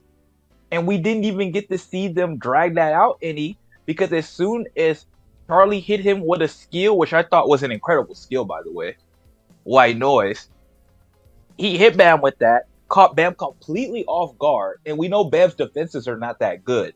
So he probably was about to do real damage to that.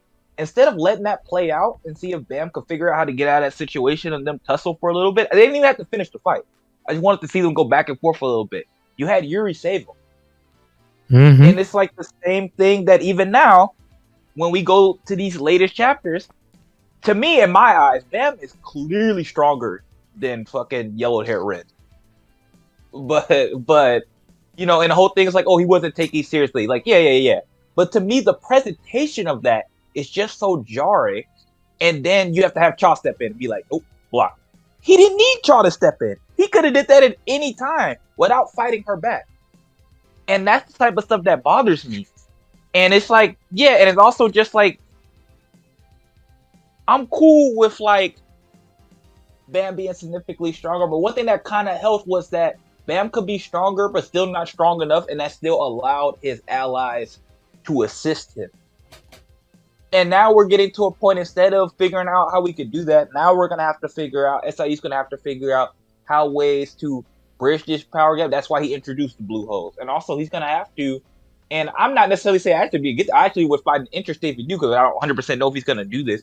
He's going to have to figure out ways probably to make Bam look less strong and block out his powers. Okay, so like hold them back in different ways. So, yeah. A couple of things that I wanted to say, right? So Battle Popcorn said I somewhat disagree with the power wasn't everything. Power is a major factor, even if it's the only one. I hear what you're saying, but the reason that I burn up Hansung use examination because again, let's say that I came into the tower somehow as an irregular and I can blow up entire galaxies.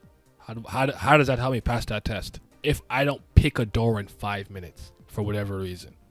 He was so weak back then, though. My point is he did enough to make it look like power isn't everything.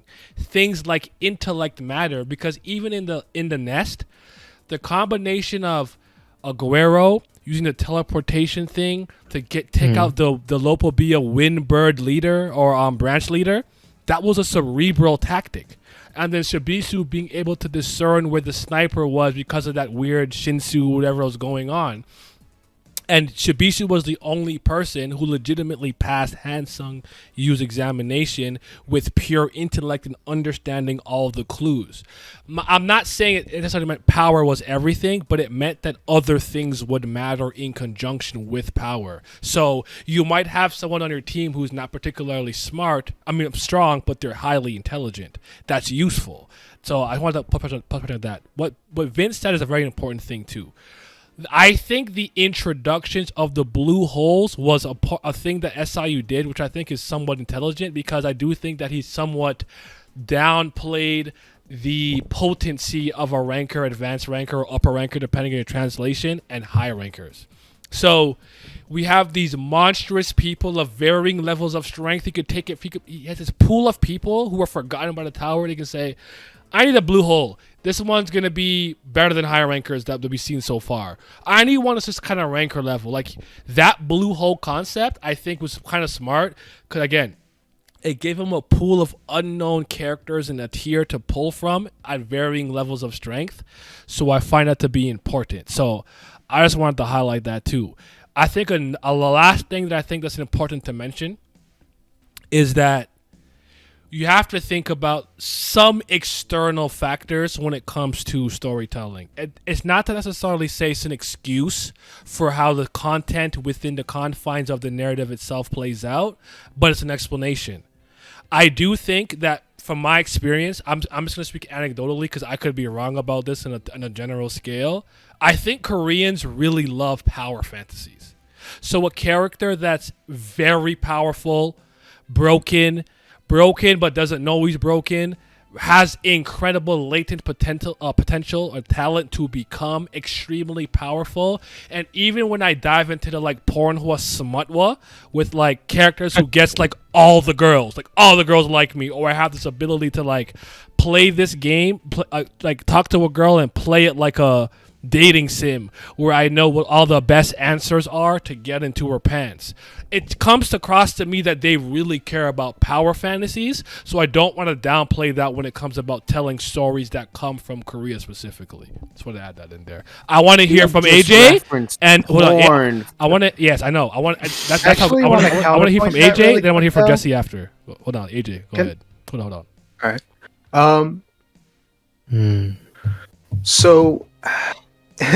I kind of agree with like I was saying, especially like when it comes to like someone in the chat was saying this, like Bam's past like power-ups that he gets. Like he had this whole like training arc with the Banco that we didn't see, of course. You don't need to see the whole thing, but I want to see like what he did in that time, you know, like what he did against some of these blue holes.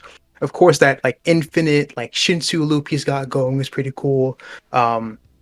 I thought we were kind of on the right track when Bam's kind of outside the first wall of the nest, and he's going up against Charlie, who was coming up against him again, and he brings out the Red Teresa to do some like hand-to-hand like close quarters combat. And he's a little bit like more proficient with it. You know, he's kind of been like working on it a little bit. But then, you know, not too long after, he comes back and you get the shield and the bow, and I'm just like, okay, you know, of course they us where does this come from? Like where do we go with this? You know, like I don't know, you know, in another future situation where something like this bow can come in handy and you can kind of just copy like Kel Helm's like ability. So that's kind of my issue, like coming into this. Jesse, I want you to go next, but real quick, that's not what I said, right? My I know point that's is, not what you it's said. a power I know, fantasy I know, in I general. know. Power comes in I'm all just different trolling, shapes, bro. I'm I trolling in the know. chat. But I know someone gonna agree with you. That's why I have to say it. That's all. Go ahead. That's Jesse. why I'm farming them, bro. Go ahead, Jesse. What do you think? Oh man. Cool, Well, you go yeah, after. My bad. first I of all, cut just you off. Bonehead, if you need help explaining anything to the Webtoons admins when they email you later, Yo, let me know. I'll help wow. you out. Very funny. But yeah. I think when it comes to, it's kind of interesting because when it comes to like Bomb's rapid growth and power, it's not something. It's not really something I can separate from a lot of other things in the webtoon. I don't think his rapid growth is a problem in and of itself. I think more so the issue is that SIU is a lot of times, especially recently, and you brought up the door test, Naya, which is a really good example of how to pull this off well. SIU does not do stuff like that anymore, where he can give Bomb like a good challenge, but like beyond like a power check. There's so many there are so many ways to have Bomb grow and have Bomb get more power besides having him like acquire a new power up or fight rankers or something like that. It's just another test of resolve and a test of strength at a certain point, and I think we've had well over enough of those to keep them interesting.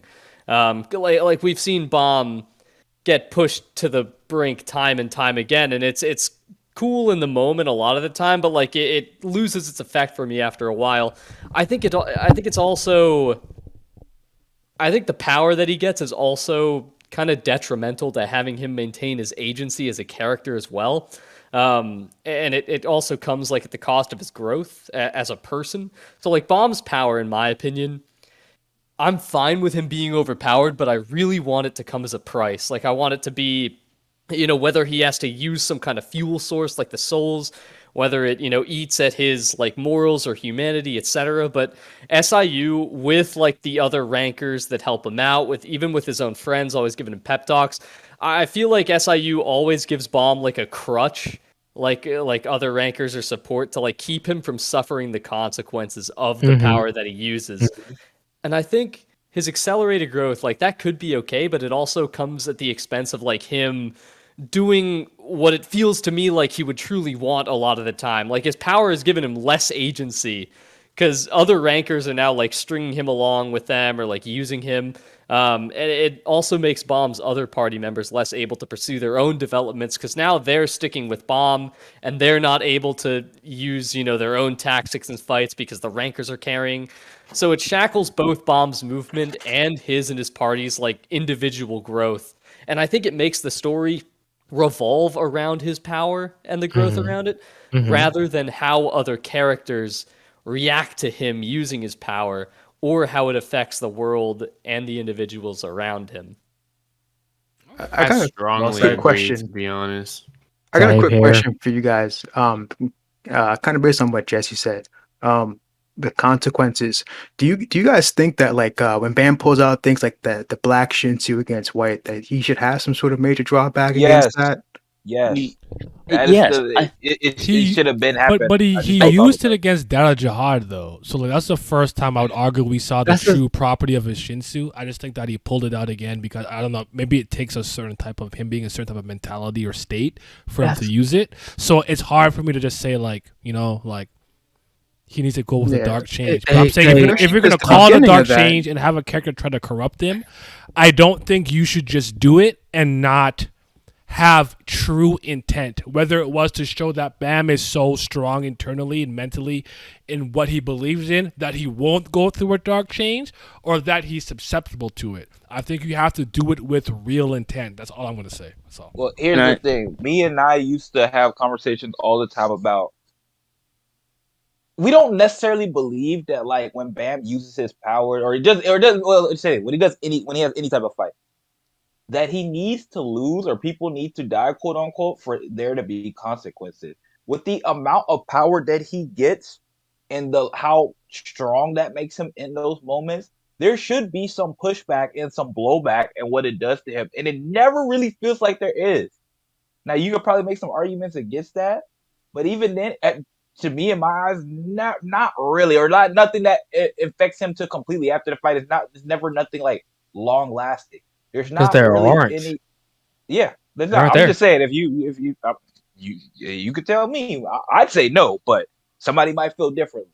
So I'll give them a chance to do that. But like, there's just nothing like. Okay, he can be overpowered. He can be a lot stronger. He can do all that. That's fine. But you can make the consequences different in that regard. Okay, we pretty much know he's not going to lose a fight, but how is his power going to affect him? How many times can he use this? After he uses it, he's going to be incapacitated. Can he I only do wish. this for 3 minutes? Stuff I like wish. that doesn't really happen. Uh, That's and, things. Those are workarounds, but we don't get them. and I, all right, you can go real quick. I just here's my thing. For a person who has recently read the story, I wanted those consequences. I wanted the negative effects of what was happening to him, his moral standpoint versus the power that he was using. I wanted that to be there. The power ups that he was getting. I don't know if you guys ever read it, the series Soul Leveling, but I don't want it to be my main character versus the world. And Bam was getting to that point of where SIU is trying to, I am a you know, soul break. leveling hater. Yeah, I got there eventually, but you know, you have Rock and Coon, you know, getting these random power ups because they're around the area. Like he's trying to keep them going along with Bam and him not leaving them behind. But like you end up getting to those points where I have to give them a random power up, so they're not that far behind him. Because before that, they were leaps and bounds behind it. They were nowhere close. Like Rock was probably the farthest behind. Like besides the bro speak and you know him making those speeches, he was weak as hell. I don't know anybody else who thought he would have been strong or gave him the clout to be anywhere near Kunin and Bam at that point. But like you give them random power ups to keep them somewhat relevant or keep people relevant into the story when it comes to power. It seems kind of forced currently, and hopefully he kind of smooths that out. Maybe slows down Bam's power curve a little bit so people can catch up to him. But I mean, he's top 100 right now, and thousands of people like that. He's top 50.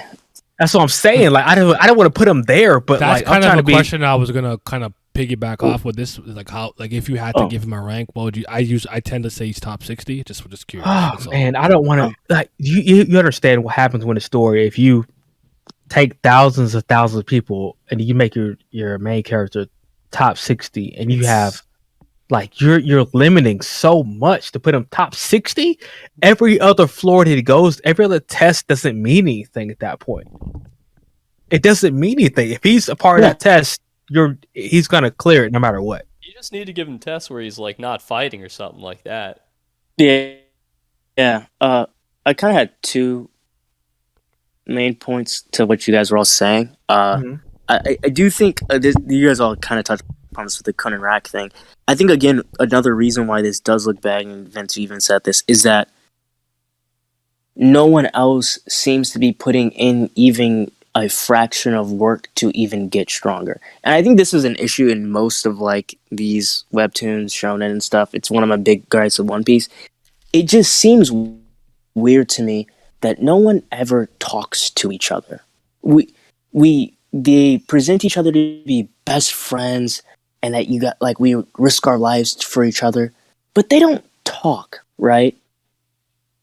And in a good way of me saying this is like after he trained with Jahard, and he learned about Shinsu quality and Shinsu shape, which is an extremely important thing to know and is a huge power boost to your repertoire based off where Bam was before he fought Jahard to fighting him. The fact that not a single one of the people that did that said, "Hey Shibisu, hey Hats, hey Anak, hey the 15 other people that are amongst our three groups." Mm-hmm. And Drossi brought it to this thing. Yeah, like why don't we talk about this? Why did Evankel not teach Rack? They both have ancient powers. There's so many ways in which you could try to even talk to each other, which would help. But no one does that. It's just, hey, Bam, I know you have friends you care about, but let's just take you, and then it'll work out on its own. Like, no, these people should be getting things. These people should be training. And I think that's what makes the discrepancy seem way worse than what it is. I mean, it is extremely, extremely bad, but I think that only adds on to why that makes it seem worse. And then in addition to what you guys said about the consequences, yeah, even with Bam, the consequences sometimes don't even have to come with him. We talked about this a bunch. With the Bam and White fight, you could easily have written it as maybe Bam got so consumed in the new power that he got that he elongated the fight longer than he needed to against White. And then the extra time that he took against White, that specific extra even minute is the reason why Ha Jin-sung died. Because Bam actually needed that single minute to reach him in time. There are plenty of ways in which you could write circumstances that don't have to come at the cost of Bam, but at the cost of people that he loves a bunch, because that's what SIU always presents the story is that Bam loves everybody a lot, that he wants to protect them. So there's so many ways I think that you could circumvent a lot of these issues that SIU is doing, but they're just not being done. I agree with that, to be honest, but I think I don't really have a problem necessarily with the lack of training, because I do think me and Naya talked about this a little while back, is that the way Tower of God was presented was that talent is pretty much everything, right? It's not fair. Training does, of course, help, but at the end of the day, talent and your innate natural ability is what's going to make up the majority of what ends up going on, right? Right. And so my biggest, I guess, problem, I don't even mind the power scaling. I have no problem with Bomb being as strong as he is. I have no problems with any of that. But my biggest problem, it's mostly the execution of it, right? So I kind of have a thing that I like to reference sometimes. I don't think I've done it with any of you guys in here, but it's called the funnel of suspended reality, which is pretty much like, think of like a funnel, right? The beginning of the story is the wide portion of the funnel. I know the concept. Yeah, the beginning of the story is the wide portion of the funnel. And the beginning of the story, you can introduce any concept, power up a character in any way. We'll just eat it up. It doesn't even matter, right? But the further you go into the story, the harder it is to convince us of that stuff. So take, for example, Colavan's power up towards the very end, chapter 400 something, 500 something, right? That actually made sense to me. It flowed logically. It used the science of Shinsu, so I was okay with that, right? That was something that was able to convince me. It flowed logically with what we know, right? It's logic. Okay. Take White's power up, where Kun and Rack. That was just so out of left field. There was no logical connection. There was no pre-established anything from that, and that just screamed just inconsistency. I'm gonna speak for all of us here. I don't think there's a single one of us in this call right now who bought that. Did any of you guys buy that? Wait, by what? The contact high with like, Rack and Aguero getting the power up. Didn't buy it. From No. White? Yeah. No. From White, no one did. Yeah, no, I thought none of us I thought bought was that awful. because I mean, because Sorry, I of thought the you were way- saying when Kun gave him the souls. I was confused. No. talking about thinking it's good or thinking it's believable. Because if it's thinking it's believable, I'm like, Right. Bomb got soul powers. Somehow, White being near souls gets powers. Like in terms of it doesn't make SIU being sense able to convince us that it's a you genuine just get power up. soul powers. And I actually think the opposite. I'm like, okay, souls just give people powers apparently in Tower of God. But on where'd the that other come from? hand, I'm just like, Calavan suddenly getting stronger from getting attacked. I'm Well, just like, I guess I have no idea how that works. I guess since we're on here, it kind of extends into the next question. The power up issue, does it extend beyond Bam, Yama, Calavan, Aguero, and Rack also got stronger this arc? Is it safe to say Tower God prefers externally making characters stronger instead of through training and trials and tribulations? So we can just kind of get into that since we're already touching on it. That's all. My turn. My turn. Before we turn. get into that, I'm never gonna Let Glam go. Glam is speaking. What's up, Glam? No. Go ahead. Doing good, boys. This was actually going to say something about the Bam. Bam's power-up issue is actually something that's Let me been... send you the show notes, by the way. Oh, that's no Sorry, problem. go ahead. Yeah. But Bam's power-up issue is actually something that's symptomatic of the rest of the story. And this is the particular instance I'll give. A lot of these characters get power-ups when they don't need them. They have a full repertoire of skills that they refuse to, or more like Sue refuses to let them fully utilize in a story before he gives them a power-up against an opponent that either A, they shouldn't be fighting in the first place, or B, that they don't need the power-up against at all. Bam is the primary component of this, But this applies to other characters across the series. And I think an easy example for people to understand is Yama. He did not, in either of the fights he had with Yasuratcha, fully transform his entire body a single time before the Fang shit was applied to him at all. He did not get to do any of that stuff against an opponent who was his direct focus and held like familial grudges against at the entirety of that like section of season 3. This also applies to Kun and Rak. Kun gets all these new ice powers from learning his Shinsu quality in season 2. Doesn't expand that in really any way before he gets the new fish added onto him. Rak gets his earth abilities / initial sort of, because there's a panel at the end of the last station where he sees Vankel using her elephant stand, and he looks at it and has like a twinge of sort of familiarity, but that's never explored with him at all. Her not teaching him anything also plays a role in this as well, but Rak not developing his earth abilities before getting an entirely different spear is another example of this. And of course, Bam, huge issue. All of these things he's learned over the time skip does not apply in any of the fights he gets once he gets to the higher tier opponents. He's even fighting chumps like Gado and getting new shit from just canine and abilities before even unleashing what he's like now with even a single thorn or just using things like Shinwa Ryu or just his own Shinsu quality. So this is the problem with Su's power-up system, is that he's horny to give characters power-ups but won't let them use their full ability sets. And when you do that, it's just like, okay, what was the point of me having to learn about this character, learn this new thing? And another example of this, I could give in popular series right now, One Piece. Luffy has to learn how to use advanced armament haki to damage Kaido. One, this power-up looks lame in comparison because characters much weaker than Luffy do this against Kaido, and it's sort of lessened in impact. But 2, he gets 2 other additional power-ups right after that also don't seem to have any sort of substantial impact up until the last moment of the fight with a large punch, which I would have said that he wouldn't want to do anyways. So this applies into other series as well. It's mostly an Eastern media thing, but in specifically Tower of God and in regards to Bam, this applies to a whole host of characters, and I even see even to antagonists that you see in the story. Don't get to use their full moveset before getting some other ability thrust upon them. And that's my spiel. Yeah. Honestly. Well then.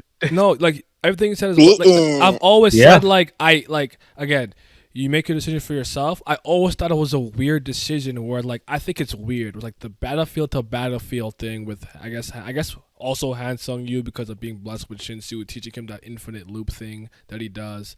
And Vankel telling him to like remember that I can't remember his name, the Hoff family ranker who didn't want to like get a contract and become a proper ranker, so he was like in like one of those hidden battlefields and stuff. Where it's like Bam has so many things in him he hasn't completed. He hasn't fully comprehended and learned and taken to its maximum conclusion. And just like, here's a new power.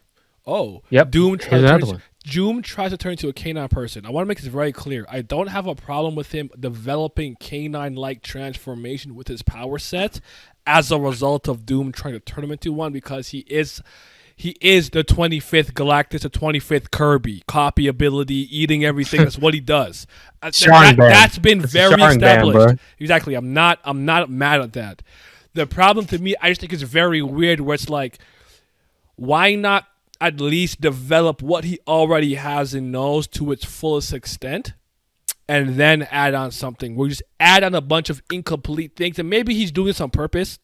So at one point, maybe later on, so I'll say this just to be fair, he melds them all together perfectly to become this perfect like combination of a couple of various things. But I've always called it a weird decision. I've never necessarily quantified it as a bad decision, but it's just very strange. I've never really seen it before where it's like, I worked on my 3-point step back to 2 years. Let's go. All of a sudden, I get the ability to jump like Kagami and dunk from the 3-point line. Nigga, what?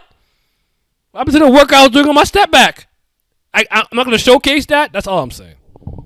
Okay, so, like, here's the thing. I don't want to jump ahead for anybody else because I'm about to have to leave, but there were 2 topics that I was very much want to hear you guys feedback on.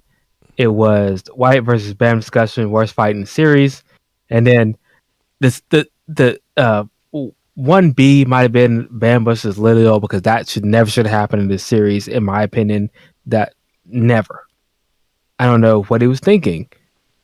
I'm not sure how in the world that you can't make one character be able to feel the power of another character, because Lilio sense you're going to kill Bam was ridiculous at that point. She called But him the weakest slayer in history. I said, yeah, all right, all right, bro. Exactly. All right, ma'am.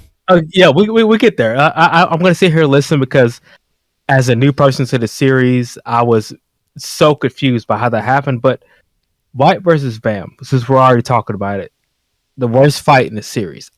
I personally feel like it was, because as much as Bam was overwhelming him with Senshu, like just the constant, never ending flow of blast that was coming towards White, he was like, you know what? You're stronger than me. That I get that, but you aren't doing any damage either. I'm parrying your attacks. I'm still trying to figure out, a way to defeat you. I get you're stronger than me, but I'm not taking any damage either. And I was so mad, like if Bam's stronger, just overwhelm him, take his powers, what do we gotta do? But the stabbing Bam in the stomach and absorbing his powers, I felt like that was the worst that I could have ever seen in these series. I skipped a couple chapters, honestly. I don't lie to you. I skipped a couple chapters after that, because I was like, no, not reacting to this, because that's not gonna happen. So, from seasoned veterans that have read the series, how did you guys feel about that whole entire thing that happened? I mean, I could start it off, but I'll start it Go off. ahead. But real quick, I will just say this. We'll come back to it. I don't mind jumping in, because I know you got to leave. It's fine. But just saying this real quick. I do think that the power up concept extended beyond Bam to Yama, Guerrero, Rack, and Calivan, because I think part of it is to me it's a bit of a red herring to trick us into Bam got a power up, but Calivan got a power up. Rack and Aguero, I give them these power ups to kind of help make them not be too far behind Bam. Though I think it was terrible in execution. I understand the intent, but I think with Calivan and Yama specifically, he did that to make it be like, oh, you see, even though Bam got stronger, they got stronger, because with Yama, technically speaking, he's always had Arcanak inside of him, but he didn't know that, and we retroactively understood that through the flashback with Nene and whatnot. And then Caliban got the weird whatever power up. We can get into that more specifically, but here's what I'll talk about with the white fight. I do think it's absolutely easily the worst one-on-one fight that goes from start to finish to conclusion in the series. And I don't care if you like it. One thing about me is I don't comment on people's enjoyment of something. I can't tell you what you do and don't like, Like, something could be really objectively bad, but you enjoy. And I like, there's so many series that if you looked at me in the eye and said, do you think it's good? I'll be like, no, nigga, it's trash. But I had a great time, because either like a bad dub. I like bad dubs. Bad dubs give me life, because it's so awfully, like translated. It's awful, but it's so funny to me. So I could watch it and have a good time. So think about it in that similar vein. The problem with this fight that I had is I thought it was too early. I was actually enjoying White's kind of menacing building up, like, to kind of be the kind of ape, like, predator towards Bam. I want his irregular soul so I can beat my dad, Ariehan. And all things considered, the initial like kind of like little fight they had where Bam was kind of struggling was fine. But as soon as Arya quote unquote dies, that he does the like time revival ability, undoes the consequence of her death, then he's like dark change, and he's like, I think you guys, I can't remember his name. It's the guy. I think he's African, but it's a black dude on like as a content creator or like influencer, and he does like this like pose where people do things in a very different. I think Kabi something, but like he does like a pose like this. He puts his hand like this, where like someone's doing very difficult and over the top, and he's like, why didn't you just take it off? Bam, just like hand out. throwing all these like bangs at White, jiggling, wiggling, jumping and flashing and reflecting them. And then when he said he was actually literally more powerful than me, I'm like, you cannot take that lightly. White is a character with extreme pride and high levels of ego. If he didn't say this outwardly, he said internally, which means he had to admit to himself that somehow, some way, this guy is more powerful than me. I can't beat him at that. What? My question is, yes, he said that, and I agree. I'm not gonna, No. But he was still taking no damage though. Give me the damage. I was like, where? That's fair. Let me just finish the point, right? So Go Bam ahead. does the thing where he rusts his sword and I guess turns it more into like a keyblade, where like a keyblade has the ability to cut. But if you really like think about it throughout the gameplay and throughout most of the games of Kingdom Hearts, it's a blunt force trauma weapon. You're bashing them with this shit. You're bashing them with it. So basically, he has the equivalent of a really high quality bat. So he's hitting away all of these Shinsu things. He's hitting it away. He's dodging it. Blah blah yada yada yada. And I'm like, I have so many issues here. This is visually extreme and aesthetically uninteresting to look at, in my opinion. Him just throwing these bangs and White's like block, dodge, block, put up the barrier. It's not moving me. 2, I do not think that this was a justified jump in discrepancy in terms of what we saw and what happened in terms of a power gap and power jump.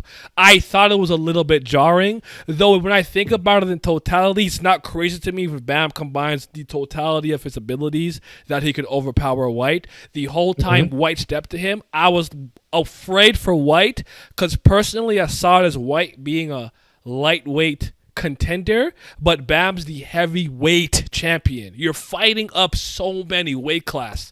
You're actually not ready for this battle, and I saw the seedlings being planted for that early. So I wasn't even shocked that White lost necessarily. I'm like, you are the one in danger, bro. Was it a loss? Oh no. No, I hear what you're saying because here's the. Go ahead. Okay. Go ahead. I know you have to go, so I want you to say everything you have to say. Let me just say that I tend to remember, like, I understand Ben uses full power, but I tend to remember him being laying down in the pool of his own blood. That is, as an initial reader who has been binging the series, I'm looking at Bam laying down in the pool of his own blood. I get he did the Uno reverse, the time thing. I don't know what that was. I still can't explain it, but. He came back with all power in his hands. He resurrected.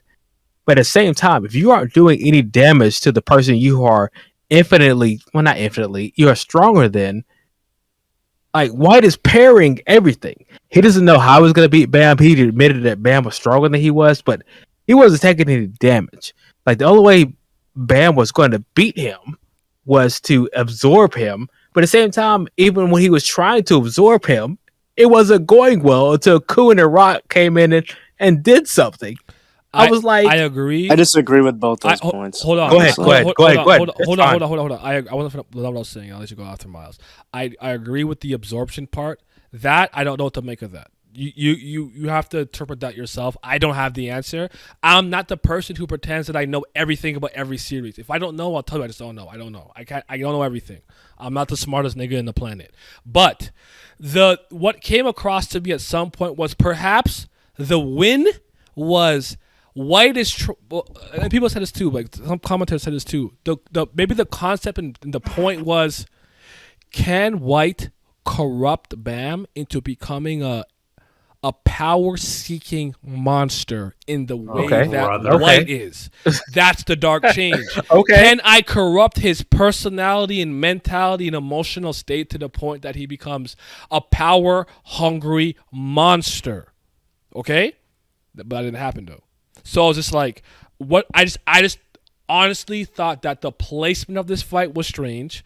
The execution was not good, and I just didn't know what the general point was because I still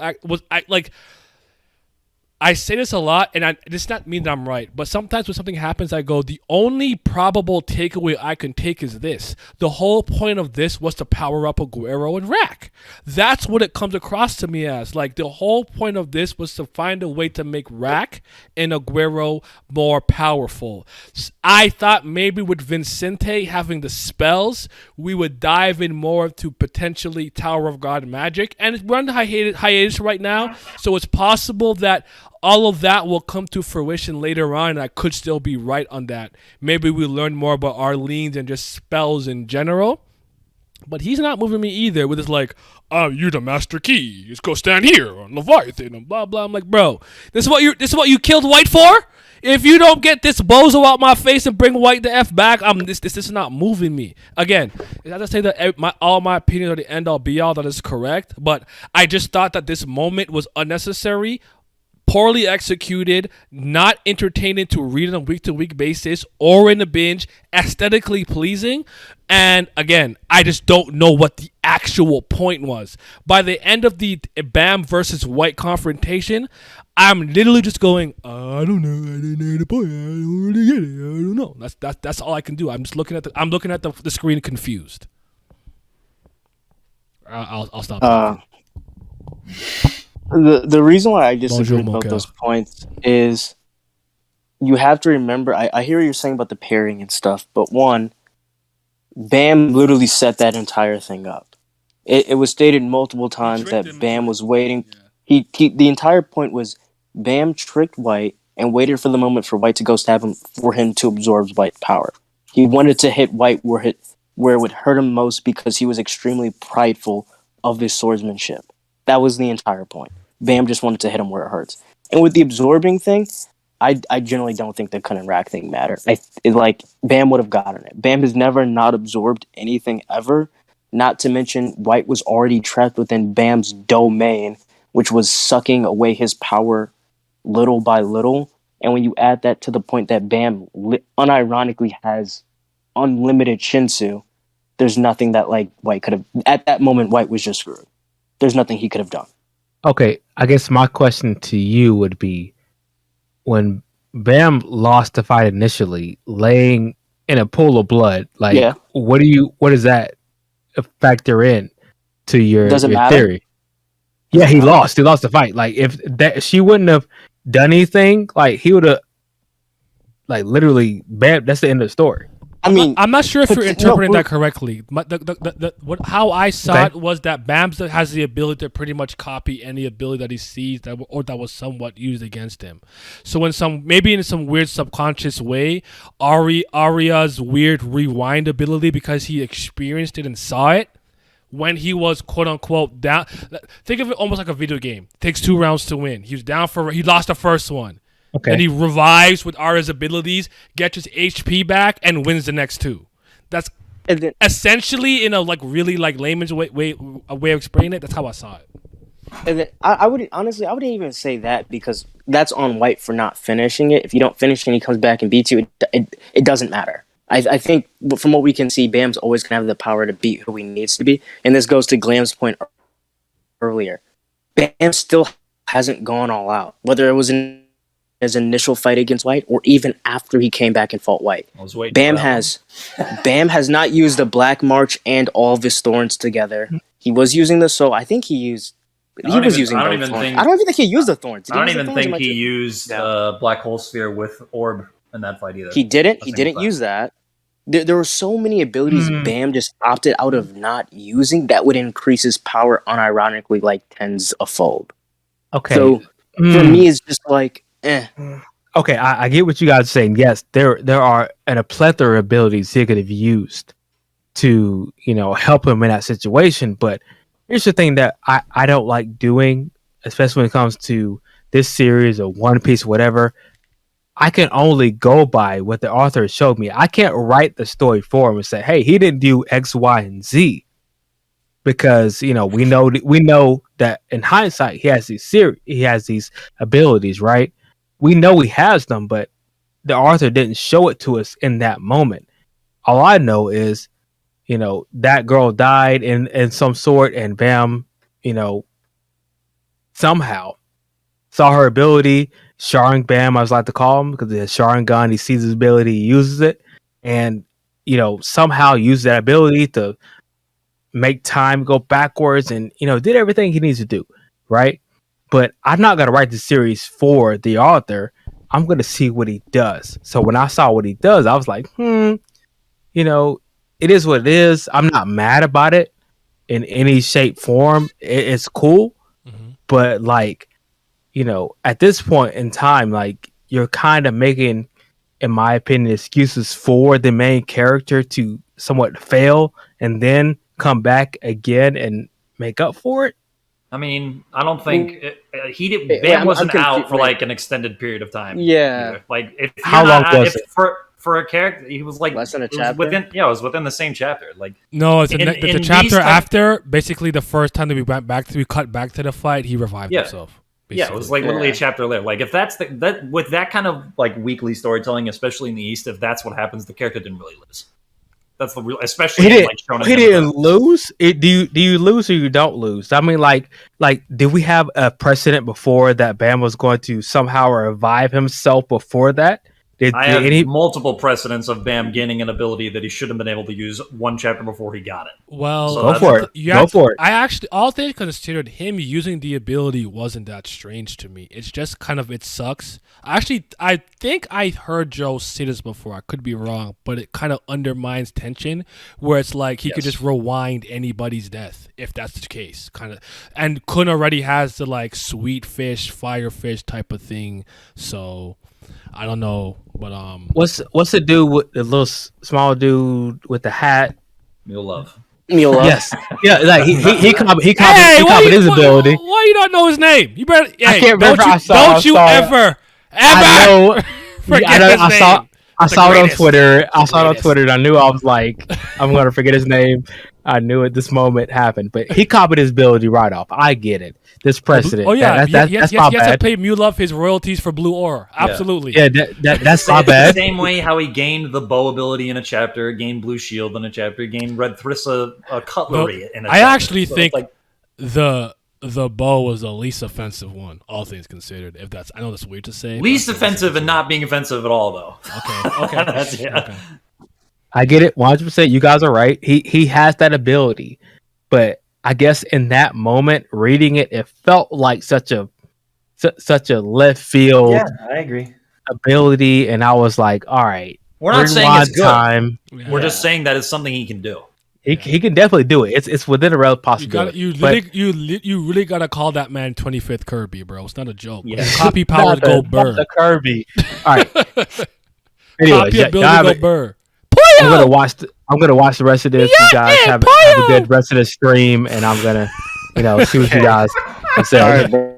Sounds good. Take care. All right, thank you for Yeah. coming through. I really do appreciate it. All right, man. I appreciate it. Take care. All right, I'm gonna leave it too. I'll see you guys. I appreciate you inviting me. I appreciate it a lot, man. All right, It was great talking to you guys. Hey, take care, Ryzen. Okay. Yeah. Peace. I was gonna say I don't even think the main issue with the Bam White fight is the fight itself. I think it's what it does to the characters after the fight's over. I low You wasted the best villain in the story in order to have your cake and eat it too by giving Bam a fight that you thought would be entertaining and powering up other characters and trying to keep White relevant even though he's really not. Like that's my problem with it. I'm gonna come in and say one thing just to kind of lead us. So I do agree this fight, like what it does and what it accomplishes, is pretty horrible. As far as, especially in my opinion, the Kun and Rack power up is much more egregious than the Bomb one, but we've already hashed that out. I do want to say that the White development, like the Joaquin flashback sequences and seeing him talking to Vicente, we learn that Vicente is actually the one who discovered the spell, like the soul eating spell. Like he implies that, there's something interesting going on there. I like the fact that we get that one flashback of Joaquin talking, that like the sword is speaking to him. And he has that one old mentor that knows his dad or something like that. Yeah, that too. But the sword is basically saying like he'll be thirsty for a lifetime. But then Joaquin says that he's sad because it wasn't the sword speaking to him; it was like the Shinsu speaking to him, which I see as him like once again failing to live up to his father. Like even the sword isn't speaking to him. But it all kind of builds up to this moment where Joaquin is struggling to the very end with Kun, Rack, Bomb, but then Albelda tells him that's enough, let it go, and then she like gently pulls his hand off of the sword, and that's like the last thing that he. That's like his last. We don't see Joaquin doesn't say anything else anymore. I like that moment in a way as a kind of because it's the flashbacks kind of leading up to that Albelda Joaquin sort of interaction, and seeing Joaquin sort of finally let it go. I don't know. I kind of like that. I think you could have had those moments without him actually getting replaced by Vincent or even being in that fight at all. I'm not in any way saying that it's like that. Then it should have happened. I'm just saying, like, out of the bad fight, I did enjoy like. No, I agree. I agree with that. Yeah, it just seems like a monumental waste of the character, even if you want to have those like good. Because like. I was gonna ask if you guys think he'll come back into the story though at some point. Like White will become the main. Easily, yeah. Okay. Okay. At that point, though, it's like what happened a little too soon. At that point, it's like a little bit of a like, what the hell was the point of this? And that's for me. Like, that's enough shit posting. Stop tweeting. You put away. He said, hilarious. He said White, stop tweeting. Sorry, keep going. My bad. No, it's just like a little bit like what was the point of this, and two, like. Again, you're wasting the character just for some other probably notion of let me have my cake and eat it too yet again, which Sue at this point loves to do. But like, also, just to back up what Joe was saying earlier, that's what you're supposed to do. You could even play up a parallel between Joaquin and Bam, where Joaquin's having a conversation with his siblings inside of his sword or Shinsu like spiritual room, like Bam does with both the Blue Demon and Red Thrissa. In a similar vein to that, if you really wanted to play up that flashback, because I agree with Gona. The flashback shit was good for characterization for Joaquin and his siblings, but outside of that, it gets really heavily muddled by what's going on within the fight and immediately after it. Yeah, I agree. I always thought that when Bam and Joaquin would like finally fight for like I think honestly, I think this is the last fight between them. But I thought that when they would finally fight, I really thought it would go down like as Bam is fighting him, Joaquin is also like fighting with his other siblings on the inside as well.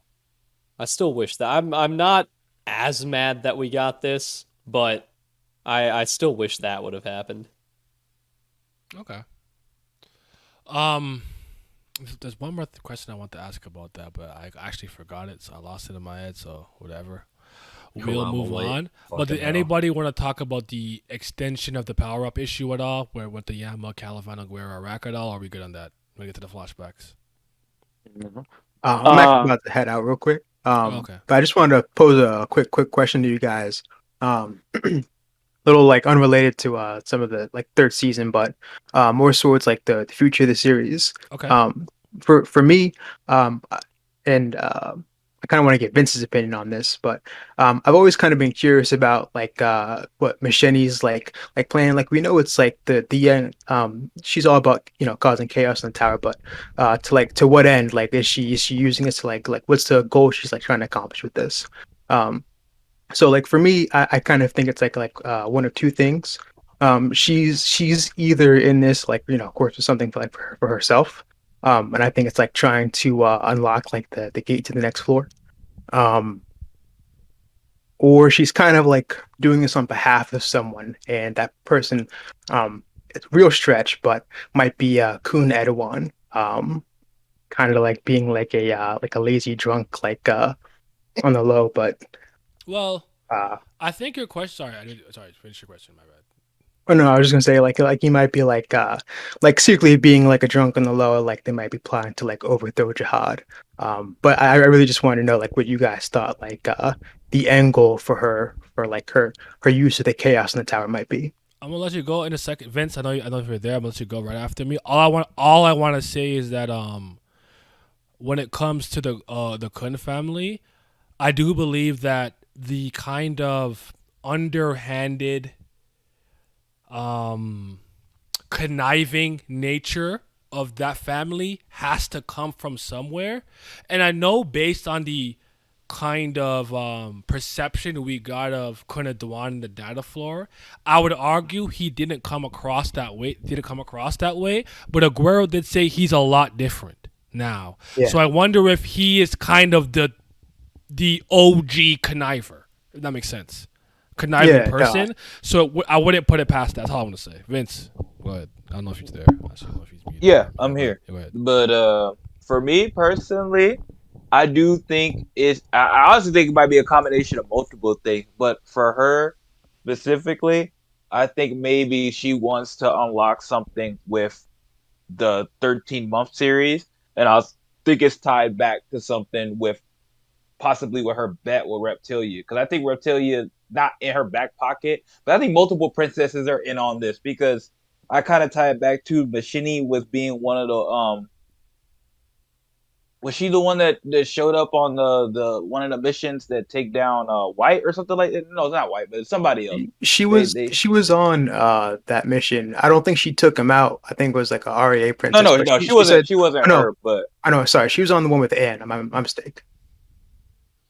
yeah, for Anne, yeah. I think it has something to do with that too. That's what I was thinking about. Yeah, I was making sure she was that one. But yeah, I think she wants to do something with 13-month series, and with that, I think that's part of her goal. I think she wants to unlock Anne because she knows because if anything is a catalyst for a giant war, it would be bringing Anne back. Free my princess. Free her. Because Anne is the daughter of two of the main one that's actually involved in this conflict right now. Is the daughter of two of the family head. So that could be something that could split the family heads right down the middle. Yeah, I still completely want to destroy the see her structure. accelerate. Oh, Eurasia accelerate Shinsu. I just want to see that. I can't wait. Whatever the hell that means. Speed it up. But did anyone else want to answer that? Okay. moving on. Then. Aired. We don't care about her. I said what I have to say. Myles, But you can leave right now, bro. You can go to bed. Go to bed. do you think that did this arc have some of the best and most detailed backstories and or flashbacks? What do you guys think of the flashbacks in this arc? Yeah. Go ahead. I think they were really good. Honestly, I'll just leave it at that. I'm not. I think I've been My talking bad. a lot. I'm headed out now. Thanks All for right, thank you inviting me, for guys. coming, bro. Appreciate Thank it. you for coming. I appreciate it. See ya. Yep, take care. Yeah. Talking about the flashbacks, I mean, I'll keep it brief because I feel like we've kind of touched on them when it comes to the Sriracha minions. I loved it. I mean, if I have to come up with a criticism, they definitely were quite long, and I think some of the Hiracha stuff, especially, it was like, okay, we didn't really need to drag this on quite this long with like the Rashangs and everything.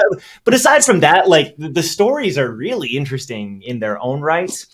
So I mentioned that before, like the fact that they're good stories just on their own, just kind of like they each have like a little lesson, or like they each, I don't know, they tell their own story. Like it's just cool in that way. It serves to also build up Yasracha, but also it leads into then that person's conflict with their opponent.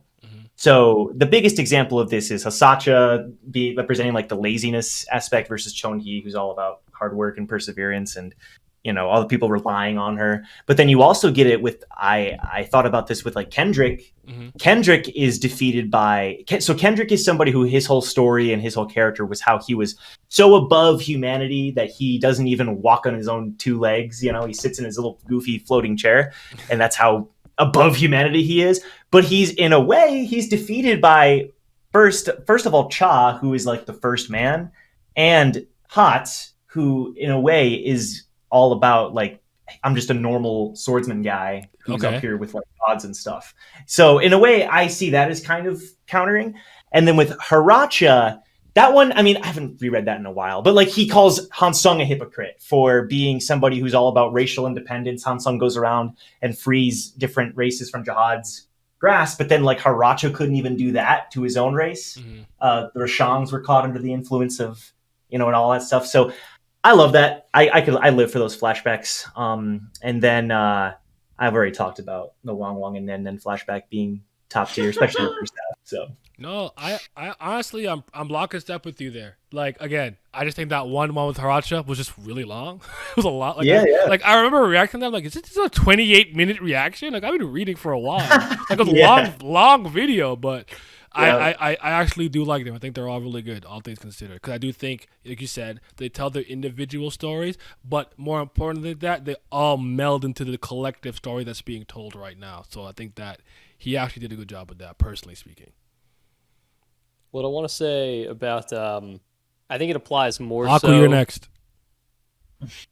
I think it applies more so to Hiracha and Kendrick's more than like Hasacha's and Yasuracha's. Well, Yasuracha's actually it does apply to, but I think one of the good things for me, and I said this on Haku's stream last time when we had a discussion with him, but the really cool thing it does for me is these flashbacks really illustrate like how these people lose themselves as they accumulate power and how they journey up the tower, which is something we saw as far back as season 1. So to keep that thematic thread going is really important to me, and I find that really rich. That's well said. I agree with that. That like because power corrupts you as you get more powerful. So well said. Haku.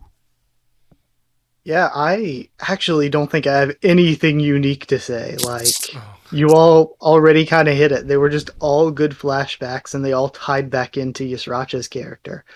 Like I mentioned towards the beginning, the first 2 chapters of the Yasracha flashback are 2 of the best chapters in the series to me. And really, I don't mind the length, because to me, it's like, if I'm here for a long-running series, and I like long-running series, it's like, I'm just here to chill and get the story. It's like, you don't have to rush through it. You want to do a chapter about this fight and have a whole ass flashback? Just give it to me. Okay. Anybody else? Myles? Yeah. I think they're the worst in the series. Nah, I'm playing. I'm joking. I actually like them. I think it's one of those weird things where I think I understand a lot of criticisms with them, with people that did have them, like with Hirach and stuff. But I don't know, like if it's like, oh, we understand how the tower works, you don't need them. But I don't know. I appreciate when the story can just say, no, this is just how it is. And I don't think SIU was trying to like hit the name on the hell. Wow. I don't think he was trying to hit the name. Wow. You want to try that one again, Playba? All right, take 2. Action. Click. I don't think SIU was trying to overly hit the name. Nope. Try Take again. 3. Look at Action. you. Look at you. Can we just take a moment to appreciate Go that to this bed, man, old man. Go this to man bed. literally You're done. said You're out done. loud, Finish. hit the nammer on the hail. He was literally about to man. Oh boy. Oh, I believe in you. I believe in you. One more. 3rd time's a charm. Let's get it. Go. I promise I speak English. I promise. No, you don't. No, you don't. Tu parles français, peut-être? I don't think SIU was trying to hit the hammer over the nail a bunch of times. I think it was just simply. It was better. The tower does suck, and these people live in a sucky tower, and it was just explaining that normally, and I appreciate that. I actually like majority of the flashbacks, though. It's one of those hard things. It's been a while since I've reviewed season 1 and 2. They're definitely more detailed. They're probably better, but I would be reluctant to say like how much better.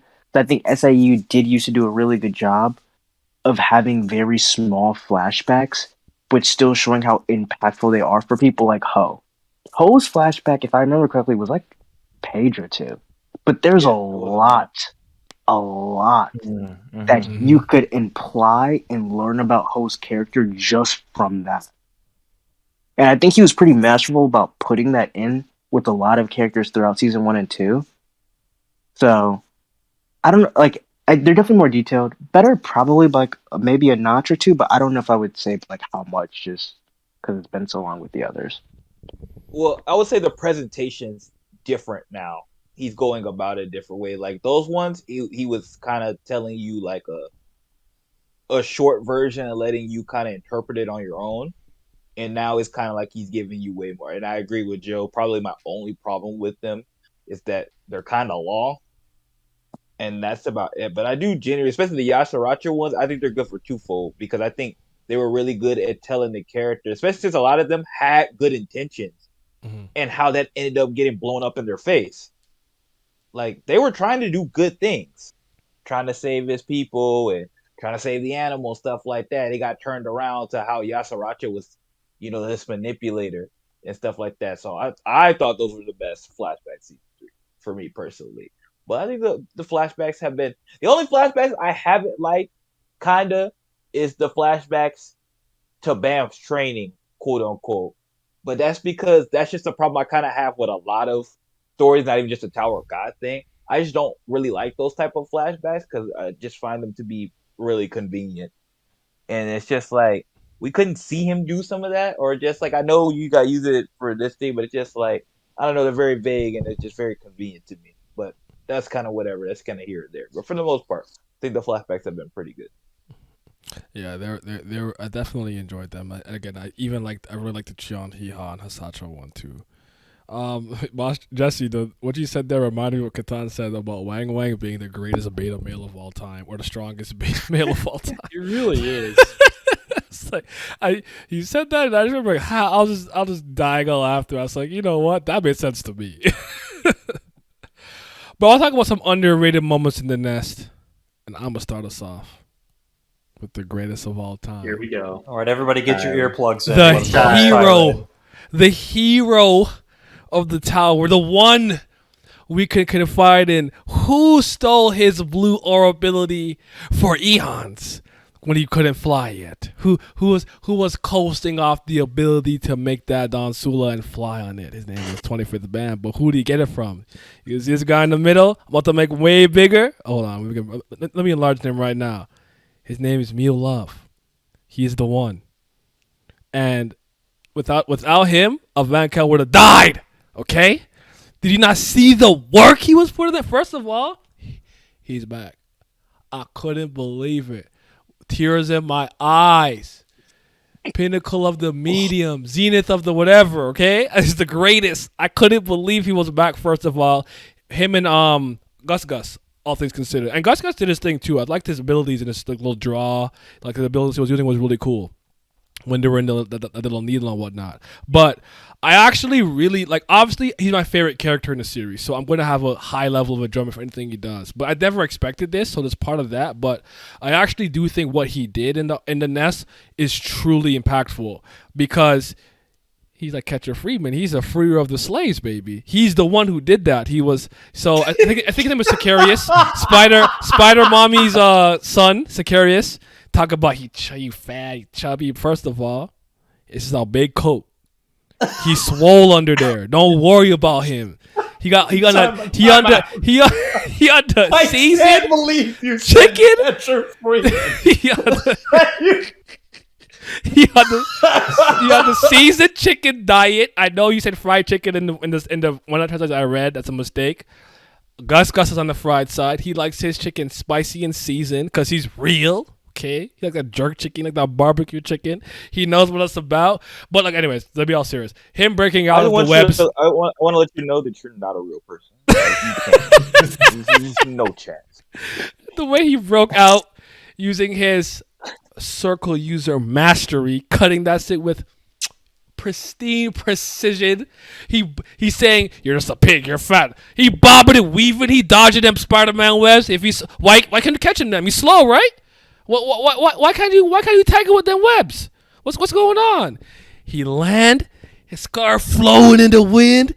He immediately discerns, I gotta pull this lever and it's gonna free everybody. He free all the beastkin. They come out. Who does that give an opening for? The bozo with a hole in her stomach because she was stupid and attacked Spider-Mommy with no sense.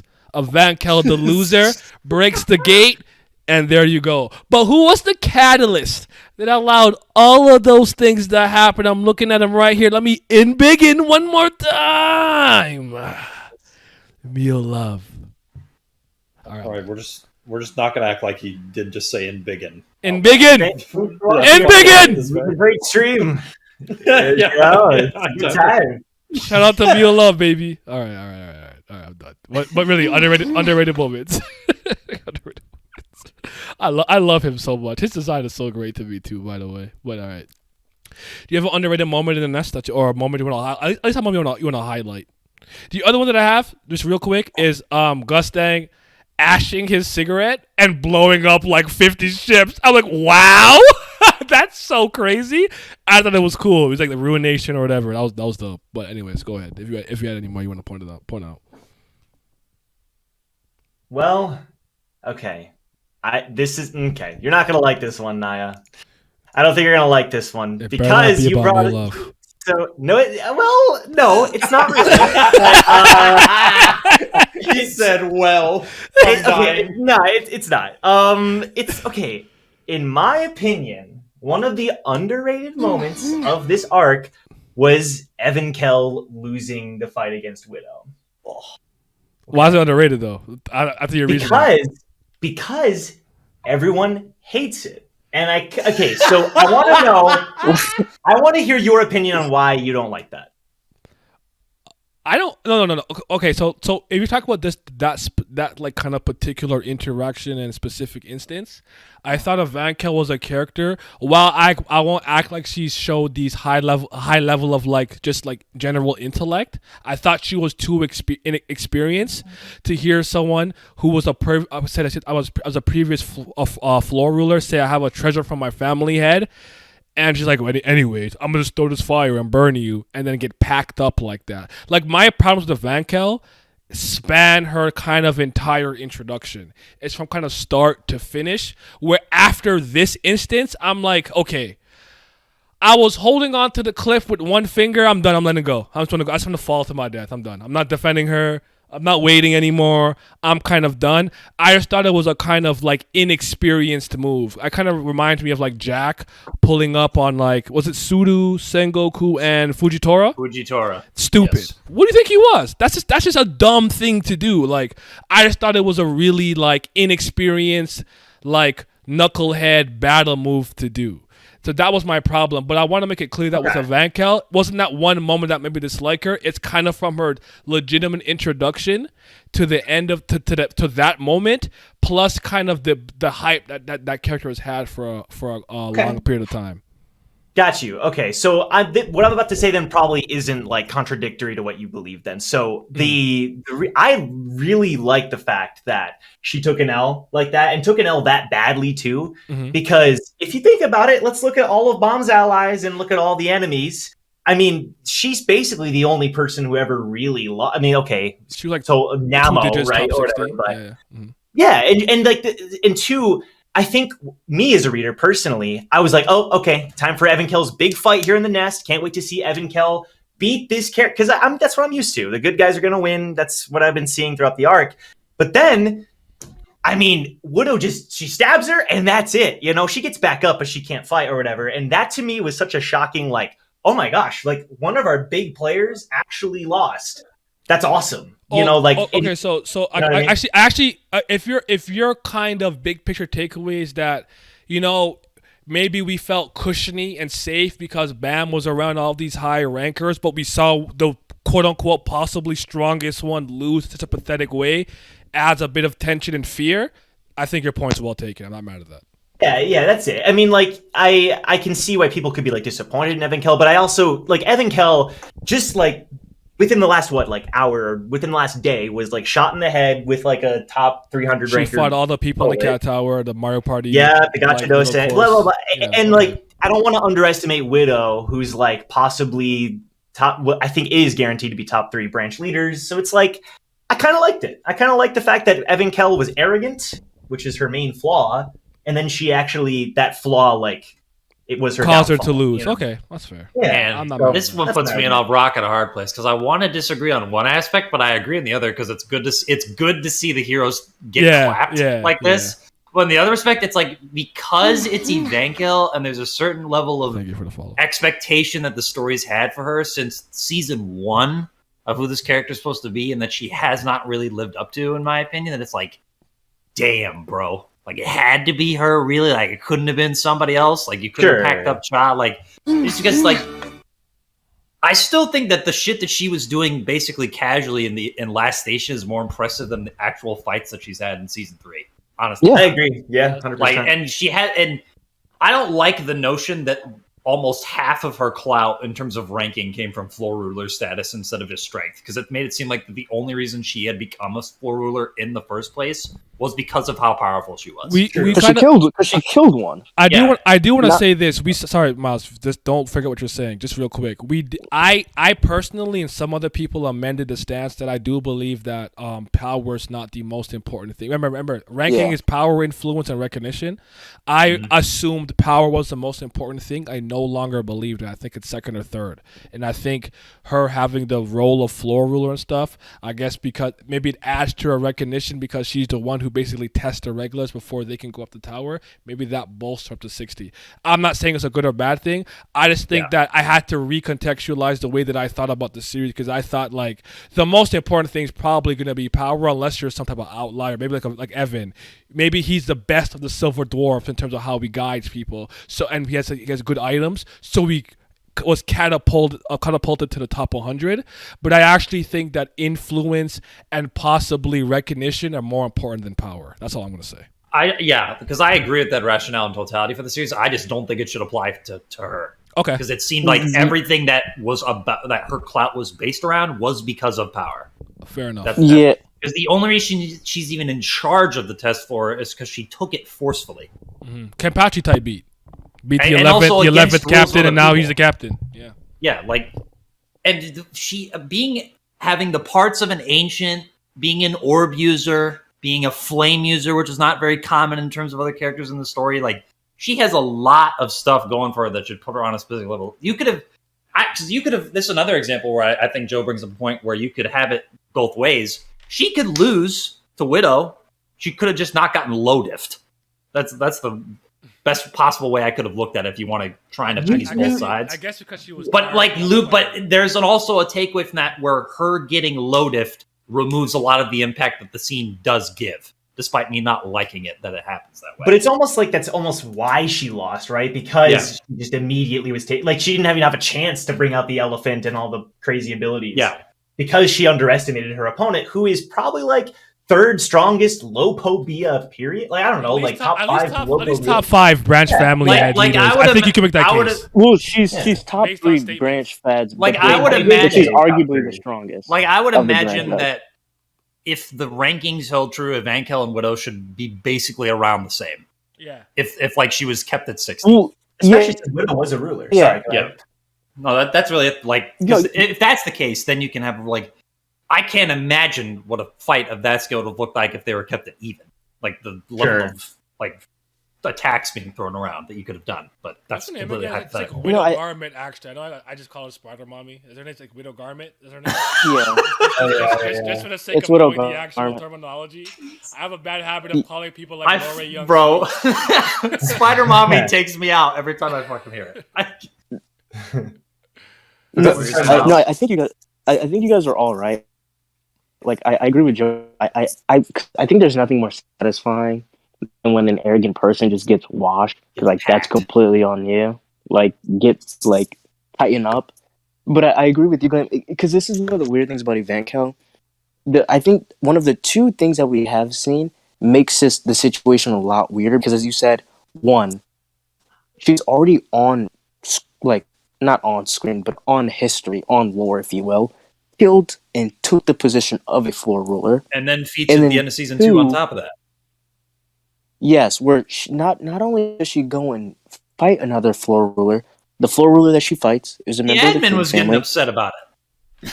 The admin had to come in and knock her out. And another interesting thing about that Coon family member is that, one, he has ice powers, which is an extremely rare power within the Coon family, first of all.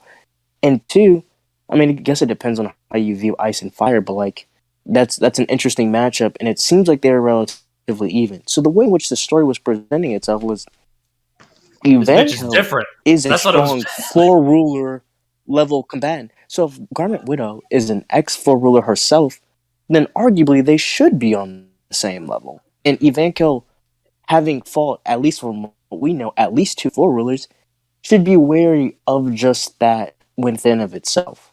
I also, but, for me, this also gives another thing. Like, if a character is compressed, I'm automatically wary of them getting a good fight because the rack gets hoed every chance Sue gets with this man getting an actual 1v1. Wait. Now, Evankel's I also just thought of something too. I have a question for you, Joe. Mm-hmm. Do you think it's? I literally thought of this. Is it weird that Ivanka literally just dealt with the sniper bullet and wasn't wary at all for the remainder of like the war? Like even when she's fighting Garment Widow?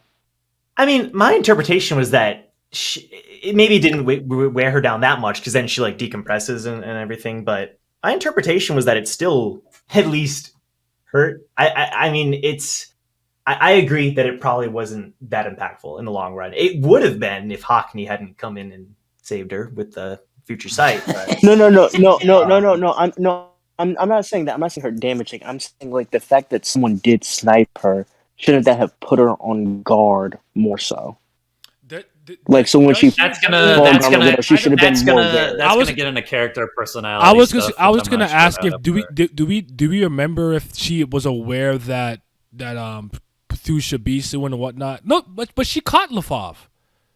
Yeah. Did she Didn't they find her location and she like charges through towards Lafov? So what's to be wary of at this point? Because you already neutralized your threat to some degree. So unless you're like saying like, what if there's someone else like this? I don't know. I guess I don't know if that's your point. Or like other powerful enemies in the fucking I'm just saying if you're in a war, my main point is like I can understand when if you go in a war, you're kind of nonchalant how strong you are. But I think if a sniper bullet goes through your head, that should probably be like, okay, I should probably start taking things a little seriously. That's what I'm saying. Yeah. So when she fights Garment Widow, I don't think she should have had that like. Yeah, Miles, this is like a thing where like we we have this fucking issue with like so many characters in this like demographic of storytelling where they just don't give a shit about anything that's happening around them and they get frauded because of it. Like it happens all the time for characters that shouldn't be acting arrogant even though they do. See, my thing because is, they stick so true to like characterization about it.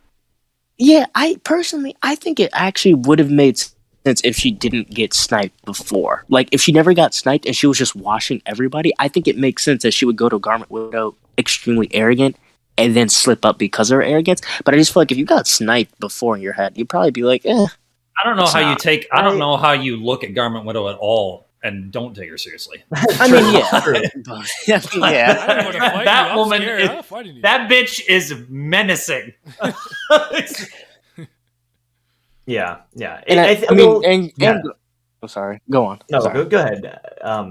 I was just gonna say that like it's in her eyes too. She survived it, so I can see her character like that's kind of like because I know Jesse compared Rack and Evan Killer earlier. It's kind of like Rack almost being killed and then being like, I got to be careful next time. It's like he's not going to be careful now. Like he's all about the fighting and like just rushing in. Fair. You know.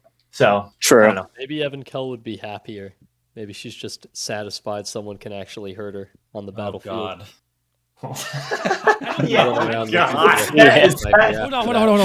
One small pushback that I want you to list your underrated thing. But the only pushback I would have that is that she already knows there's people stronger than her with the family head and whatnot. So it's like I never like the idea of someone being like, I'm the best, I'm the strongest, no one could beat me. I can have a good battle when you fully know there's people in the universe stronger than you. Because she understands the power of a family head and everything too. So like that doesn't move me to that degree. You have to be if you're a family head on that and you're talking like that, different story. Do you mean branch leader or? Oh no! Wait, we're talking about Vankel, like one having someone to challenge her. Or we're talking about Spider Mommy. Yeah, we're talking about a Widow and Evankel. Yeah. No, because like a Vankel can't be like, I'm craving a good battle. No one's stronger than me. You're not stronger than any irregular. Like, you know what I'm saying? Like that doesn't work for me. Like there's certain series where there's characters like that, where there's characters that they even somewhat low-key admit are stronger than them. So it's like, you can't say that. That doesn't work for me. Because some people have tried to paint her as a kind of battle-hungry character sometimes. And I'm like, I don't buy it, personally. I don't get that like impression. You're not even top 50. I don't think I ever got that impression of her at all. It just seemed some people in my comment section kind of saw her in that kind of like, you know, Hibari, Kamikoto, so I want to fight strong people type of role. But I'm not gonna lie, when she was first like actually introduced in the story at the end of season 2, she came across to me as somebody that was supremely confident in her abilities, but knew where she stood in the overall like plane of the verse. That's what it came across to as me. Okay, right. I kind of agree with that actually. Yeah, fair. Right. I think she's like bloodthirsty, but I don't think she's like battle hungry. Like I think she definitely enjoys. I think she enjoys. I would advise verse. No, like, I think she's like, battle yeah, hung. facts. No, like I'm saying she doesn't like go out like looking for fights, but like I think she enjoys burning people. Does that make sense? Oh, for sure. Remember in the last station when that one person's burning? She's like, "Yo, shut up!" I'm like, "Yo, he's on fire. Can he? Like, he's in pain." Yeah. Like, what do you mean, shut up? Yeah. She's like, "Can you shut up over there?" I'm like, "Yo, you set him on fire." Yeah, that did happen. That's right. Jesse, you have an underrated moment you wanted to share with us? I have a couple, I guess. I was gonna talk. You know, I'll echo what Battle Popcorn said in the chat. My favorite moment in early Nest, and I haven't really heard people talk about it here yet, is Calivan gives this speech to Bomb on why he should not succeed and why it's important to stop Bomb from climbing the tower. And I think it's so good. I think it fleshes out Calivan's ideals so well. And what's best about it to me is that it really gives Bomb a reason to like think about what he's doing and gives Bomb a moment to shine as a character and how he responds to Calivan. And I don't really like how he responds to Calivan. I think his response is a little weak, but just like hearing Calivan like actually give like valid criticism in the fight, like to I guess to like why it's dangerous for Bomb to like topple the Empire and stuff. Maybe not debatably valid criticism, I should say. But the just having that real conflict of ideals between the two adds so much to the fight and really just hypes up the magnitude of what Bomb is doing by charging into the nest. So I really like that part of it. Yeah, I like that too. I also have I have a smaller one. Or I mean I have a couple of other ones, but some smaller ones too are there's one at the end. It's like a super minor thing. He's not saying anything too cool during it, but when Traumerei enters, like in the present, and he stands up from his like seat as he's talking to Bomb and the group, I just thought that was done incredibly well. Like it was super Big interesting on to it. me. Like it's like you can feel like the camera or like the perspective like rotating around there. Like he just has so much presence when he does it.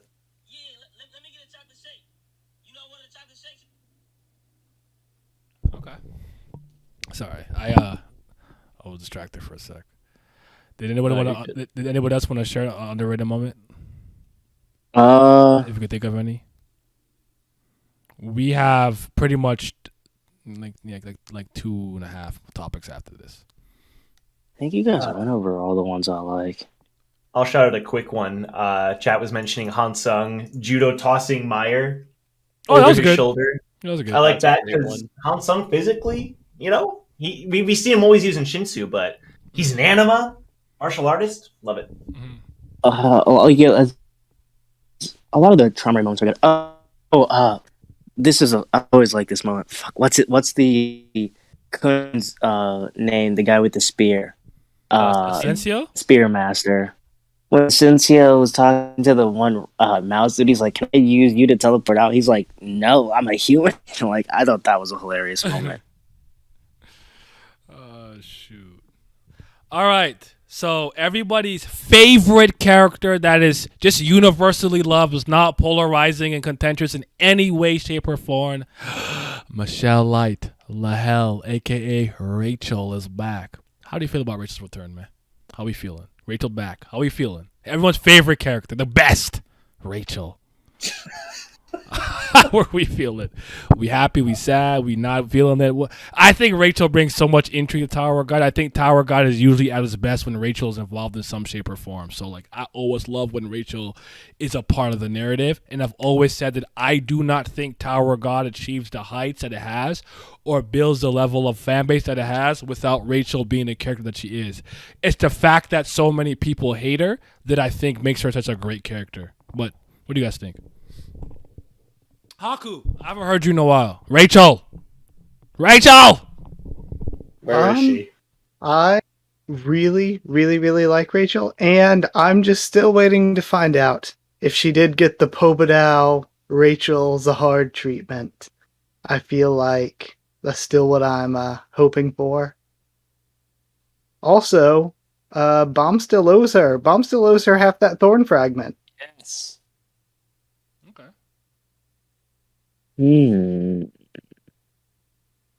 Anyone else? Rachel? All right. I'll say. I want everyone else to go. Yeah. I'm a big Rachel fan in general.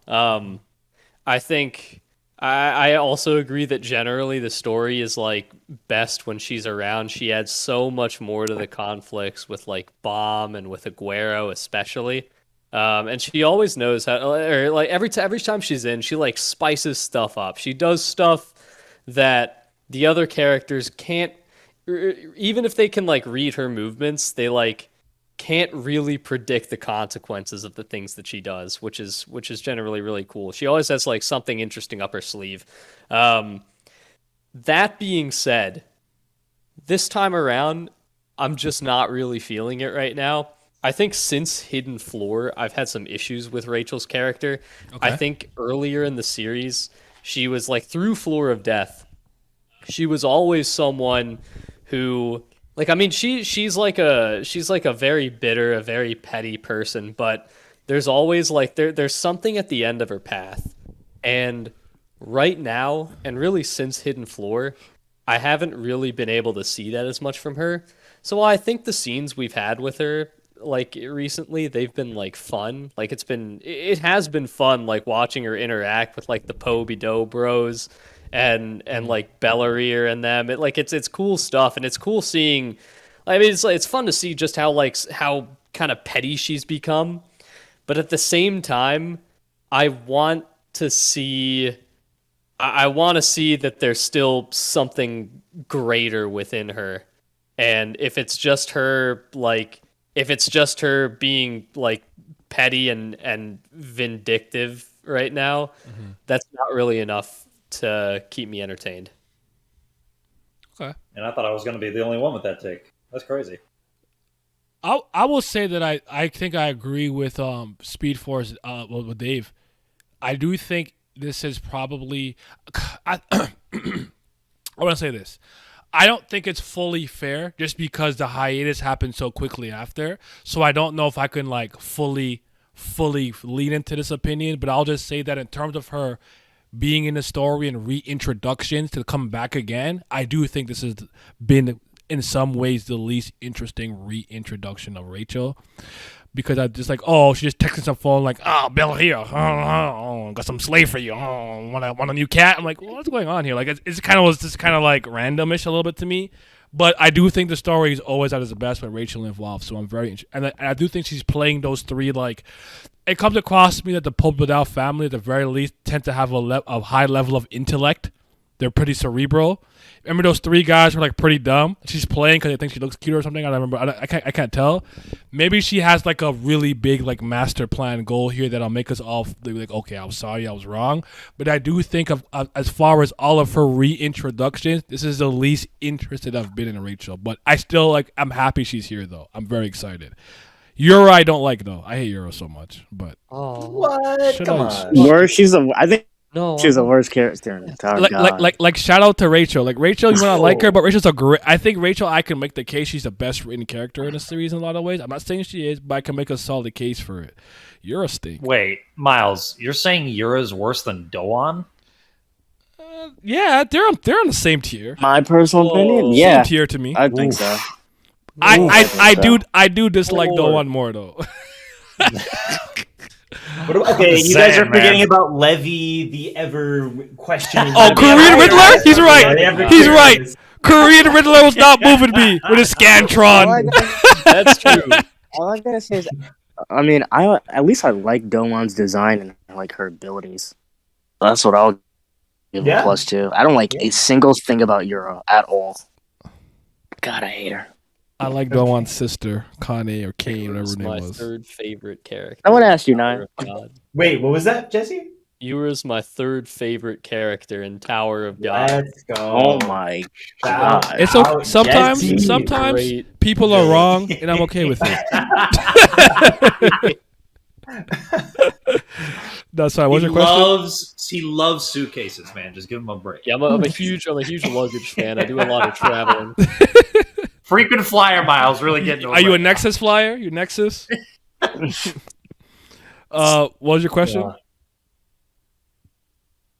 All right. Yep. So I thought I'll swear say someone asked me one a more question. thing. Go ahead. Oh, okay. No, With Rachel, I agree that like I think that despite the fact that it's not like a super strong reintroduction of the character, it does have like some of the most potential just because of this entire setting. We're in this completely new area, this Pobadao arc of knowledge, which is super. I mean, there's so much that could happen here, and I think if you involve like the three wishes and all the people that she's duping and tricking in Yura, and she's like using Yura to trick them, and I really like the scene. It's very brief, where she asks Bellarir to come and see Kun in the jail, and then Bellarir like gets permission from Mate, the Ha Pobadao guy. Yeah. And then Bellarir's like, okay, just this once, and they're walking by, and then Rachel's like, oh, just this once? How many times has he said that now to Mate? It's like, what? Why? Like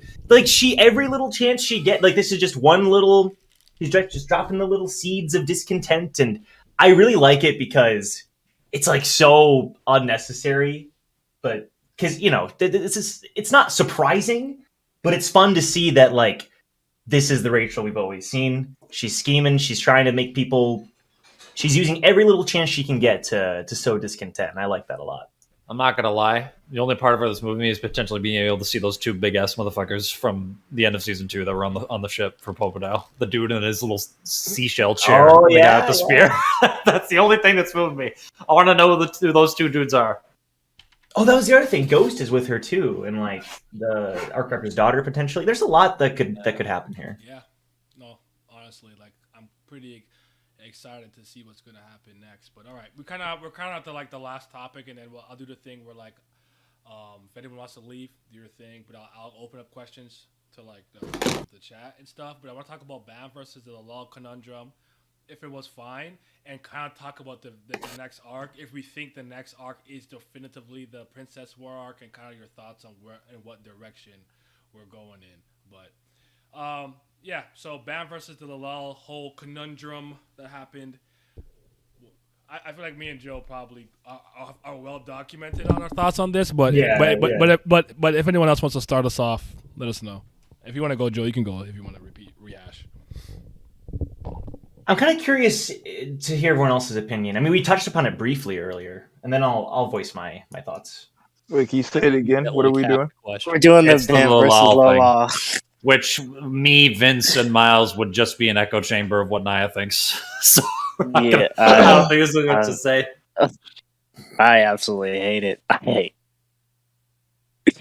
I think Haku and Jesse are probably gonna have more interesting opinions than the rest of us.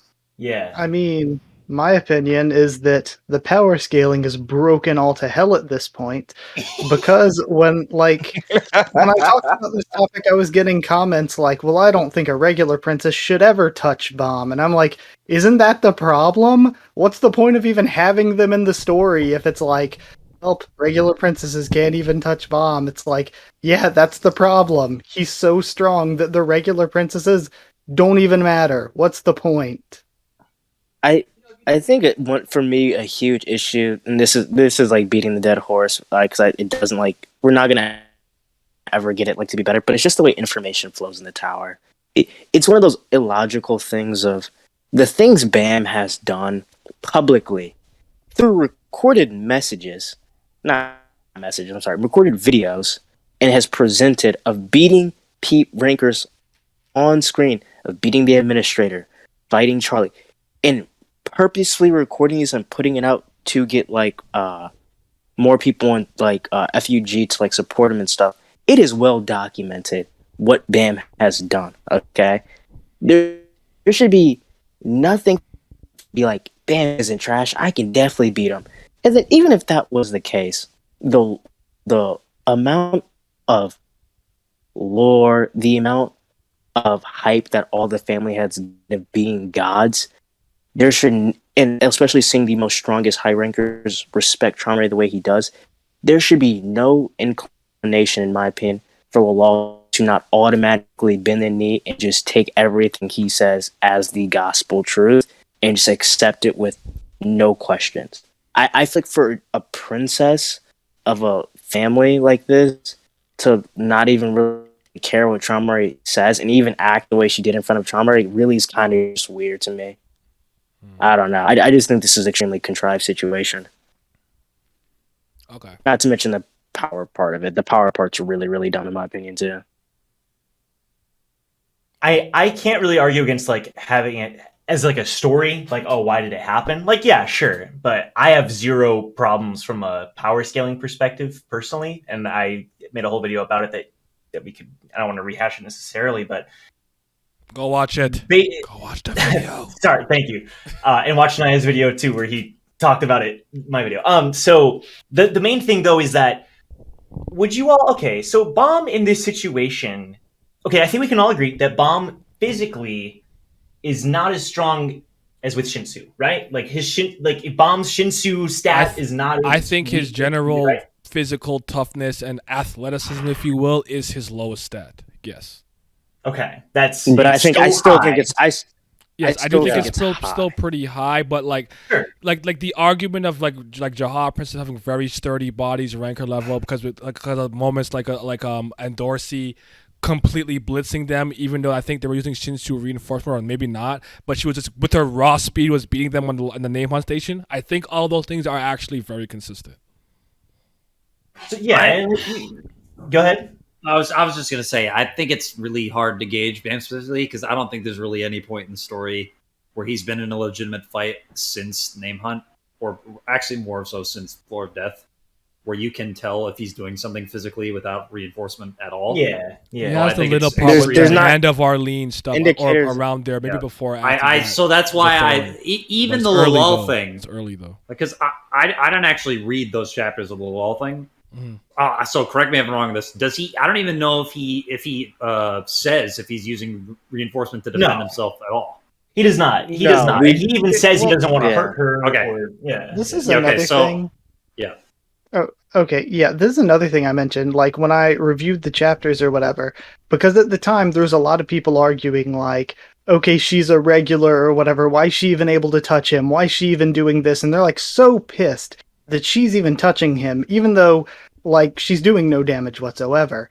But like the thing is, he's not trying. That was my point in the whole thing, is I'm like, these people are acting like if I took my little nephew outside and I lifted him up so he could drop a basketball into the hoop, they're standing on the sidelines going, holy shit, that toddler balled on him.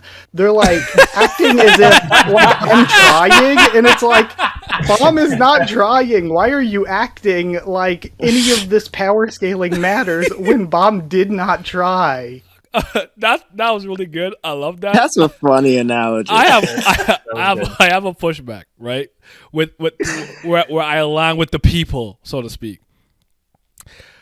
I just want you to think about it from the standpoint, like, what did you just watch the man do for the last how many chapters in terms of the caliber of opponents that he faced, the positions that they hold and or held, because I guess Calivan is technically a foot soldier right now, but the position that he held, and then the caliber of character who descended upon them and was like, y'all some trifles. And then it's like a regular princess is pushing him. You don't think the optics are weird of that? Like it's just a jarring thing to see. I push Caliban, I wound him, I beat White, Traumerei here. I'm Holland's like I'm the up and coming, I'm the potential of the Lopobia. He's like, anyways, Leviathan of power just got, give me your blood. And it's just like lol. It's just like Lilial. It's just like, I understand people's like. I'm not trying to see Luffy struggle with like Buggy after he beats Kaido. Like, you know what I'm saying? It's just like, let's just not do that. It's somewhat insulting to the experience of the story. The content itself and the part of where he's not trying is something that I've always understood and I agree with. I'm not denying that. Like I agreed with Joel's big picture takeaway when we were talking about it back and forth in the videos. Ultimately, I just think that it's just not a great thing to do right after the caliber of opponents and the situation that he was in, to be like I think it would have done us a lot if he had one moment of pure domination, even if he didn't like follow through with it. Like he used fast skip and stopped her. And he was like, haha, are you gonna like calm down? He's like rubbing his head with like a sweat mark, like something like that would I think would have gone a long way. But I do think that in terms of the way that especially I'll say North Americans possibly view Tower of God, SIU maybe doesn't view it in the same vein. So it might be a perspective. I'd also say to expand on that, and this is also something that I've kind of said a couple times in terms of the way Sue could have written it. There are plenty of options at Bam's disposal where he can not get made to look like a fool without hurting Lalal, despite the vast power gap. Reverse flow control is a very obvious one. You can literally make her stop moving for as long as he wants if he wants to, or flex his martial art alleged skill that he has and deflect any attack she has without actually hurting her, or just dodge out of the way and she doesn't hit him at all. That's but doesn't that kind of defeat the? Sorry, go ahead. I didn't finish the point real quick. But I think the reason why it also doesn't look good from a scaling standpoint is not because of the actual scaling. Bam's rationale doesn't lend itself to the scaling. Bam thinking that I'm going to screw up whatever process Traumerei has in the works by having Lalal hurt herself is nonsensical. Like you could literally just do whatever you want, and he would just be like, oh, that's fine. She wasn't worthy of whatever marriage she wanted from you. Or go on to some other princess. Or Bam can just make a fool out of her without actually hurting her at all. It's not that hard of a decision for him to come to make, but for some reason he's making a mountain out of a molehill of the entire situation. I disagree. I see it as the I see it as him. He's in this clash. He's just kind of just defending himself. Mm-hmm. And his conclusion is he's like, oh, I could take her out right now. And then he's like, wait, that means I'll have to marry her. So his whole thing is that he just doesn't want anything to do with her. It's not so his conclusion is that I can't beat her because then I might be, because this is still Bomb at the stage where because he hasn't talked to Jin Sung again, he still does not want to participate in the tournament. So this is a Bomb who at all costs doesn't want to marry this person or have to go along with this plan. And so if he beats her or even shows off his power, that defeats his goal, which is no association with the tournament, with any of this. If I beat her, it's exactly the opposite of what I want. You don't think putting the situation into a stalemate achieves the same effect? No, okay, well, so that kind of ties into my other point, which is that SIU clearly, his goal with the scene was that Lilial doesn't, and I don't know why, because we haven't seen the chapters obviously, but Lilial underestimates Bomb, doesn't understand who he is. Mm-hmm. That's the goal of the scene, because she walks out saying, oh, this is going to be so easy. Fine, I'll sign up. That's the whole reason she signs up, basically. So if Bomb brought her to a stalemate, I think it would defeat the purpose of the scene. Maybe it would have been better, but I think the goal of the scene would have been ruined. But again, my point with that is the before, during, and after still doesn't make sense. The before doesn't make sense on why she would even come to this in the first place. One, how she doesn't know him. Why she would go against the family head. Two, during the fight, at least from what I'm seeing, the hard thing with visual indicators was using Shinsu to boost yourself. I feel like it's never been said, and you have to wait till someone says it, but no one often says it. But it looks like Lalal is using it, and even Bam is using it based off Bam's little energy cloud marks when he moves, or Lalal's energy being around her fist or arms when she moves. So I think the assumption is they're both using Shinsu boost, I guess. But even during the fight, Lalal, if you're a princess and you know you're physically strong, you think this person's weak, the fact that you're not damaging a person should let some rings go off in your head hey, maybe he's not so weak. But that doesn't even happen. I think the issue is that this is one of the dumbest characters we've come across, and it's just creating this really, really contrived situation that the audience doesn't believe because we've seen Bam literally beat one of the strongest people in the tower. So I think that's a huge issue. And again, it's one of those things of just I hear what you're saying, and it is a very small point of when he does the rationalization. But even before that, when he's just blocking, I feel like Bam's initial response before he even came to that would have just been let me just throw her away, because when she pushes him, he's literally oh, don't do that, you're gonna blow up the ship. Come on, bro.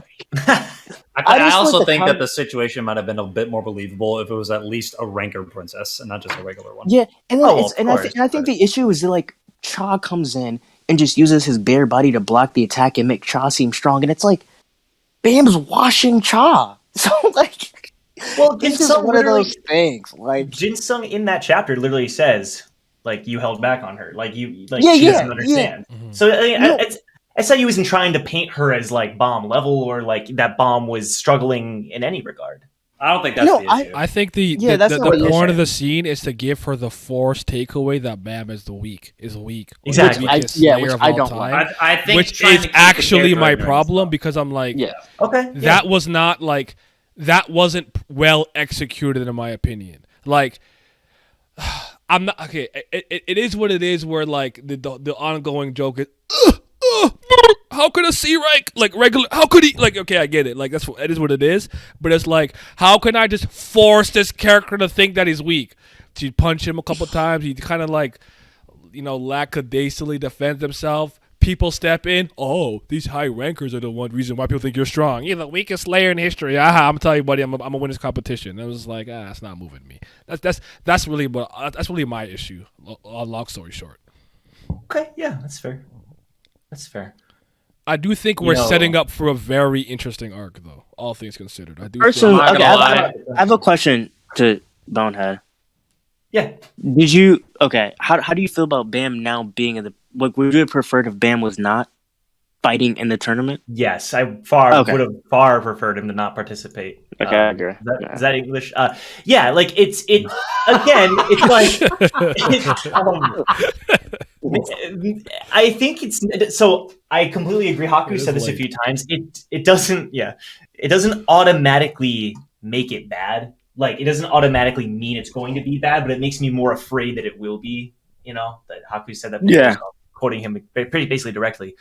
So yeah, if that was my decision entirely, Bomb can do something interesting without directly participating. I'm not gonna lie. I don't think I would be really invested in the arc at all unless Haigh-Rankers there.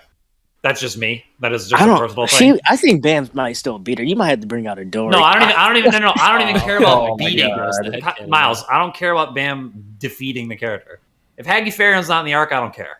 That's what I'm saying. I would want her, but I would have wanted her still if White was around. I think that in my opinion, I've waited long enough. Give me rank 36 already, and let's get this shit over with. But Glam, could you imagine if White was still alive and then she came in? This is my copium for having to deal with that, Myles. My favorite villain in the story has been turned into a fraud, so I need the person who defeated him to make me character.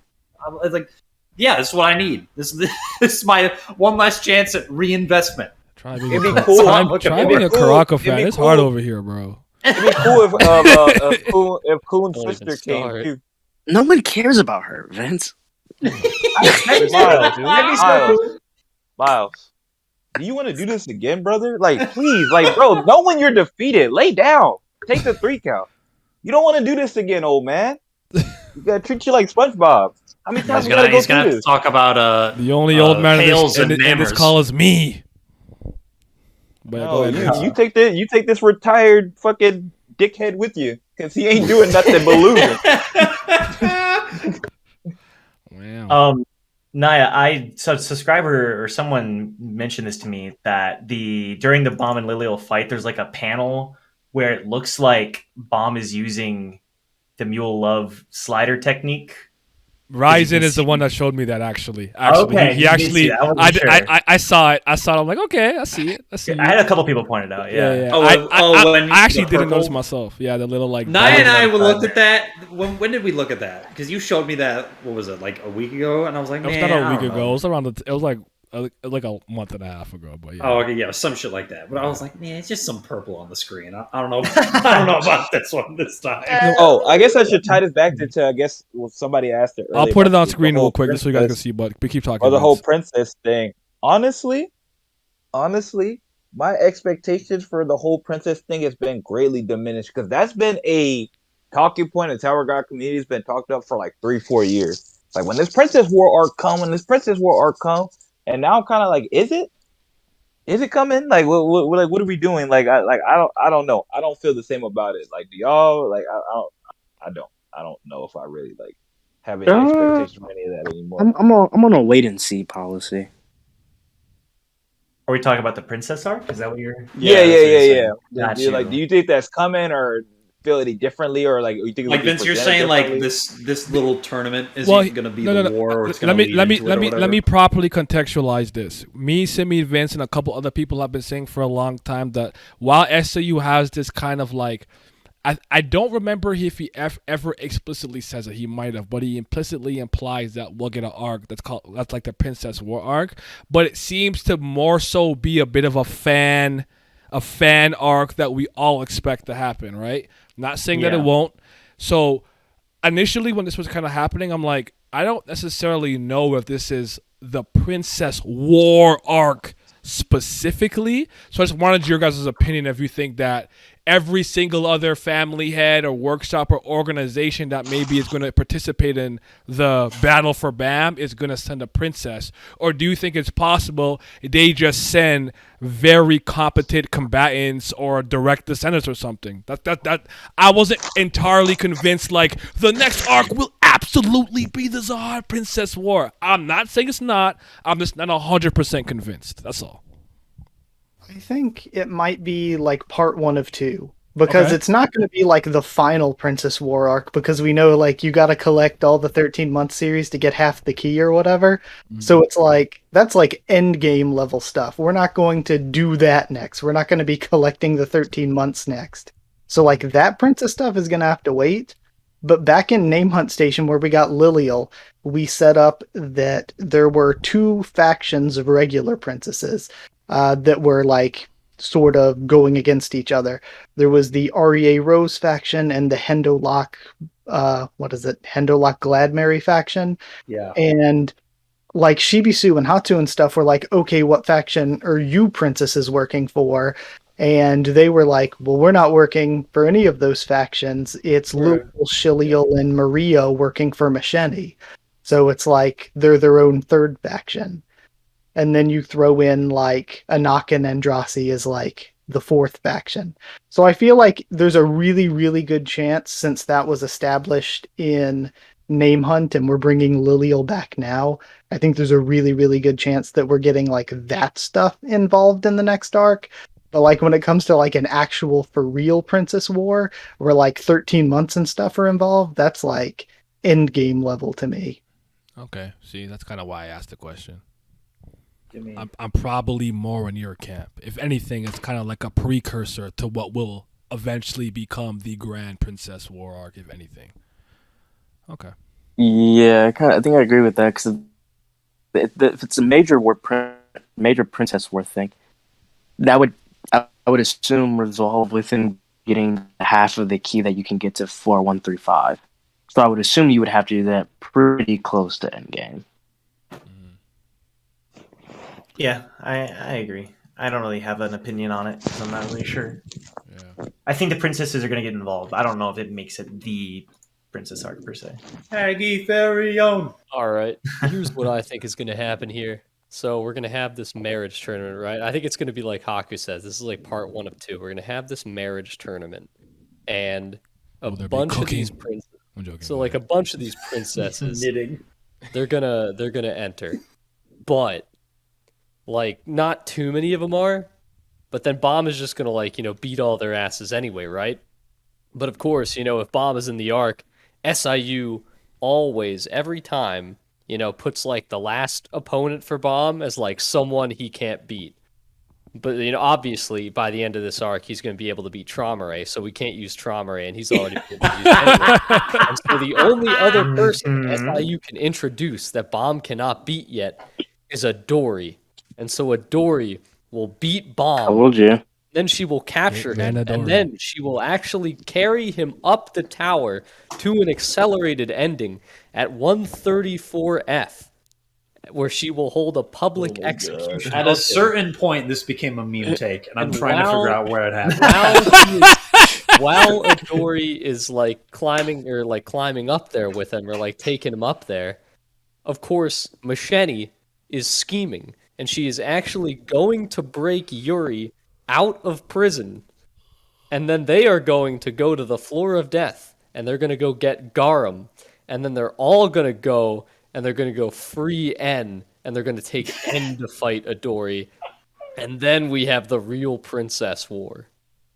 Hey, shout out N, free my princess. But you can't forget Adori's Bam's love interest though, so she might just stop the execution herself at some point and realize. Oh boy, I've been making that joke for like 4 years.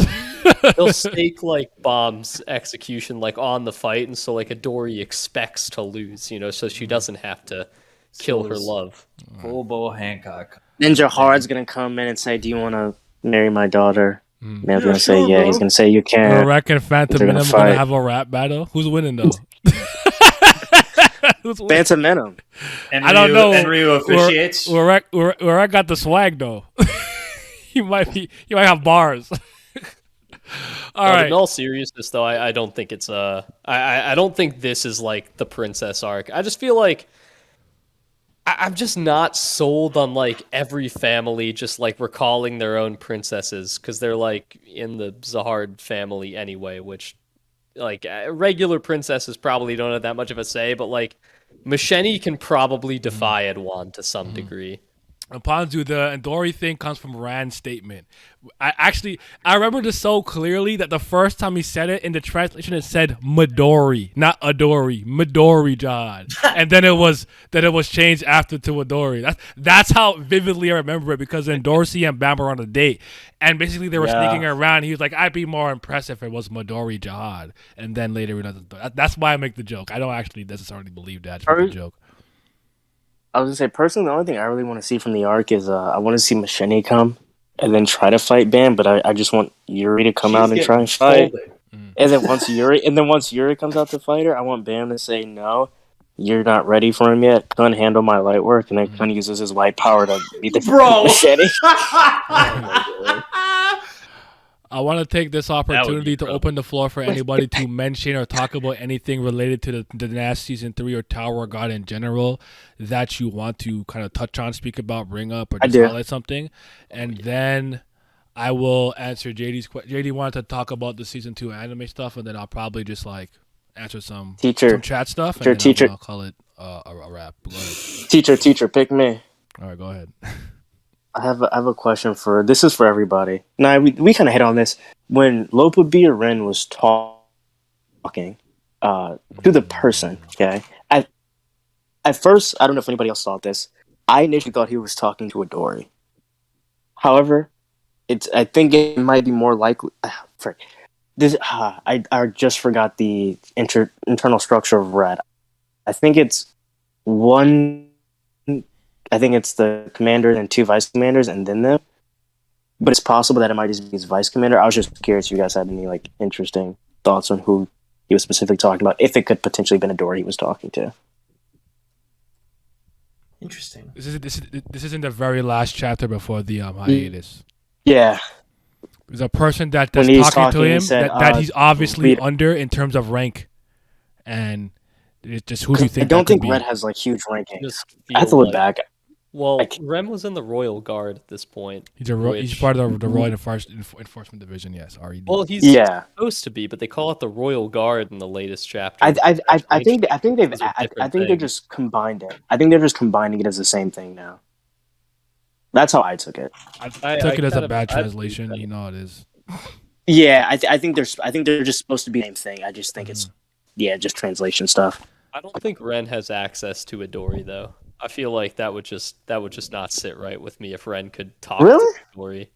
Yeah, I don't know. I kind of agree. Ren's kind of a shitter. I feel like he's too. I feel like he has a decent placement in the army, but if he's talking like that to Adori, I don't know. I kind of agree. Well, it seemed like it was an entire like meeting process. So, because I think it was like it seemed like a higher up was talking to like an entire part of the division. So I could see it as just like, hey, the local V's are doing this. We gotta, get ready and roll out. I mean, it could be Vision. I was just curious if you guys thought it was Adori. I think that's kind of crazy. I like Ren. I was happy to see him. Yeah, I mean, I freaking lost my mind. Yeah. I had a friend who was like, would die on the hill that he would never come back. and I don't know. I think that made me even. I was just coolest thing. I think that was such a cool way to end the before hiatus. Okay.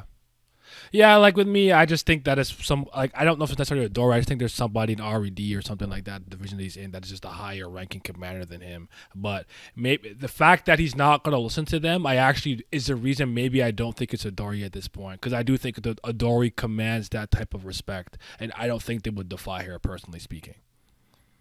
So I think it's somebody else, but I do think they're probably pretty formidable. At the very least, they're high ranking in the army in terms of military. I don't know how that shit works. I'm sorry, I'm a peasant, but yeah, probably the commander of RD. Yeah, possible.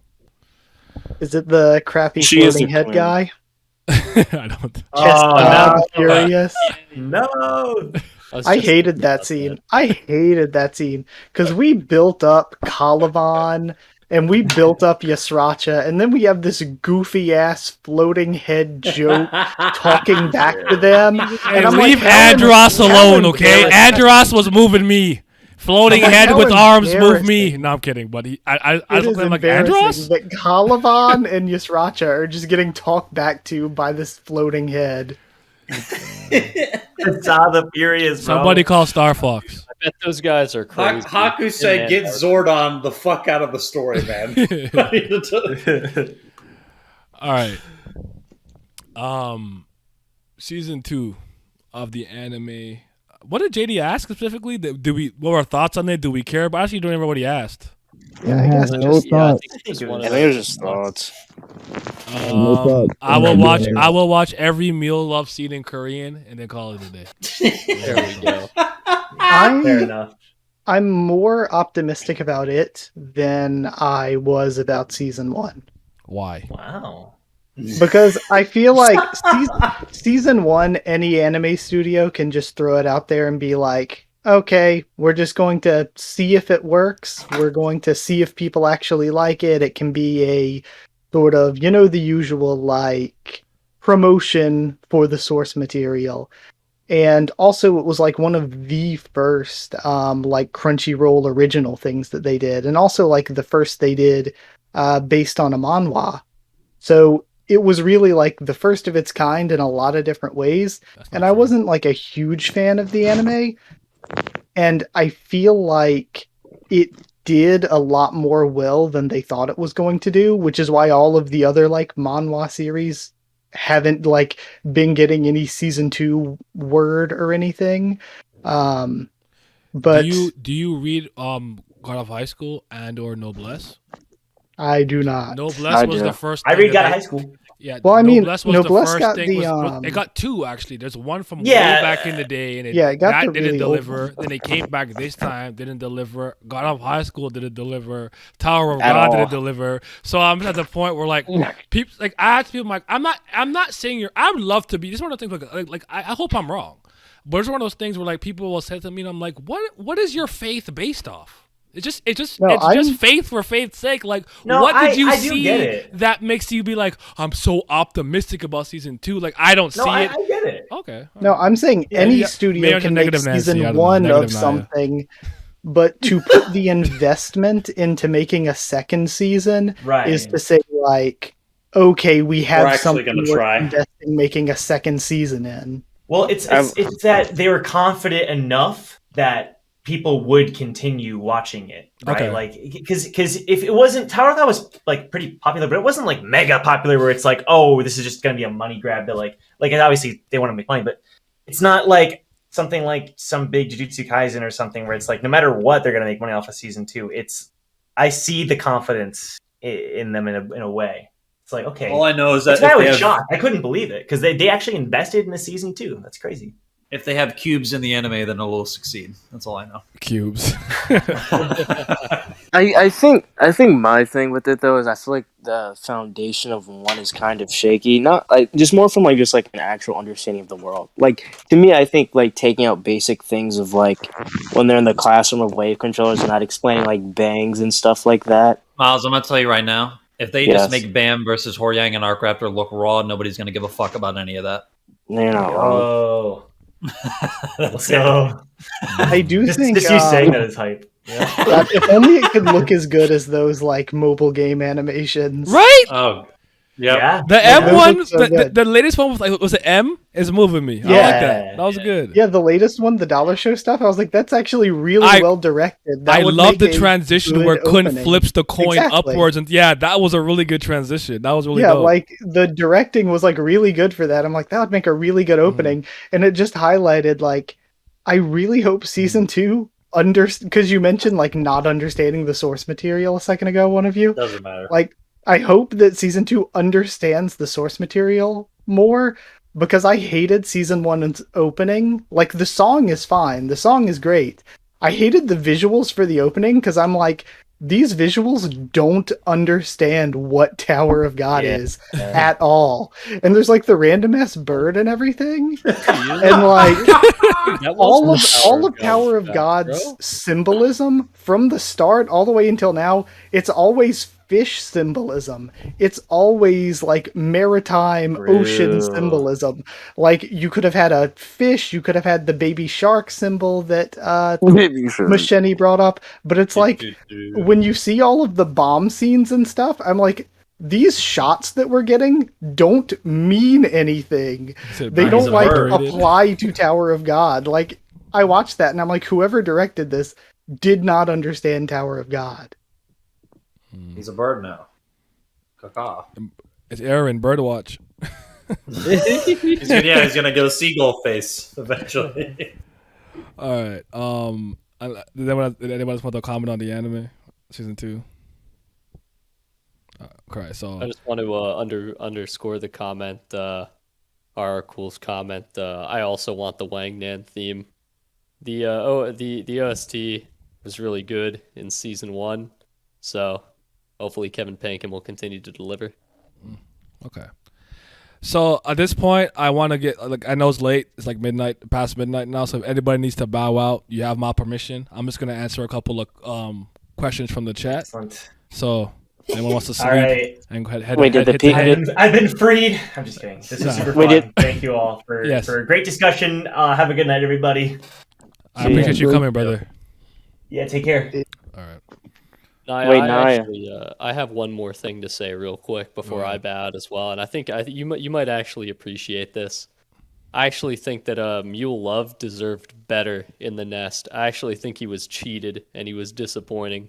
Ooh, I think he needed a Talk way better fight. Talk about it. Tell the people. They need to know. So I know you made like a couple of good points for like Mule Love kind of set up the opportunity for Evan Kell to not actually like get killed that fight with White Garment.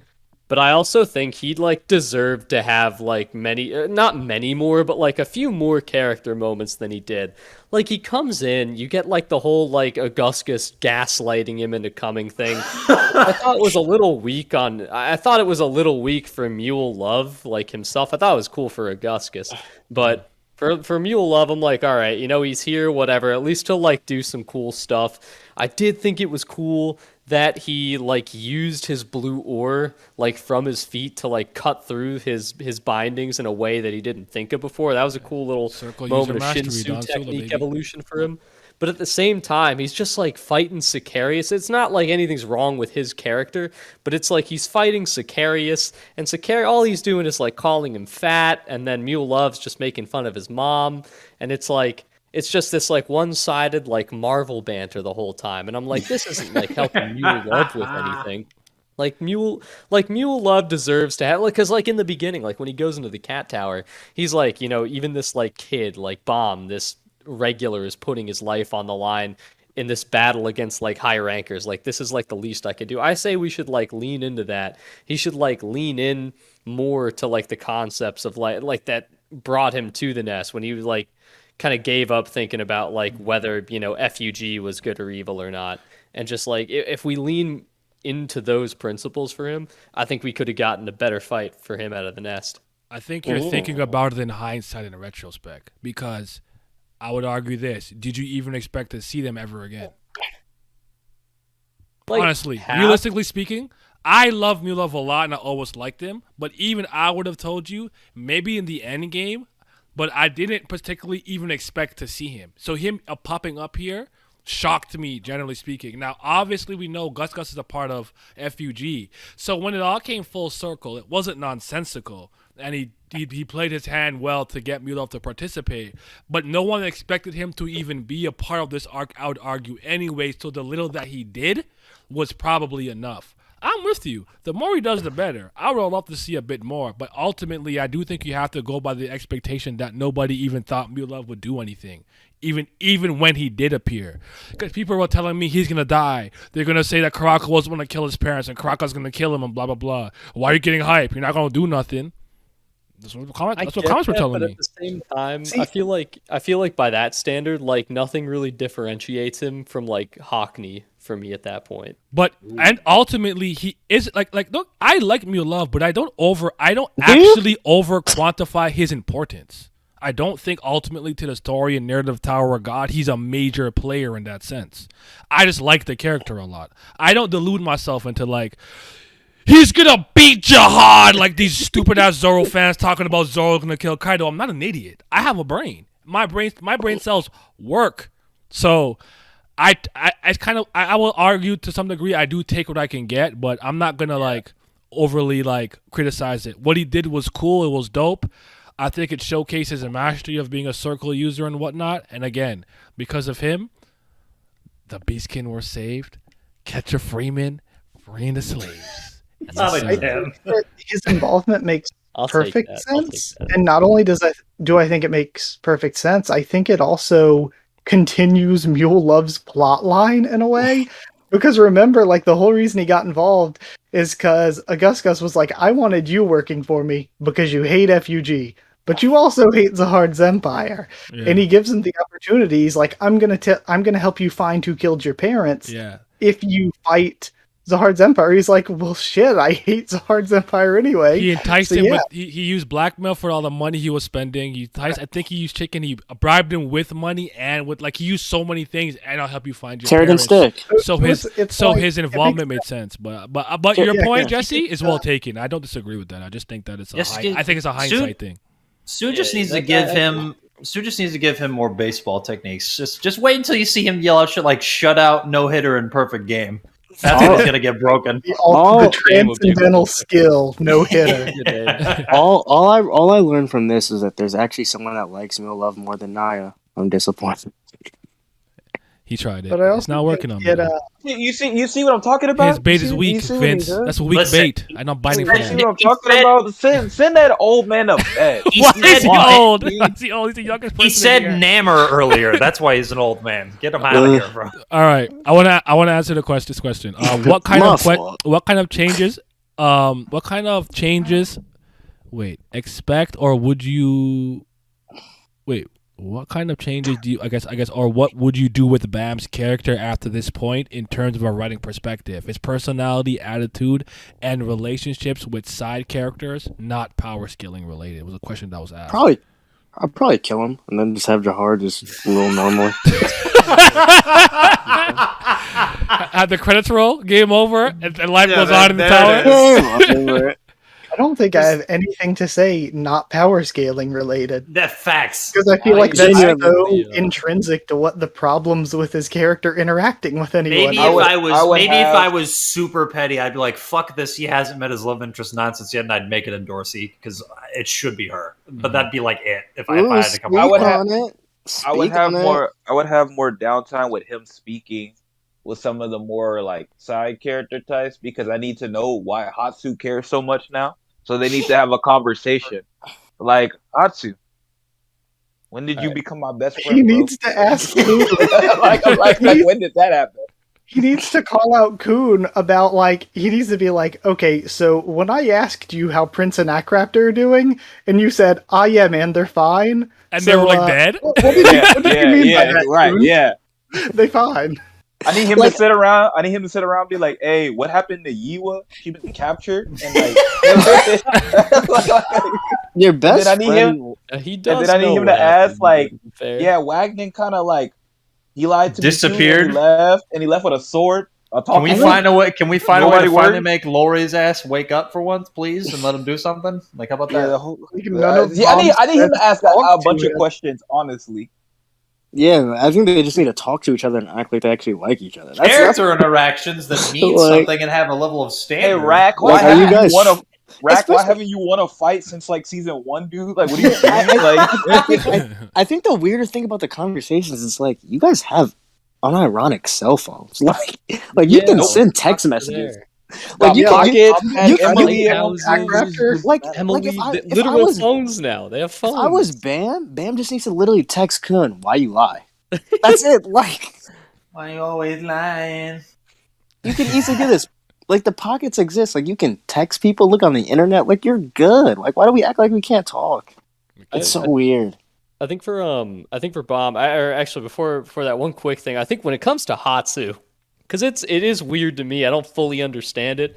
When it comes to Hatsu, Bomb always or at least early in the series, they never talk, but I was Bomb about to, thinks have Hatsu they is the ever best friend. interacted? Like, I can't Yeah. remember He a talks scene between just two the or two three of them. times. Yeah, exactly. He talks 2 or 3 times to Shibizu, but he doesn't really acknowledge Shibizu that much. But he's always like, "I made friends like Mr. Hots and Mr. Yeah, Coon." I was And like, I'm where'd that I'm come from? dude. Exactly. He had the one conversation with him. I think for Bomb's future development though, the one thing is, and I don't know if it's gonna be that good. Hopefully it will. But in this arc, I actually think SIU laid down the foundation for Bomb's future next stage of growth. So I think, and it kind of does tie into something that I think has been plaguing Tog for season 3. Bomb is now that he has all these high rankers and surrounding him and everything, and they're all helping him out.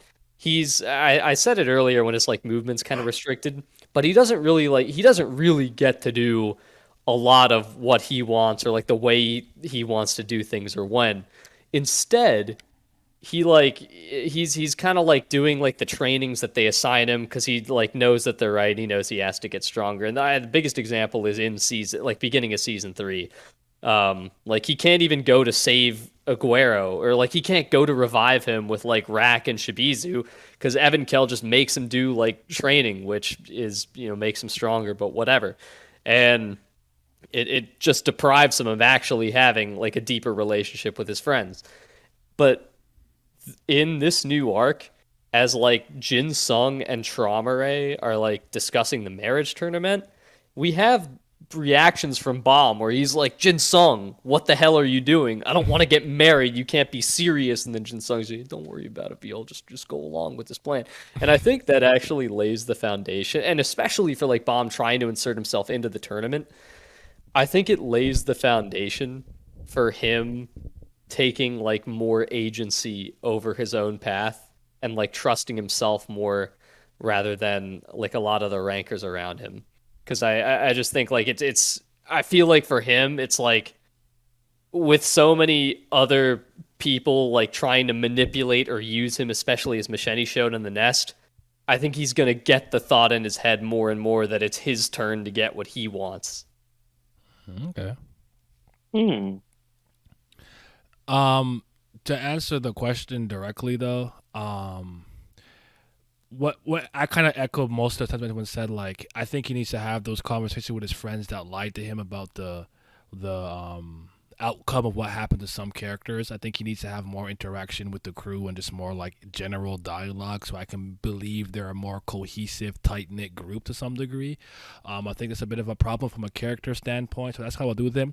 In terms of growing and stuff where it's he has a pretty repeating character arc where someone tells him he deserves to be strong. That's kind of annoying. I feel like the nail is hammered in, the table is perfectly set and in place, and he's like, "I'm gonna keep hammering." I get it. I do think he overdoes that, but I honestly have to admit that my problems with Bam come from power skilling for the most part. But I do want to add this caveat to that, because I do think some people don't take this. Just two things I would say to take this in. You can actually explain a lot about a character or explore somebody's character through combat and their abilities. I would argue Ran is a great example of this because we learn about a lot about Ran, who Ran is, and his goals and motivation through his fights, his combat and combat versatility. Because I argue, if you kind of remove our regulars and the princesses and whatnot, he's actually the best trained regular. I think I can make a solid case for that. Maybe you don't agree, but I'm saying I can make a good case for that. No, it is a fact. You be determined. You tell them. Who's the best trainer? Oh, shut up! Yeah, he's gonna say some nonsense. Right? What about Bam? I said excluding our regulars and princesses and whatnot. My fault. My fault. Your fault. What I just say? Secondly, I think that an underrated or a very integral part of the world building and the world is the characters. You don't want NPCs in your world. What do I mean by that? Non-playable characters. In a lot of narratives, the characters in world pretty much freezes until the main character and or main cast come to that town, area, city, or what have you, and then things happen.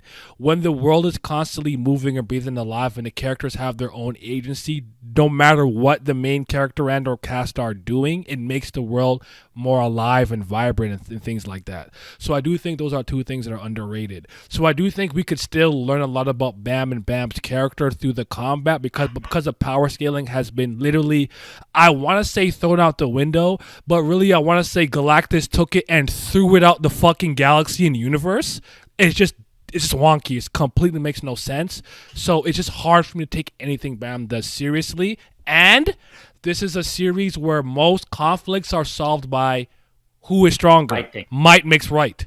So you cannot act like it's not important. I do not like to over obsess about power scaling, but to act like it's not integral to the writing and internal consistency of the narrative is disingenuous as fuck. I actually had one more thing to add for Bam. If he fucking caps and goes back on what he said to Rachel about next time I see you, like, I'm not fucking with you at all. If he actually has some, like, connection to her still that isn't, like, animosity, that's lame as shit. Stick to the fucking character statements. Let them actually mean what they say. Yeah. But all right. No. Rachel about to win the tournament. Shout out, Hey, shout out, more animosity. Shout He out takes Rachel. the L. Shout out Rachel. Everybody, we're starting with Glam. You get a final statement because I'm tired and hungry and I'm ready to sleep. So we're wrapping this up. Go ahead, Glam. You ruined White Sue, and I'll never forgive you. All right. That's my statement. Haku. I don't think I have anything to say. Miles. I think Tower of God is peak fiction. And Stop lying. I think it's really unfair. Go ahead. Are there tears in your eyes? Tower of God. 10 out of 10. So what is it? Go to suck my. Go to 10 out of 10. It was peak small fiction. man, medium man, and big man. Suck my dick like always. Rate at 10 out of 10. Kaido, I was a small nigga, then I was a medium nigga, then I was a big nigga. That shit's so funny. Vince. Vince. Hey, he don't care. Skip him. I'm gonna give him one. Shut up, Miles. One more time. Unlike Vince. you, I got other things to do, loser. Anyway, what did you say? Any final words for the people? No. He was right. You see what they put me through? No, but you don't get to speak for me. It's a 5-hour stream. If you haven't heard my voice enough, you've heard it now. The abuse I go through. Jesse, any final words for the people?